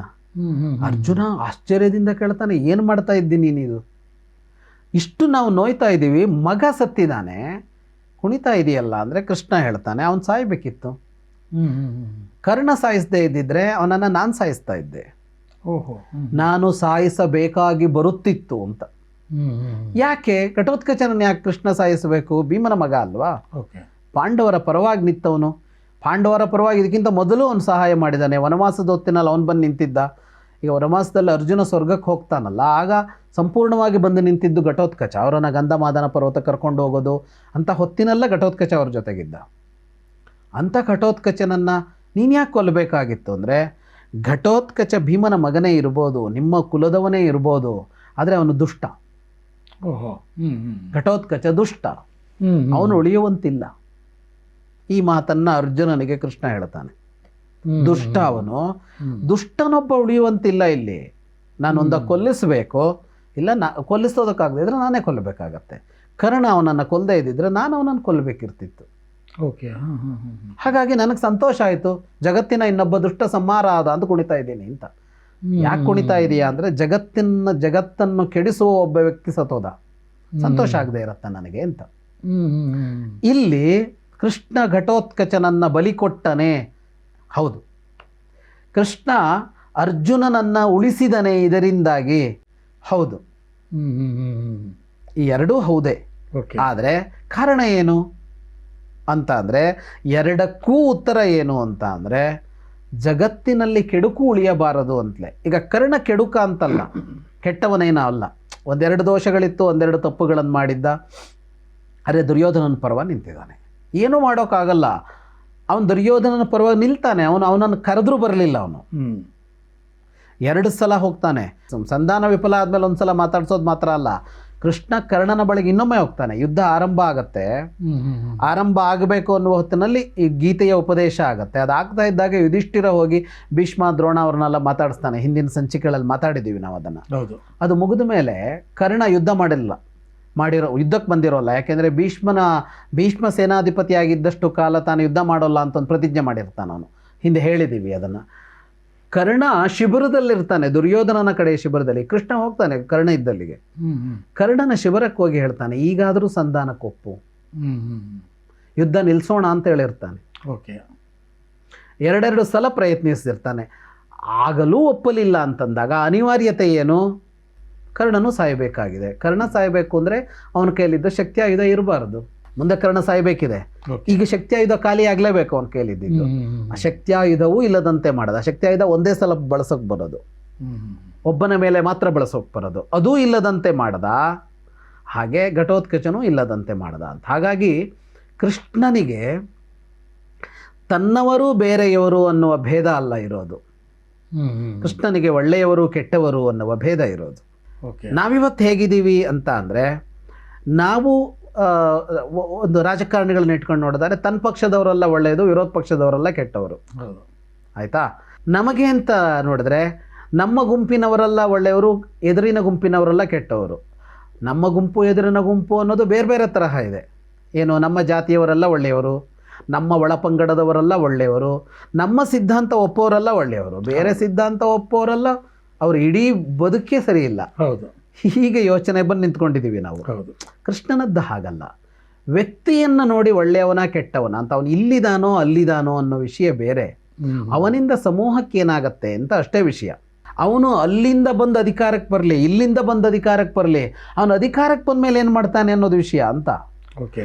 ವಿರೋಧ ಪಕ್ಷದಿಂದ ಬಂದು ಮುಖ್ಯಮಂತ್ರಿ ಆದರೂ, ನನ್ನ ಪಕ್ಷದಿಂದ ಬಂದು ಮುಖ್ಯಮಂತ್ರಿ ಆದರೂ ಅವನು ಪ್ರಭುತ್ವ ಸರಿ ಮಾಡೋಲ್ಲ, ಪ್ರಜಾಕಂಟಕನಾಗ್ತಾನೆ ಅಂದರೆ ಅವನು ಇರಬಾರದು ಅನ್ನೋದು ಕೃಷ್ಣ ತಂತ್ರ ಅಂತ.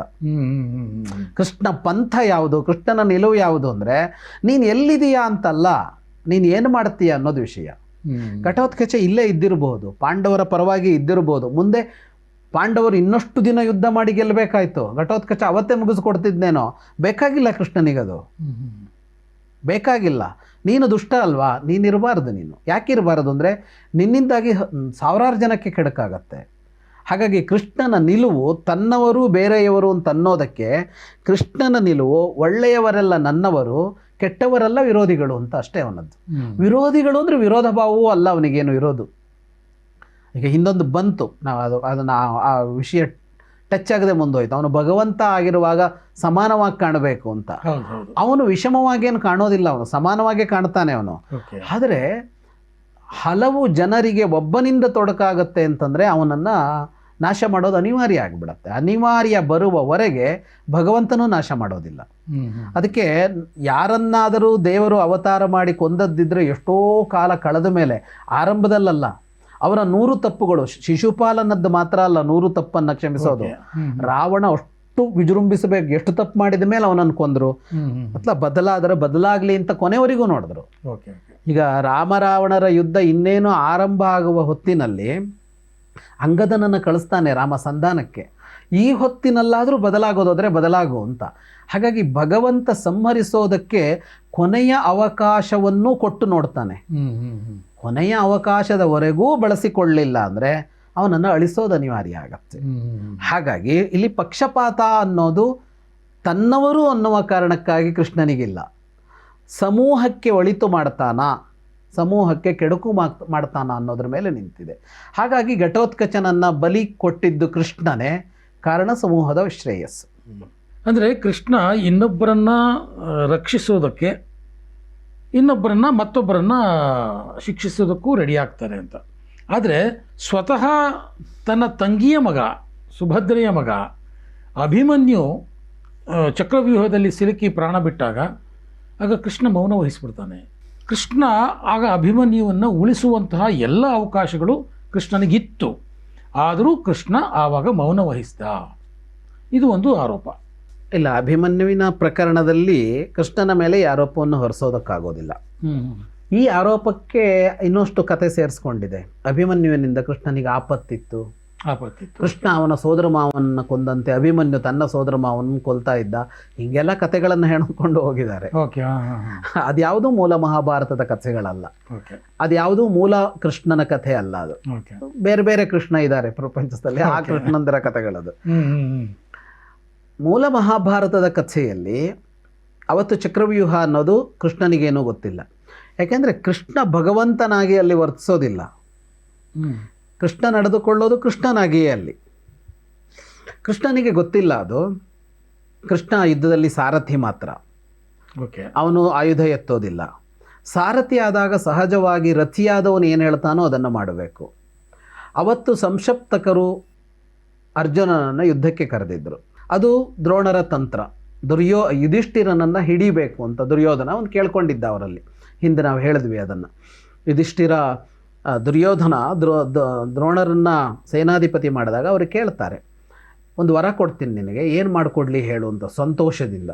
ಅವನು ಹೇಳ್ತಾನೆ ದುರ್ಯೋಧನನ್ನು ಬಂಧಿಸಿ ಕೊಡಿ ಅಂತ. ಅವ್ರು ಕೇಳ್ತಾರೆ ಕೊಲ್ಲು ಅಂತ ಹೇಳ್ಬೋದಿತ್ತಲ್ಲ, ಯಾಕೆ ಬಂಧಿಸಿ ಕೊಡು ಅಂತ ಕೇಳ್ತೀರಿ ಅಂತಂದಾಗ ಅವನು ಹೇಳ್ತಾನೆ, ಇಲ್ಲ, ಪಾಂಡವರಲ್ಲಿ 5 ಜನರನ್ನು ಕೊಲ್ಲೋಕ್ಕಾಗಲ್ಲ, ಒಬ್ಬ ಉಳಿದ್ರೂ ಕೂಡ ನಮ್ಮನ್ನು ಉಳಿಸೋಲ್ಲ, ಅದಕ್ಕೆ ನೀವು ಯುಧಿಷ್ಠಿರನ್ನು ಬಂಧಿಸಿಕೊಡಿ, ನಾ ಮತ್ತೆ ದ್ಯೂತ ಆಡ್ತೀನಿ ಅವನ ಹತ್ರ. ಅವ್ನು ಹೆಂಗೂ ಜೂಚಾಡಕ್ಕೆ ಬರ್ತಾನೆ, ಅವ್ನು ಬರಲೇಬೇಕು, ಅವನ ಪ್ರತಿಜ್ಞೆ ಇದೆ, ಸೋಲಿಸಿ ಕಳಿಸ್ಬಿಡ್ತೀನಿ ಮತ್ತೆ ಕಾಡಿಗೆ, ಯುದ್ಧ ಅಲ್ಲ ಬೇಡ ಅಂತ ದುರ್ಯೋಧನ ಹೇಳಿರ್ತಾನೆ. ಆಗ ಅವ್ರು ಹೇಳ್ತಾರೆ, ನೋಡು ಅರ್ಜುನ ಇದ್ದರೆ ಯುಧಿಷ್ಠಿರನನ್ನು ಬಂಧಿಸೋಕ್ಕಾಗೋಲ್ಲ, ಅದಕ್ಕೊಂದು ತಂತ್ರ ಬೇಕು ಅಂತ ಅವ್ರೇನು ಮಾಡ್ತಾರೆ, ಸಂಶಪ್ತಕರು ಅಂತ ಒಂದು ಗುಂಪು ನಿರ್ಮಾಣ ಆಗುತ್ತೆ.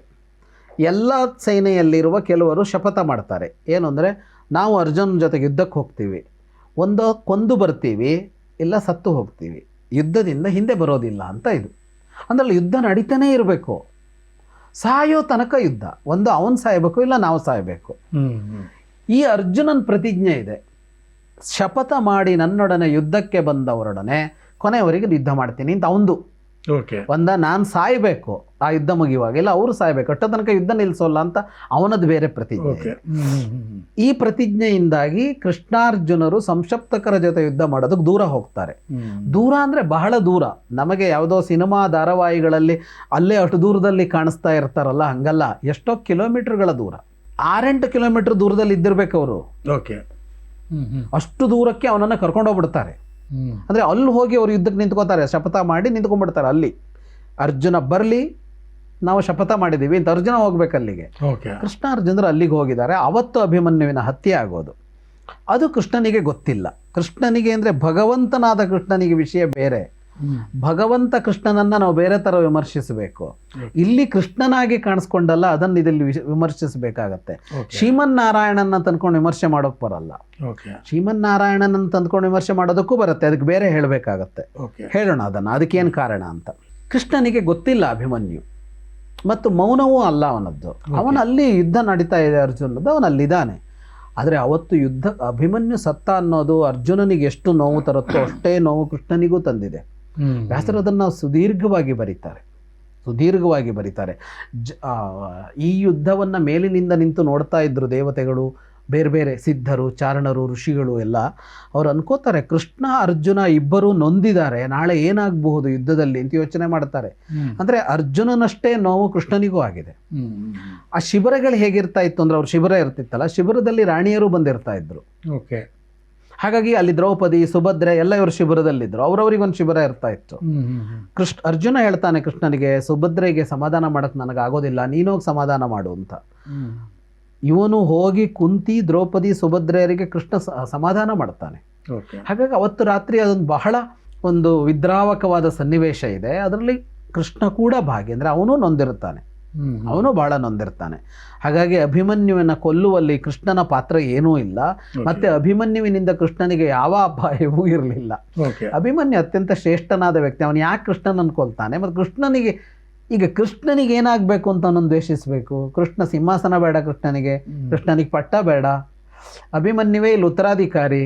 ಕೃಷ್ಣನೇ ಅಭಿಮನ್ಯುವಿನ ಮಗುವನ್ನು ಮುಂದೂಡಿಸ್ತಾನೆ. ಎಂತೆಂಥ ಹುಚ್ಚುಚ್ಚು ಕಥೆಗಳನ್ನು ಎಳೆದಿದ್ದಾರೆ ಅಂದರೆ, ಮಹಾಭಾರತವನ್ನು ಓದಿಯೇ ಇಲ್ಲ ಅವರು. ಈಗ ಅಶ್ವತ್ಥಾಮನ ಬ್ರಹ್ಮಾಸ್ತ್ರ ಉತ್ತರೆಯ ಗರ್ಭಕ್ಕೆ ಬಿದ್ದು ಹುಟ್ಟುವ ಮಗು ಸಾಯುವಂತೆ ಆಗಿರುತ್ತಲ್ಲ, ಆಗ ಕೃಷ್ಣನೇ ಕಾಪಾಡೋದು ಅವನನ್ನು, ಪರೀಕ್ಷಿತನನ್ನು. ಹಾಗೆ ಅವನು ಯಾಕೆ ಅಭಿಮನ್ಯುವನ್ನು ಸಾಯಿಸ್ತಾನೆ ಅವನು ಅಂತ. ಹಾಗಾಗಿ ಅದೆಲ್ಲ ಸುಳ್ಳು ಕಥೆ. ಅಭಿಮನ್ಯುವಿನ ವಿಷಯದಲ್ಲಿ ಕೃಷ್ಣನ ಪಾತ್ರ ಖಂಡಿತವಾಗಿಯೂ ಏನೂ ಇಲ್ಲ. ಅಭಿಮನ್ಯುವಿನ ಸಾವು ಅಷ್ಟೇ ಅಲ್ಲ, ಉಪಪಾಂಡವರ ಸಾವಿನ ವಿಚಾರದಲ್ಲೂ ಕೃಷ್ಣನ ಮೇಲೆ ಒಂದು ಆರೋಪ ಇದೆ. ಉಪಪಾಂಡವರ ಸಾವನ್ನು ಸಹ ಕೃಷ್ಣ ತಪ್ಪಿಸಬಹುದಿತ್ತು, ಆದರೆ ಕೃಷ್ಣ ಬೇಕಂತಲೇ ಉಪಪಾಂಡವರು ಅಶ್ವತ್ಥಾಮನಿಂದ ಹತರಾಗುವ ಹಾಗೆ ಮಾಡ್ದ, ಆ ರೀತಿಯ ಸನ್ನಿವೇಶವನ್ನು ಕೃಷ್ಣ ಸೃಷ್ಟಿ ಮಾಡ್ದ ಅನ್ನುವಂಥ ಒಂದು ಆರೋಪ. ಈ ಕಥೆಗಳನ್ನು ಈ ಮೂಲ ಮಹಾಭಾರತ ಅನಂತರ ಹುಟ್ಟಿದ ಕಥೆಗಳಿವೆಯಲ್ಲ, ಅದರಲ್ಲಿ ಎರಡು ಥರ ಕಥೆಗಳು ಹುಟ್ಟಿವೆ.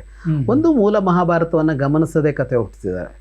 ಇನ್ನೊಂದು ಕಡೆ ಇದು ಏನು ಮಾಡೋದಕ್ಕೆ ಹೊರಟಿದ್ದಾರೆ ಅಂತ ಗೊತ್ತಿಲ್ಲ. ಕೃಷ್ಣನ ಪರವಾಗಿ ಮಾಡೋಕ್ಕೆ ಹೊರಟಿದಾರೋ, ಕೃಷ್ಣನ ವಿರುದ್ಧವಾಗಿ ಮಾಡೋಕ್ಕೆ ಹೊರಟಿದಾರೋ, ಸಂಸ್ಕೃತಿಯ ವಿರುದ್ಧವಾಗಿ ಇದನ್ನು ಮಾಡೋಕ್ಕೆ ಹೊರಟರೋ ಗೊತ್ತಿಲ್ಲ. ಕಾರಣಗಳು ಕಾಣಿಸುತ್ತೆ ಅಲ್ಲಿ, ಅದನ್ನ ಇಟ್ಕೊಂಡು ಹೊರಗಡೆ ಮಾಡಿರ್ತಾರೆ ಅವರು. ಈ ಉಪಪಾಂಡವರದ್ರಲ್ಲಿ ಹಾಗೆ ಆಗತ್ತೆ. 18ನೇ ದಿನ ಸಂಜೆ ದುರ್ಯೋಧನ ಭೀಮ ಗದಾಯುದ್ಧ ನಡೆದಿದೆ. ದುರ್ಯೋಧನ ಬಿದ್ದು ಸತ್ತಿದ್ದಾನೆ. ಅವತ್ತು ರಾತ್ರಿ ಈಗ ಯುದ್ಧ ಮುಗೀತು, ದುರ್ಯೋಧನ ಸತ್ತಾಯಿತು. ದುರ್ಯೋಧನ ಸತ್ತಲ್ಲಿಗೆ ಯುದ್ಧ ಮುಗೀತು. ಯುದ್ಧ ಮುಗಿದ ಮೇಲೆ ಏನೀಗ? ಯುದ್ಧ ಮುಗಿದ ಮೇಲೆ ಏನಾಗಬೇಕೀಗ?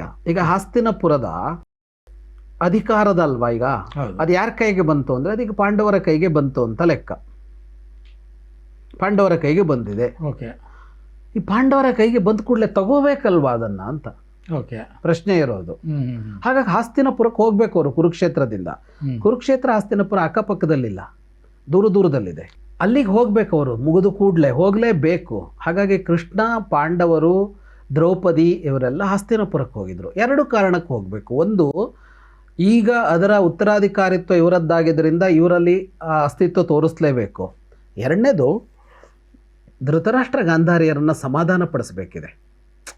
ಅವರ ಮಕ್ಕಳನ್ನು ಇವರೇ ಕೊಂದಿರಬಹುದು. ಇಡೀ ಕುಟುಂಬ ವರ್ಗ ಅಲ್ಲಿದೆ. ಕುಂತಿ ಇದ್ದಾಳೆ, ಧೃತರಾಷ್ಟ್ರ ಇದ್ದಾನೆ, ಗಾಂಧಾರಿ ಇದ್ದಾಳೆ, ಇಡೀ ಮನೆತನದವರು ಇದ್ದಾರೆ ಅಲ್ಲಿ ಹೋಗಲೇಬೇಕಲ್ಲ ಇವರು. ಮನೆಯ ಒಳಗೆ ನಡೆದ ಯುದ್ಧ ಆಗಿರೋದ್ರಿಂದ ಹಾಗೆ ಹೋಗುವಾಗ ಕೃಷ್ಣನನ್ನು ಕರ್ಕೊಂಡೋಗಿದ್ದಾರೆ. ಕೃಷ್ಣ ಇರಲೇಬೇಕಲ್ಲಿ. ಯಾಕೆ ಅಂದರೆ ಅಲ್ಲಿ ಒಂದು ನಿರ್ವಹಣೆಯ ವಿಷಯ ಇದೆ, ಮ್ಯಾನೇಜ್ ಮಾಡೋ ವಿಷಯ ಇದೆ. ಈಗ ಏನಾಗಿದೆ, ಕೊಂದವರು ಇವರು, ಎಲ್ಲರನ್ನ ಕೊಂದವರು ಇವರು. ಆಗ ಇವರನ್ನು ಇವರು ಅವರನ್ನು ಎದುರಿಸುವಾಗ ಅಷ್ಟು ಸುಲಭ ಇಲ್ಲ. ಮೂರನೇನೊಬ್ಬ ಬೇಕಲ್ಲ, ಅದ್ಯಾರು ಅಂದರೆ ಕೃಷ್ಣನೇ ಆಗಿರಬೇಕು. ಹಾಗಾಗಿ ಇವರಿಷ್ಟು ಜನ ಹೋಗಿದ್ದಾರೆ, ಕೃಷ್ಣನೂ ಹೋಗಿದ್ದಾನೆ. ಅಂದರೆ ಕೃಷ್ಣ ಹೋಗೋದಕ್ಕೆ ಕಾರಣ ಅದು. ಪಾಂಡವರು ಎರಡೂ ಕಾರಣಕ್ಕಾಗಿ ಹೋಗಲೇಬೇಕು. ಹೋಗಿ ಎಲ್ಲರನ್ನೂ ಸಮಾಧಾನ ಇವರೇ ಮಾಡಬೇಕು. ಮತ್ತು ಈಗ ಆ ಅಧಿಕಾರ ಇವ್ರ ಕೈಗೆ ಬಂದಾಯ್ತು, ಇವ್ರ ಅರಮನೆಗೆ ಹೋಗ್ಬೇಕೀಗ, ತಗೊಳ್ಳೇಬೇಕಲ್ಲ.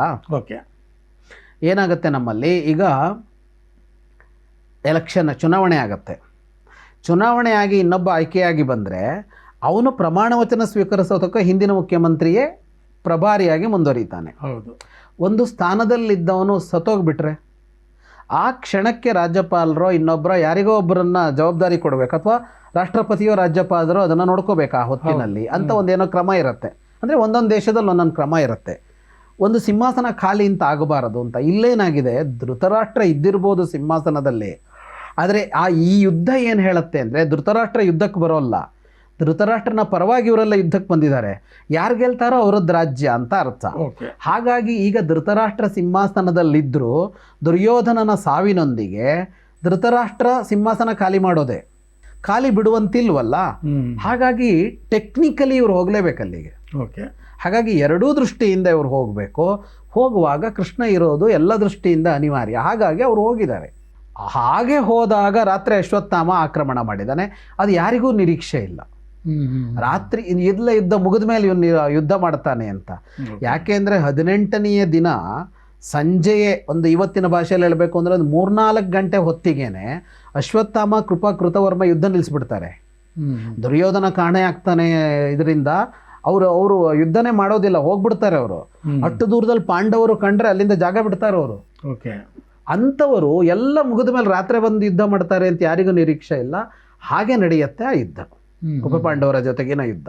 ಹಾಗಾಗಿ ಆ ಯುದ್ಧದಲ್ಲಿ ಕೃಷ್ಣನ ಪಾತ್ರ ಏನೂ ಇಲ್ಲ.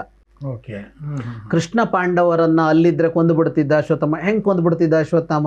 18 ದಿನ ಕೊಲ್ಲೋಕ್ಕಾಗದೆ ಇದ್ದವನು ಅವತ್ತು ಕೊಂದು ಬಿಡ್ತಿದ್ದ ಅನ್ನೋದಕ್ಕೆ ಅರ್ಥ ಇರೋಲ್ಲ. ಹಾಗಾಗಿ ಅದು ಅಸಾಧ್ಯದ ಮಾತು ಅದು.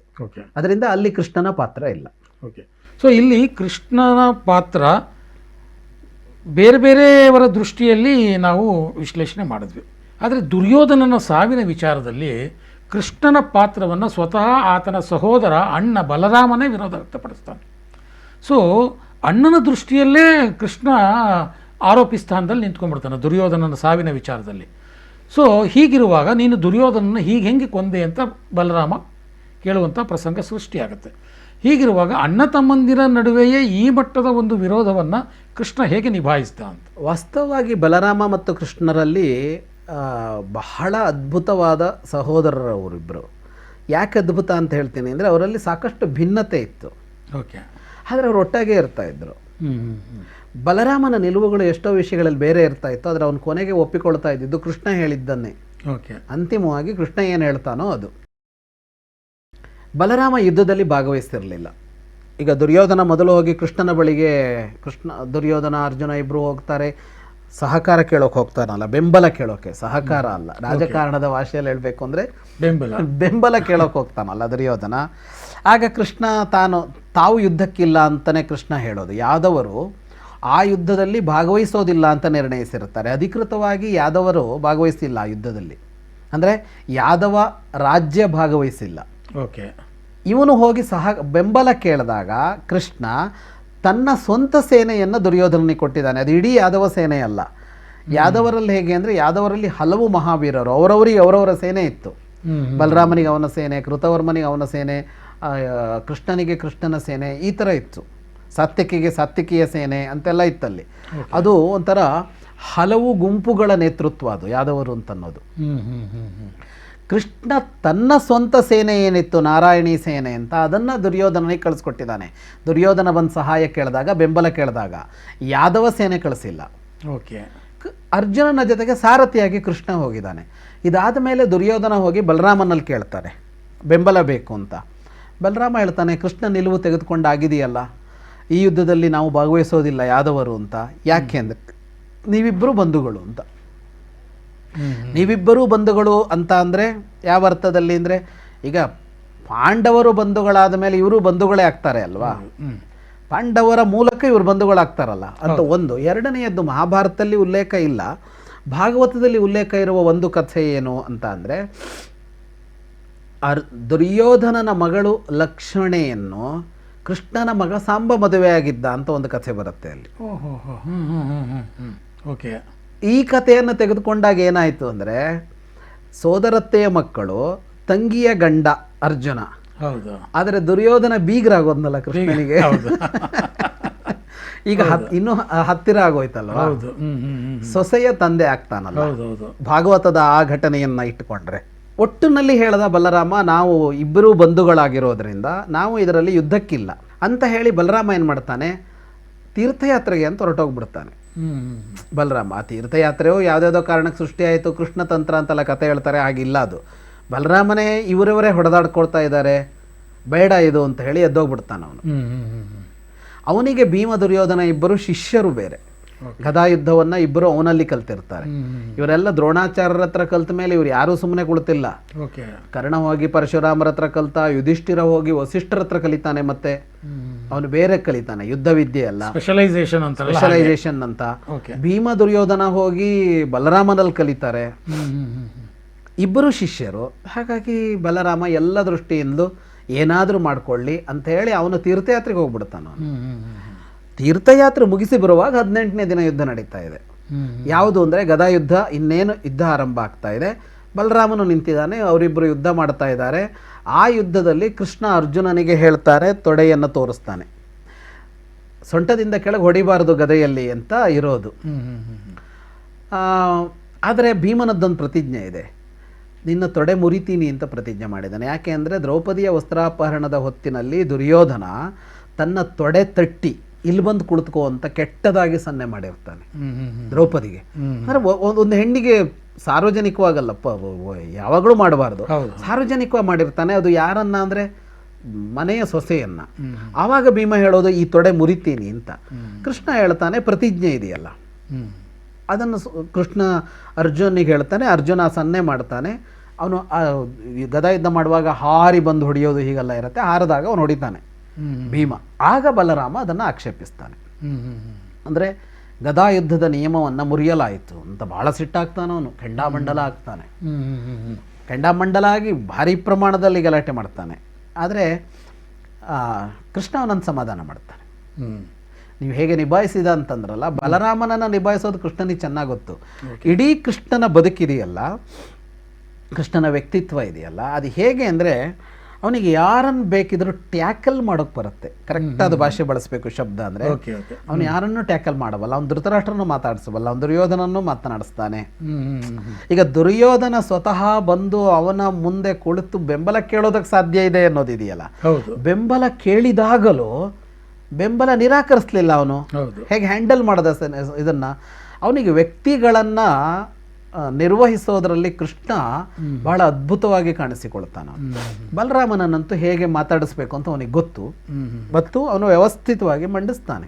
ನ್ಯಾಯ ಯಾವುದು, ಅನ್ಯಾಯ ಯಾವುದು, ಧರ್ಮ ಯಾವುದು, ಅಧರ್ಮ ಯಾವುದು, ಇಷ್ಟು ಅನ್ಯಾಯಗಳಾಗಿರುವಾಗ ಇದನ್ನು ನೀನು ಪರಿಗಣಿಸಬಾರದು ಅಂತ ಹೇಳಿ ಬಲರಾಮನನ್ನು ಒಪ್ಪಿಸ್ತಾನೆ.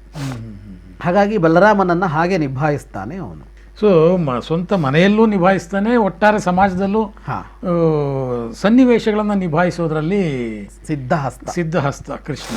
ಆದರೆ ಕೃಷ್ಣ ಮೂಲಭೂತವಾಗಿ ಬಂಧುದ್ವೇಷಿ ಎನ್ನುವಂಥದ್ದು ಮತ್ತೊಂದು ಅಪವಾದ. ಅಂದರೆ ಕಂಸನನ್ನು ಕೊಲ್ತಾನೆ, ಮಾವ ಜರಾಸಂಧ, ಮಾವನ ಮಾವ, ಶಿಶುಪಾಲ ಅತ್ತೆ ಮಗ ಹೀಗೆ ತನ್ನವರನ್ನೇ ಕೃಷ್ಣ ಕೊಲ್ತಾ ಬರ್ತಾನೆ. ಅಂದರೆ ಮಹಾಭಾರತದಲ್ಲಿ ಎಲ್ಲೂ ಯುದ್ಧ ಮಾಡೋದಿಲ್ಲ ಕೃಷ್ಣ. ಆದರೆ ಅದಕ್ಕೆ ಬೇರೆಯಾಗಿ, ಅದಕ್ಕೆ ಮುಂಚೆ ಬಹುಶಃ ಅನಿಸುತ್ತೆ ಅಲ್ವಾ, ಅದಕ್ಕೆ ಮುಂಚೆ ಅವನು ತನ್ನವರನ್ನೇ ಹತ್ಯೆ ಮಾಡ್ಕೊಂಡು ಬರ್ತಾನೆ. ಹಾಗಾಗಿ ಕೃಷ್ಣ ತಮ್ಮವರಿಗೆ ಮುಳುವಾಗ್ತಾನೆ ಅಂದರೆ ಅವನು ಬಂಧುದ್ವೇಷಿ, ನೆಂಟರಿಷ್ಟರನ್ನೇ ಅವನು ಮುಗಿಸ್ಬಿಟ್ಟು ಮೇಲೆ ಬಂದ ಅನ್ನೋ ರೀತಿಯಲ್ಲಿ ಒಂದು ಅಪವಾದ. ಜೊತೆಗೆ ತಮ್ಮವರೇ ಆದಂತಹ ಯಾದವರನ್ನು ಸಹ ಕೃಷ್ಣ ಅವರನ್ನು ಸಂಹಾರ ಮಾಡಿಬಿಡ್ತಾನೆ. ಒಟ್ಟಾರೆಯಾಗಿ ತಮ್ಮ ಬಂಧು ಬಳಗವನ್ನಲ್ಲದಲ್ಲೇ ತಮ್ಮ ಇಡೀ ಸಾಮ್ರಾಜ್ಯವನ್ನು, ಅಂದರೆ ಯಾದವರನ್ನೇ ಅವನು ಸಂಹಾರ ಮಾಡುವುದರ ಮುಖಾಂತರ ಇಂಥದ್ದೊಂದು ಅಪಖ್ಯಾತಿಗೆ ಒಳಗಾದ್ನ ಕೃಷ್ಣ ಅಂತ, ಬಂಧುದ್ವೇಷಿ ಅಂತ.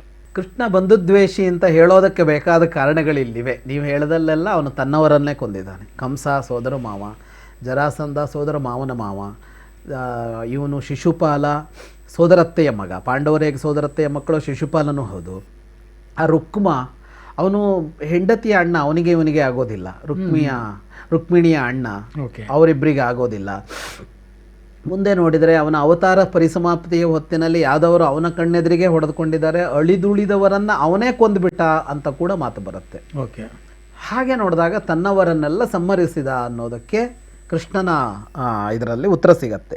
ರಾಮಕೃಷ್ಣ ಎರಡೂ ವ್ಯಕ್ತಿಗಳನ್ನು, ಎರಡೂ ಅವತಾರಗಳನ್ನು, ಎರಡು ವ್ಯಕ್ತಿತ್ವಗಳನ್ನು ಇಟ್ಕೊಂಡು ನೋಡಿದ್ರೆ, ರಾಮನ ಒಂದು ಚಿತ್ರ ಅಂತ ಬಂದರೆ ನಮಗೆ ಎಚ್.ಎಸ್. ವೆಂಕಟೇಶ್ ಮೂರ್ತಿ ಅವರು ಒಂದು ಸಲ ಮಾತಾಡ್ತಾ ಹೇಳಿದ್ರು, ನನಗದು ಯಾವಾಗಲೂ ಮನಸ್ಸಲ್ಲಿ ಗಟ್ಟಿ ಕೂತಿದೆ. ಏನಂದರೆ ರಾಮ ಅಂತ ಅಂದಾಗ ಅಲ್ಲೊಂದು ಒಟ್ಟು ಅಂತ ಒಂದು ರೂಪ ಇದೆ ಅಂತ. ಈಗ ರಾಮನ ಚಿತ್ರ ಅಂತ ಅಂದರೆ ಈ ಸೀತಾರಾಮರ ವಿವಾಹದಲ್ಲಿ ಎಲ್ಲರೂ ನಿಂತಿರುವ ರಾಮ ಸಿಂಹಾಸನದ ಮೇಲೆ ಕುಳಿತುಕೊಂಡಿದ್ದಾನೆ. ಭರತ, ಶತ್ರುಘ್ನ, ಆಮೇಲೆ ಲಕ್ಷ್ಮಣ, ಆಮೇಲೆ ವಿಭೀಷಣ, ಆಮೇಲೆ ಸುಗ್ರೀವ, ಋಷಿಗಳು ಎಲ್ಲ ನಿಂತಿರೋ ಒಂದು ಚಿತ್ರ ನಮ್ಮ ತಲೆಯಲ್ಲಿ ಬರುತ್ತೆ. ಹಾಗಾಗಿ ರಾಮ ಅಂದರೆ ಇಡೀ ಕುಟುಂಬ, ರಾಮ ಅಂದರೆ ಇಡೀ ಸಮುದಾಯ, ರಾಮ ಅಂದರೆ ಇಡೀ ಸಮೂಹ ಅನ್ನೋ ತರಹದಲ್ಲಿ ಚಿತ್ರಿಸ್ಕೊಂಡು ಬಂದಿದ್ದಾರೆ ಅಂತ ಅವ್ರು ಹೇಳ್ತಾ ಇದ್ರು.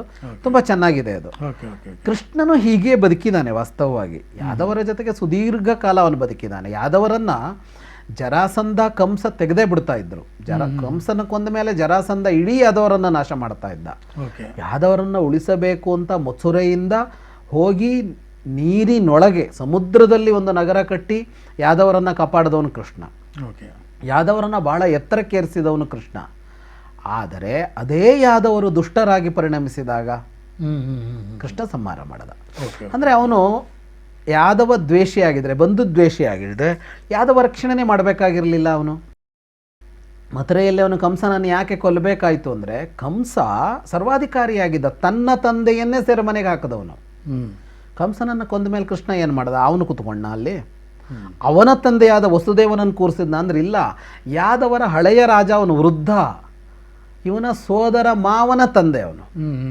ಅಂಥ ಉಗ್ರಸೇನನನ್ನ ರಾಜನನ್ನಾಗಿಸಿದ್ದವನು ಅಂತ ತಾನು ತಗೊಳ್ಳೇ ಇಲ್ಲ. ಹಾಗಾಗಿ ಬಂಧುದ್ವೇಷವೇ ಇಲ್ಲ ಅಲ್ಲಿ. ಮುಂದೆ ಯಾದವರನ್ನು ಉಳಿಸಿ ಬೆಳೆಸೋದಕ್ಕೆ ಬಹಳ ಶ್ರಮಪಟ್ಟವನು ಕೃಷ್ಣ. ಆದರೆ ಅದೇ ಯಾದವರೇ ದುಷ್ಟರಾಗಿಬಿಟ್ರೆ, ಅವರೇ ಕೆಟ್ಟವರಾಗಿಬಿಟ್ರೆ, ದುಶ್ಚಟಗಳಿಗೆ ಬಲಿಯಾದರೆ ಯಾದವರು ಹಾಗಾದರು ಅಂತ ಹೇಳುತ್ತೆ ಕಥೆ ಮಹಾಭಾರತ. ಯಾದವರು ಹಾಗೆ ಆದರು ಅಂತ ಹೇಳುತ್ತೆ. ಮದ್ಯಪಾನಗಳಲ್ಲಿ ಮುಳುಗೋದು, ಯಾರನ್ನೋ ಲೇವಡಿ ಮಾಡೋದು, ಯಾರಿಗೋ ಕುಚೋದ್ಯ ಮಾಡೋದು, ಅಪಾರವಾದ ಸಂಪತ್ತು, ಅಪಾರವಾದ ಶಕ್ತಿ, ಕೃಷ್ಣನ ಬೆಂಬಲ, ಯಾರೂ ಮುಟ್ಟೋಕೆ ಬರಲ್ಲ. ಹಾಗಾದಾಗ ಏನಾಯಿತು ಅಂತ ಅಂದರೆ ಒಳಿತು ಎಲ್ಲ ಕಡಿಮೆ ಆಗ್ತಾ ಹೋಗ್ಬಿಡ್ತು. ಬರೀ ಇಂಥವೇ ಅಂದರೆ ಏನು ಅಂದರೆ ಪುಂಡತನ ಅಂತ ಹೇಳ್ತೀವಲ್ಲ, ಅದು ದುಷ್ಟತನ, ಅದು ಪುಂಡತನಕ್ಕೆ ಎರಡು ವ್ಯತ್ಯಾಸ ಇದೆ. ದುರ್ಯೋಧನಾದಿಗಳಿದ್ದೇನು ಅಂದರೆ ಸಾಮ್ರಾಜ್ಯ ಬೇಕು, ಇನ್ನೊಂದು ಬೇಕು ಅಂತ. ಇದು ಈ ಪುಂಡತನ ಅಂದರೆ ಹಂಗಲ್ಲ, ಇದು ಒಂಥರ ಚಿಲ್ಲರೆ, ಯಾರನ್ನೋ ಕೆರಳಿಸೋದು, ಯಾರಿಗೋ ಹೊಡೆಯೋದು, ಪುಂಡಾಟಿಕೆ ಇದು ಮಾಡ್ತಾ ಇದ್ರು ಅವರು. ಆಗ ಏನಾಯಿತು ಅಂದರೆ ಅವರನ್ನು ನಾಶ ಮಾಡೋದು ಅನಿವಾರ್ಯ ಆಯಿತು ಅವನಿಗೆ. ಮತ್ತು ಇಲ್ಲಿ ಕಂಸನನ್ನು ಕೊಂದಾಗ ಕಂಸನನ್ನು ಕೊಲ್ಲಲೇಬೇಕಿತ್ತು ಅವನು. ಯಾಕೆ? ಅವನಷ್ಟು ದುಷ್ಟನಾಗಿದ್ದ, ತನ್ನವನಾಗಿದ್ದರು. ಶಿಶುಪಾಲನು ಹಾಗೇನೆ. ಈಗ ಬಂಧುದ್ವೇಷಿ ಆದರೆ ಪಾಂಡವರ ಕಡೆಗೆ ಯಾಕೆ ನಿಲ್ತಾನೆ? ಪಾಂಡವರು ಸೋದರತ್ತೆಯ ಮಕ್ಕಳು, ಶಿಶುಪಾಲನು ಸೋದರತ್ತೆಯ ಮಗ ಆದಾಗ ಒಂದು ಸೋದರತ್ತೆಯ ಮಗನನ್ನು ಕೊಂದು ಇನ್ನೊಂದು ಸೋದರತ್ತೆಯ ಮಕ್ಕಳನ್ನು ಉಳಿಸಿದಾನೆ ಅಂದರೆ ಅಲ್ಲಿ ಬಂಧುದ್ವೇಷ ಕಾರಣ ಅಲ್ಲ ಅಂತ ಆಗೋಯ್ತು. ಹಾಗಿದ್ರೆ ಕಾರಣ ಬೇರೆ ಇದೆ. ಪಾಂಡವರ ಜೊತೆಗೆ ನಿಂತಿದ್ದು ಸೋದರತ್ತೆಯ ಮಕ್ಕಳು ಅಂತಲ್ಲ, ಪಾಂಡವರು ಒಳ್ಳೆಯವರು, ಸಮಾಜಕ್ಕೆ ಅವರು ಬೇಕು ಅಂತ. ಶಿಶುಪಾಲನ ಕೊಂದಿದ್ದು ಸೋದರತ್ತೆಯ ಮಗ ಅಂತ ಅಲ್ಲ, ಬಂಧುದ್ವೇಷಕ್ಕಾಗಿ ಅಲ್ಲ, ಸಮೂಹಕ್ಕೆ ಕೆಡುಕು ಮಾಡ್ತಾನೆ ಅಂತ. ಜರಾಸಂಧನದ್ದು ಒಂದು ದೊಡ್ಡ ಮಾಫಿಯಾ ಇತ್ತು. ಅಂದರೆ ಅದೇನು ಅಂದರೆ ಈ ಜಿಯೋ ಪಾಲಿಟಿಕ್ಸಿನ ಮಾಫಿಯಾ. ಈಗ ಮಾಫಿಯಾ ಅಂದರೆ ಇಲ್ಲಿ ಹೆಂಗಿರುತ್ತೆ ಅಂದರೆ, ಒಬ್ಬ ಮಾಫಿಯಾ ಡಾನ್ ಇರ್ತಾನೆ, ಅವನ ಕೆಳಗೆ ಒಂದೊಂದು ಏರಿಯಾ, ಒಂದೊಂದು ವಾರ್ಡಲ್ಲಿ ಏನೇನೋ ಪುಡಿ ರೋಡಿಗಳಿರ್ತಾರೆ, ಅವರಿಗೆಲ್ಲ ಒಂದು ಬಾಸ್ ಅಲ್ವಾ ಮಾಫಿಯಾ ಡಾನ್ ಅಂದರೆ. ನಾವಿವತ್ತು ಜಿಯೋ ಪಾಲಿಟಿಕ್ಸಲ್ಲೂ ನೋಡ್ತೀವಿ, ಯಾರು ತಂಡಗಳನ್ನು ಕಟ್ಕೊಂಡಿರ್ತಾರೆ, ಒಳ್ಳೆಯದಕ್ಕೆ ತಂಡಗಳನ್ನು ಕಟ್ಕೊಂಡವ್ರು ಹೇಗಿರ್ತಾರೋ ಹಾಗೆ ಬೇರೆಯವರನ್ನೆಲ್ಲ ತಮ್ಮ ಅಡಿಯಲ್ಲಿ ಇಟ್ಕೋಬೇಕು ಅಂತ ತಂಡ ಕಟ್ಕೊಂಡವ್ರು ಇವತ್ತಿಲ್ವಾ? ಇದ್ದಾರೆ. ನಾವು ದಿನ ಬೆಳಗಾದ್ರೆ ಅದೇ ಸುದ್ದಿ ಮಾತಾಡ್ತೀವಿ. ಹಂಗಿದ್ದ ಜರಾಸಂಧ. ಇವತ್ತು ಕಾಣಿಸಿಕೊಳ್ಳುವ ವಿಶ್ವದ ದೊಡ್ಡ ಒಬ್ಬ ರಾಜಕಾರಣಿ ಥರನೇ ಜರಾಸಂಧ ಇದ್ದ, ಅಥವಾ ಜರಾಸಂಧನ ಥರ ಇವನಿದ್ದಾನೆ. ಪಕ್ಕಾ ರಾಜಕಾರಣಿ ಅಂತೀವಲ್ಲ ಆ ಥರ. ಹೌದೌದೌದು. ಅವನು ಮುತ್ಸದ್ದಿ ರಾಜಕಾರಣಿ, ಮುತ್ಸದ್ದಿ ಅಂತ ಒಂದು ಕರಿತೀವಲ್ಲ. ಸ್ವಂತ ಲಾಭ ಬಿಟ್ಟರೆ ಬೇರೆ ಏನೂ ಇಲ್ಲ. ಅದಕ್ಕೆ ಯಾವ ತರಹದ ತಂತ್ರ ಬೇಕಾದ್ರೂ ಮಾಡ್ತಾನೆ ಅಂಥವನು ಜರಾಸಂಧ. ಅವನ ಅಡಿಯಲ್ಲಿ ಈ ಕಂಸ, ಈ ಶಿಶುಪಾಲ, ಈ ರುಕ್ಮ, ಈ ದಂತವಕ್ತ್ರ, ಇವರೆಲ್ಲ ಅವನ ಅಡಿಯಲ್ಲಿ. ಅಂದರೆ ಬೇರೆ ಬೇರೆ ರಾಜ್ಯಗಳ ರಾಜರುಗಳು ಇವರೆಲ್ಲ. ಆದರೆ ಇವರೆಲ್ಲ ಅವನನ್ನು ಒಪ್ಕೋತಾ ಇದ್ರು. ಈಗ ಹೆಂಗೆ ಒಪ್ಕೋತಾರೋ ಹಂಗೆ. ಅಂಥ ಜರಾಸಂಧನ ತಂಡದಲ್ಲಿ ಇದ್ದು ಇಡೀ ಜಗತ್ತಿಗೆ ಆಗಿದ್ದರಿಂದಾಗಿ ಶಿಶುಪಾಲನನ್ನು ಅವನು ಕೊಂದನೇ ಹೊರತು ಬಂಧುದ್ವೇಷ ಅಲ್ಲಿ ಕೆಲಸ ಮಾಡಿಲ್ಲ. ಹಾಗೆ ಪಾಂಡವರ ಪರವಾಗಿ ನಿಂತಿದ್ದಕ್ಕೂ ಬಂಧು ಪ್ರೀತಿ ಕಾರಣ ಅಲ್ಲ, ಅವರನ್ನು ಕೊಂದಿದ್ದಕ್ಕೂ ಬಂಧುದ್ವೇಷ ಕಾರಣ ಅಲ್ಲ. ಹಾಗಾಗಿ ಕೃಷ್ಣನಲ್ಲಿ ಇರೋದು ಒಂದು ಸಮಾನವಾದ ಭಾವ. ಬಂಧುಗಳ ಮೇಲೆ ಪ್ರೀತಿ ಇಲ್ಲ ಅಂತಲ್ಲ ಅದರ ಅರ್ಥ. ತನ್ನವರನ್ನು ಉಳಿಸೋದಕ್ಕೆ ಕೃಷ್ಣ ಮುಂದೆ ನಿಲ್ತಾನೆ. ಯಾದವ ಸಾಮ್ರಾಜ್ಯವನ್ನು ರಕ್ಷಿಸಿದ್ದೇ ಕೃಷ್ಣ. ಹಾಗಂತ ಅದು ಮೋಹ ಅಲ್ಲ. ತನ್ನವರು ಏನು ಮಾಡಿದ್ರು ಒಪ್ಕೋತೀನಿ ಅಂತ ಅಲ್ಲ. ತನ್ನವರ ಮೇಲೆ ಯಾರಾದರೂ ಸುಮ್ಮನೆ ಆಕ್ರಮಣ ಮಾಡ್ತಾರಾ, ತನ್ನವರ ರಕ್ಷಣೆಗೆ ಕೃಷ್ಣ ಸಿದ್ಧ. ತನ್ನವರೇ ತಪ್ಪು ಮಾಡಿದರೆ ಅವರಿಗೆ ಶಿಕ್ಷೆ ಕೊಡೋದಕ್ಕೂ ಸಿದ್ಧ. ಇದು ಕೃಷ್ಣನ ನಿಲುವು ಅಂತ. ನಮಗೆ ಕೊನೆಗೂ ಬೇಕಾದದ್ದೇನು ಅಂತ ಅಂದರೆ, ನಮ್ಮವರನ್ನು ನಾವು ರಕ್ಷಿಸಿಕೊಳ್ತೀವಿ, ನಮ್ಮದನ್ನು ರಕ್ಷಿಸಿಕೊಳ್ತೀವಿ. ಅದು ನಮ್ಮ ಸಂಸ್ಕೃತಿಯೋ ಸಂಪ್ರದಾಯವೋ ನಮ್ಮ ಅಭಿಪ್ರಾಯವೋ ನಮ್ಮ ಜನಗಳೋ ಇದನ್ನು ರಕ್ಷಿಸಿಕೊಳ್ತೀವಿ. ಆದರೆ ನಮ್ಮದರೊಳಗೆ ಕೆಡುಕಿದ್ರೆ ಅದನ್ನು ರಕ್ಷಿಸೋದಿಲ್ಲ ನಾವು, ಅದನ್ನು ನಾವೇ ನಾಶ ಮಾಡ್ತೀವಿ. ಹೊರಗಡೆಯಿಂದ ಬಂದು ನಮ್ಮತನವನ್ನು ನಾಶ ಮಾಡ್ತಾರೆ ಅಂದರೂ ನಾವು ಎದುರಿಸ್ತೀವಿ, ನಮ್ಮೊಳಗೇ ಕೆಡುಕಿದ್ರೂ ನಾಶ ಮಾಡ್ತೀವಿ ಅಂತ ಅನ್ನೋದು ಕೃಷ್ಣನ ನಿಲುವು. ಹಾಗಾಗಿ ಯಾದವರ ಮೇಲೆ ಹೊರಗಡೆಯಿಂದ ಆಕ್ರಮಣ ಆಯಿತಾ, ಯಾದವರ ರಕ್ಷಣೆಗೆ ಸಿದ್ಧ. ಯಾದವರೇ ದುಷ್ಟರಾದ್ರ ಯಾದವರ ಸಂಹಾರಕ್ಕೂ ಸಿದ್ಧ. ಹಾಗಾಗಿ ಕೃಷ್ಣ ಅನ್ನೋನು ಅತ್ಯಂತ ಆದರ್ಶವಾದ ಒಬ್ಬ ವ್ಯಕ್ತಿ ಹೇಗಿರಬೇಕು ಅಂತ ತೋರಿಸಿರೋನು. ಒಬ್ಬ ರಾಜಕಾರಣಿ ಹೇಗಿರಬೇಕು ಅಂತ ಮಾತ್ರ ಅಲ್ಲ, ಪ್ರತಿ ಮನುಷ್ಯ ಹೀಗಿರಬೇಕು ಅಂತ. ಈಗ ನಾವು ರಾಜರಲ್ಲ, ಆದರೆ ನಾನು ಮತ್ತು ನನ್ನ ಸುತ್ತ ಅಂತ ಒಂದಿದೆ. ಕೆಡುಕು ನನ್ನೊಳಗೂ ಇದ್ದಿರ್ಬೋದು. ಇನ್ನೊಬ್ಬರಲ್ಲಿ ಕೆಡುಕು ಕಂಡಾಗ ನಾವು ಮಾತಾಡ್ತೀವಿ, ತಪ್ಪು ಅಂತ ಹೇಳ್ತೀವಿ. ಅದೇ ಕೆಡುಕು ನನ್ನಲ್ಲೂ ಇದ್ದಿರುತ್ತಲ್ಲ. ನಾವು ಯಾರೂ ಪರಿಶುದ್ಧರಲ್ವಲ್ಲ ಪರಿಪೂರ್ಣವಾಗಿ.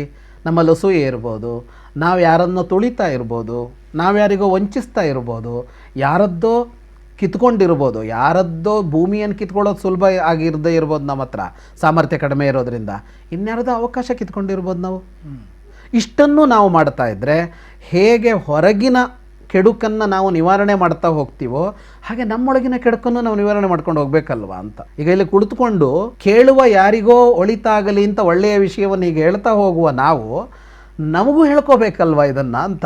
ಹೌದು, ಈ ಕೆಡುಕುಗಳು ನನ್ನೊಳಗೂ ಇರಬಹುದು ಅಂತ. ಇದು ಕೃಷ್ಣ ಅಂತ. ಅಂದರೆ ಒಬ್ಬ ವ್ಯಕ್ತಿಯಾಗಿ ನೀನು ನಿನ್ನನ್ನೂ ಶಿಕ್ಷಿಸಿಕೋ, ನಿನ್ನನ್ನೂ ತಿದ್ದಿಕೋ, ಸುತ್ತ ಇರುವವರನ್ನೂ ತಿದ್ದು. ಸುತ್ತ ಇರುವವರಲ್ಲಿ ನಮ್ಮವರಿದ್ದಾರೆ, ನಮ್ಮವರನ್ನು ರಕ್ಷಿಸಿಕೋ. ನಮ್ಮವರು ತಪ್ಪು ಮಾಡಿದರೂ ಶಿಕ್ಷಿಸು. ಎದುರಿನವರಿದ್ದಾರೆ, ವಿರೋಧಿಗಳು ಅವರು ದುಷ್ಟರು, ಅವರನ್ನು ಸಂಹರಿಸು. ಆದರೆ ಅವರಲ್ಲಿ ಶಿಷ್ಟರಿದ್ದರೆ, ಅವರಲ್ಲಿ ಯಾರಾದರೂ ಒಳ್ಳೆಯವರು ಉಳ್ಕೊಳ್ಬೇಕಾದವರಿದ್ದರೆ ಅವರನ್ನು ಉಳಿಸು. ಅವರು ಸಾಯದಂತೆ ನೋಡ್ಕೋ ಅಂತ. ಉದಾಹರಣೆಗೆ ಈಗ ವಿಭೀಷಣನನ್ನು ಉಳಿಸಿದ ರಾಮ, ಸುಗ್ರೀವನನ್ನು ಉಳಿಸಿದ ರಾಮ. ಅವರಲ್ಲಿ ಯಾವ ಪಕ್ಷದಲ್ಲಿದ್ದರು? ಆಂಜನೇಯ ರಾಮನ ವಿರೋಧಿ ಆಗಲಿಲ್ಲ. ಆ ಸಾಮ್ರಾಜ್ಯದ ದೊರೆಯೇ ವಿರೋಧಿಯಾಗಿದ್ದ ವಾಲಿ. ಆದರೆ ಆಂಜನೇಯನೋ ಸುಗ್ರೀವನೋ ಅವರೆಲ್ಲ ರಾಮನ ಜೊತೆಗಿದ್ದರು, ಅಲ್ಲಿ ವಿಭೀಷಣಾದಿಗಳ ಜೊತೆಗಿದ್ದರು. ಹಾಗೆ ವಿರೋಧಿಗಳಲ್ಲೂ ಒಬ್ಬ ಒಳ್ಳೆಯವನಿದ್ದರೆ ಅವನನ್ನು ಉಳಿಸಬೇಕು. ಈ ಯುತ್ಸು ಉಳ್ಕೊಂಡಿದ್ದಾನೆ, ಧೃತರಾಷ್ಟ್ರನ ಮಗ, ದುಷ್ಟ ಆಗಿರಲಿಲ್ಲ ಅವನು. ಅಲ್ಲಿ ವಿದುರ ಉಳ್ಕೊಂಡಿದ್ದಾನೆ, ಅಲ್ಲಿ ಸಂಜಯ ಉಳ್ಕೊಂಡಿದ್ದಾನೆ. ಹಾಗೆ ಯಾರು ಉಳಿಬೇಕು ಯಾರು ಅಳಿಬೇಕು ಅಂತ ಅಂದರೆ ಆಚೆ ಕಡೆಯವರ ಈಚೆ ಕಡೆಯವರ, ನನ್ನ ಹೊರಗ ನನ್ನ ಒಳಗ ಅಂತಲ್ಲ. ಕೆಡುಕು ಅಳಿಯಬೇಕು, ಒಳಿತು ಉಳಿಯಬೇಕು. ಇದು ಕೃಷ್ಣ. ಅಂದರೆ ಅಂತಿಮವಾಗಿ ಯಾದವ ಸಾಮ್ರಾಜ್ಯವೇ ಸಂಪೂರ್ಣವಾಗಿ ಕಣ್ಮರೆಯಾಯಿತು ಅಂತ ನಾವು ಹೇಳ್ತೀವಿ. ದುಷ್ಟರೆಲ್ಲ ಹೋದರು, ವಜ್ರ ಅಂತ ಒಬ್ಬ ಉಳಿದಿರ್ತಾನೆ. ಓಕೆ. ಅಂದರೆ ನನಗೆ ಇಲ್ಲಿ ಒಂದೇ ಒಂದು ಕೊನೆಯದಾಗಿ ಒಂದು ಕುತೂಹಲ ಅಂತಂದರೆ ಈ ಯಾದವಿ ಕಲಹ ಅಂತ ನಾವು ಮಾತಾಡ್ತೀವಿ ಸಹಜವಾಗಿ. ಈಗಲೂ ಅದನ್ನು ಎಲ್ಲದಕ್ಕೂ ಬಳಸಿ ಯಾದವಿ ಕಲಹ ಅಂತ. ಸೊ ಯಾದವಿ ಕಲಹ ಅಂತಂದರೆ ಈ ಎಲ್ಲ ವಿಚಾರಗಳನ್ನ ಇಟ್ಕೊಂಡೇ ಹೇಳ್ತಾರೆ. ಏನಿಲ್ಲ, ಯಾದವರ ನಡುವೆ ಆದ ಕಲಹಕ್ಕೆ ಯಾದವಿ ಕಲಹ ಅಂತ ಹೆಸರು. ಓಕೆ. ಯಾದವಿ ಕಲಹ ಎಲ್ಲ ಆಯಿತು ಅಂದರೆ ಅವರ ನಡುವೆ ಆಯಿತು, ಯಾರು ವಿರೋಧಿಗಳು ಬರಲಿಲ್ಲ. ಅವರನ್ನು ಬಹಳ ಕಾಲ ಜಗತ್ತಿನ ದೊಡ್ಡ ದೊಡ್ಡ ರಾಜಮನೆತನಗಳು ಅವರನ್ನು ಮಣಿಸೋದಕ್ಕೆ ಪ್ರಯತ್ನಿಸಿದವು. ಆಗೆಲ್ಲ ಕೃಷ್ಣ ಅವರನ್ನು ಉಳಿಸಿದ. ಕೊನೆಗೆ ಅವರೇ 2 ಗುಂಪಾಗಿ ಹೊಡ್ಕೊಂಡ್ರು. ಒಂದು ಗುಂಪಿನಲ್ಲಿ ಕೃತವರ್ಮ ಇದ್ದ, ಒಂದು ಗುಂಪಿನಲ್ಲಿ ಸಾತ್ಯಕಿ ಇದ್ದ. ಅಂದರೆ ಒಂದು ಕುಲದವರು, ಒಂದು ಗುಂಪಿನವರು ತಾವೇ ಪರಸ್ಪರ ಹೊಡೆದುಕೊಳ್ಳೋದಕ್ಕೆ ಆಮೇಲೆ ಅದೇ ಒಂದು ಹೆಸರಾಗಿಬಿಡ್ತು. ನೋಡು, ಅದು ಈಗ ನೀವೇ ಹೊಡೆದಾಡ್ಕೊಂಡ್ರೆ ಯಾದವರು ಹೊಡೆದಾಡ್ಕೊಂಡಂಗೆ ಆಗತ್ತೆ ಅಂತ ಹೇಳ್ತಾ ಹಾಗೆ ಜಗಳ ಆಡಿದ್ದಕ್ಕೆಲ್ಲ ಯಾದವಿ ಕಲಹ ಅಂತ ಆಗೋಯ್ತು. ಒಟ್ಟಾರೆಗೆ ಕೃಷ್ಣನ ವ್ಯಕ್ತಿತ್ವವನ್ನು ಸರಳವಾದ ಮಾತುಗಳಲ್ಲಿ ವೀಕ್ಷಕರಿಗೆ ತಲುಪುವಾಗಿ ಹೇಳೋದು ಸುಲಭದ ಮಾತಲ್ಲ ಅದು. ಯಾಕಂದರೆ ಆ ಕೃಷ್ಣನ ವ್ಯಕ್ತಿತ್ವವೇ ಅಷ್ಟು ಸಂಕೀರ್ಣವಾಗಿದೆ. ಒಂದು ರಾಜಕಾರಣಿಯಾಗಿ ನೋಡಬೇಕು, ದೇವರಾಗಿ ನೋಡಬೇಕು, ಒಬ್ಬ ಸಂಧಾನಕಾರರಾಗಿ ನೋಡಬೇಕು, ವೀರನಾಗಿ ನೋಡಬೇಕು.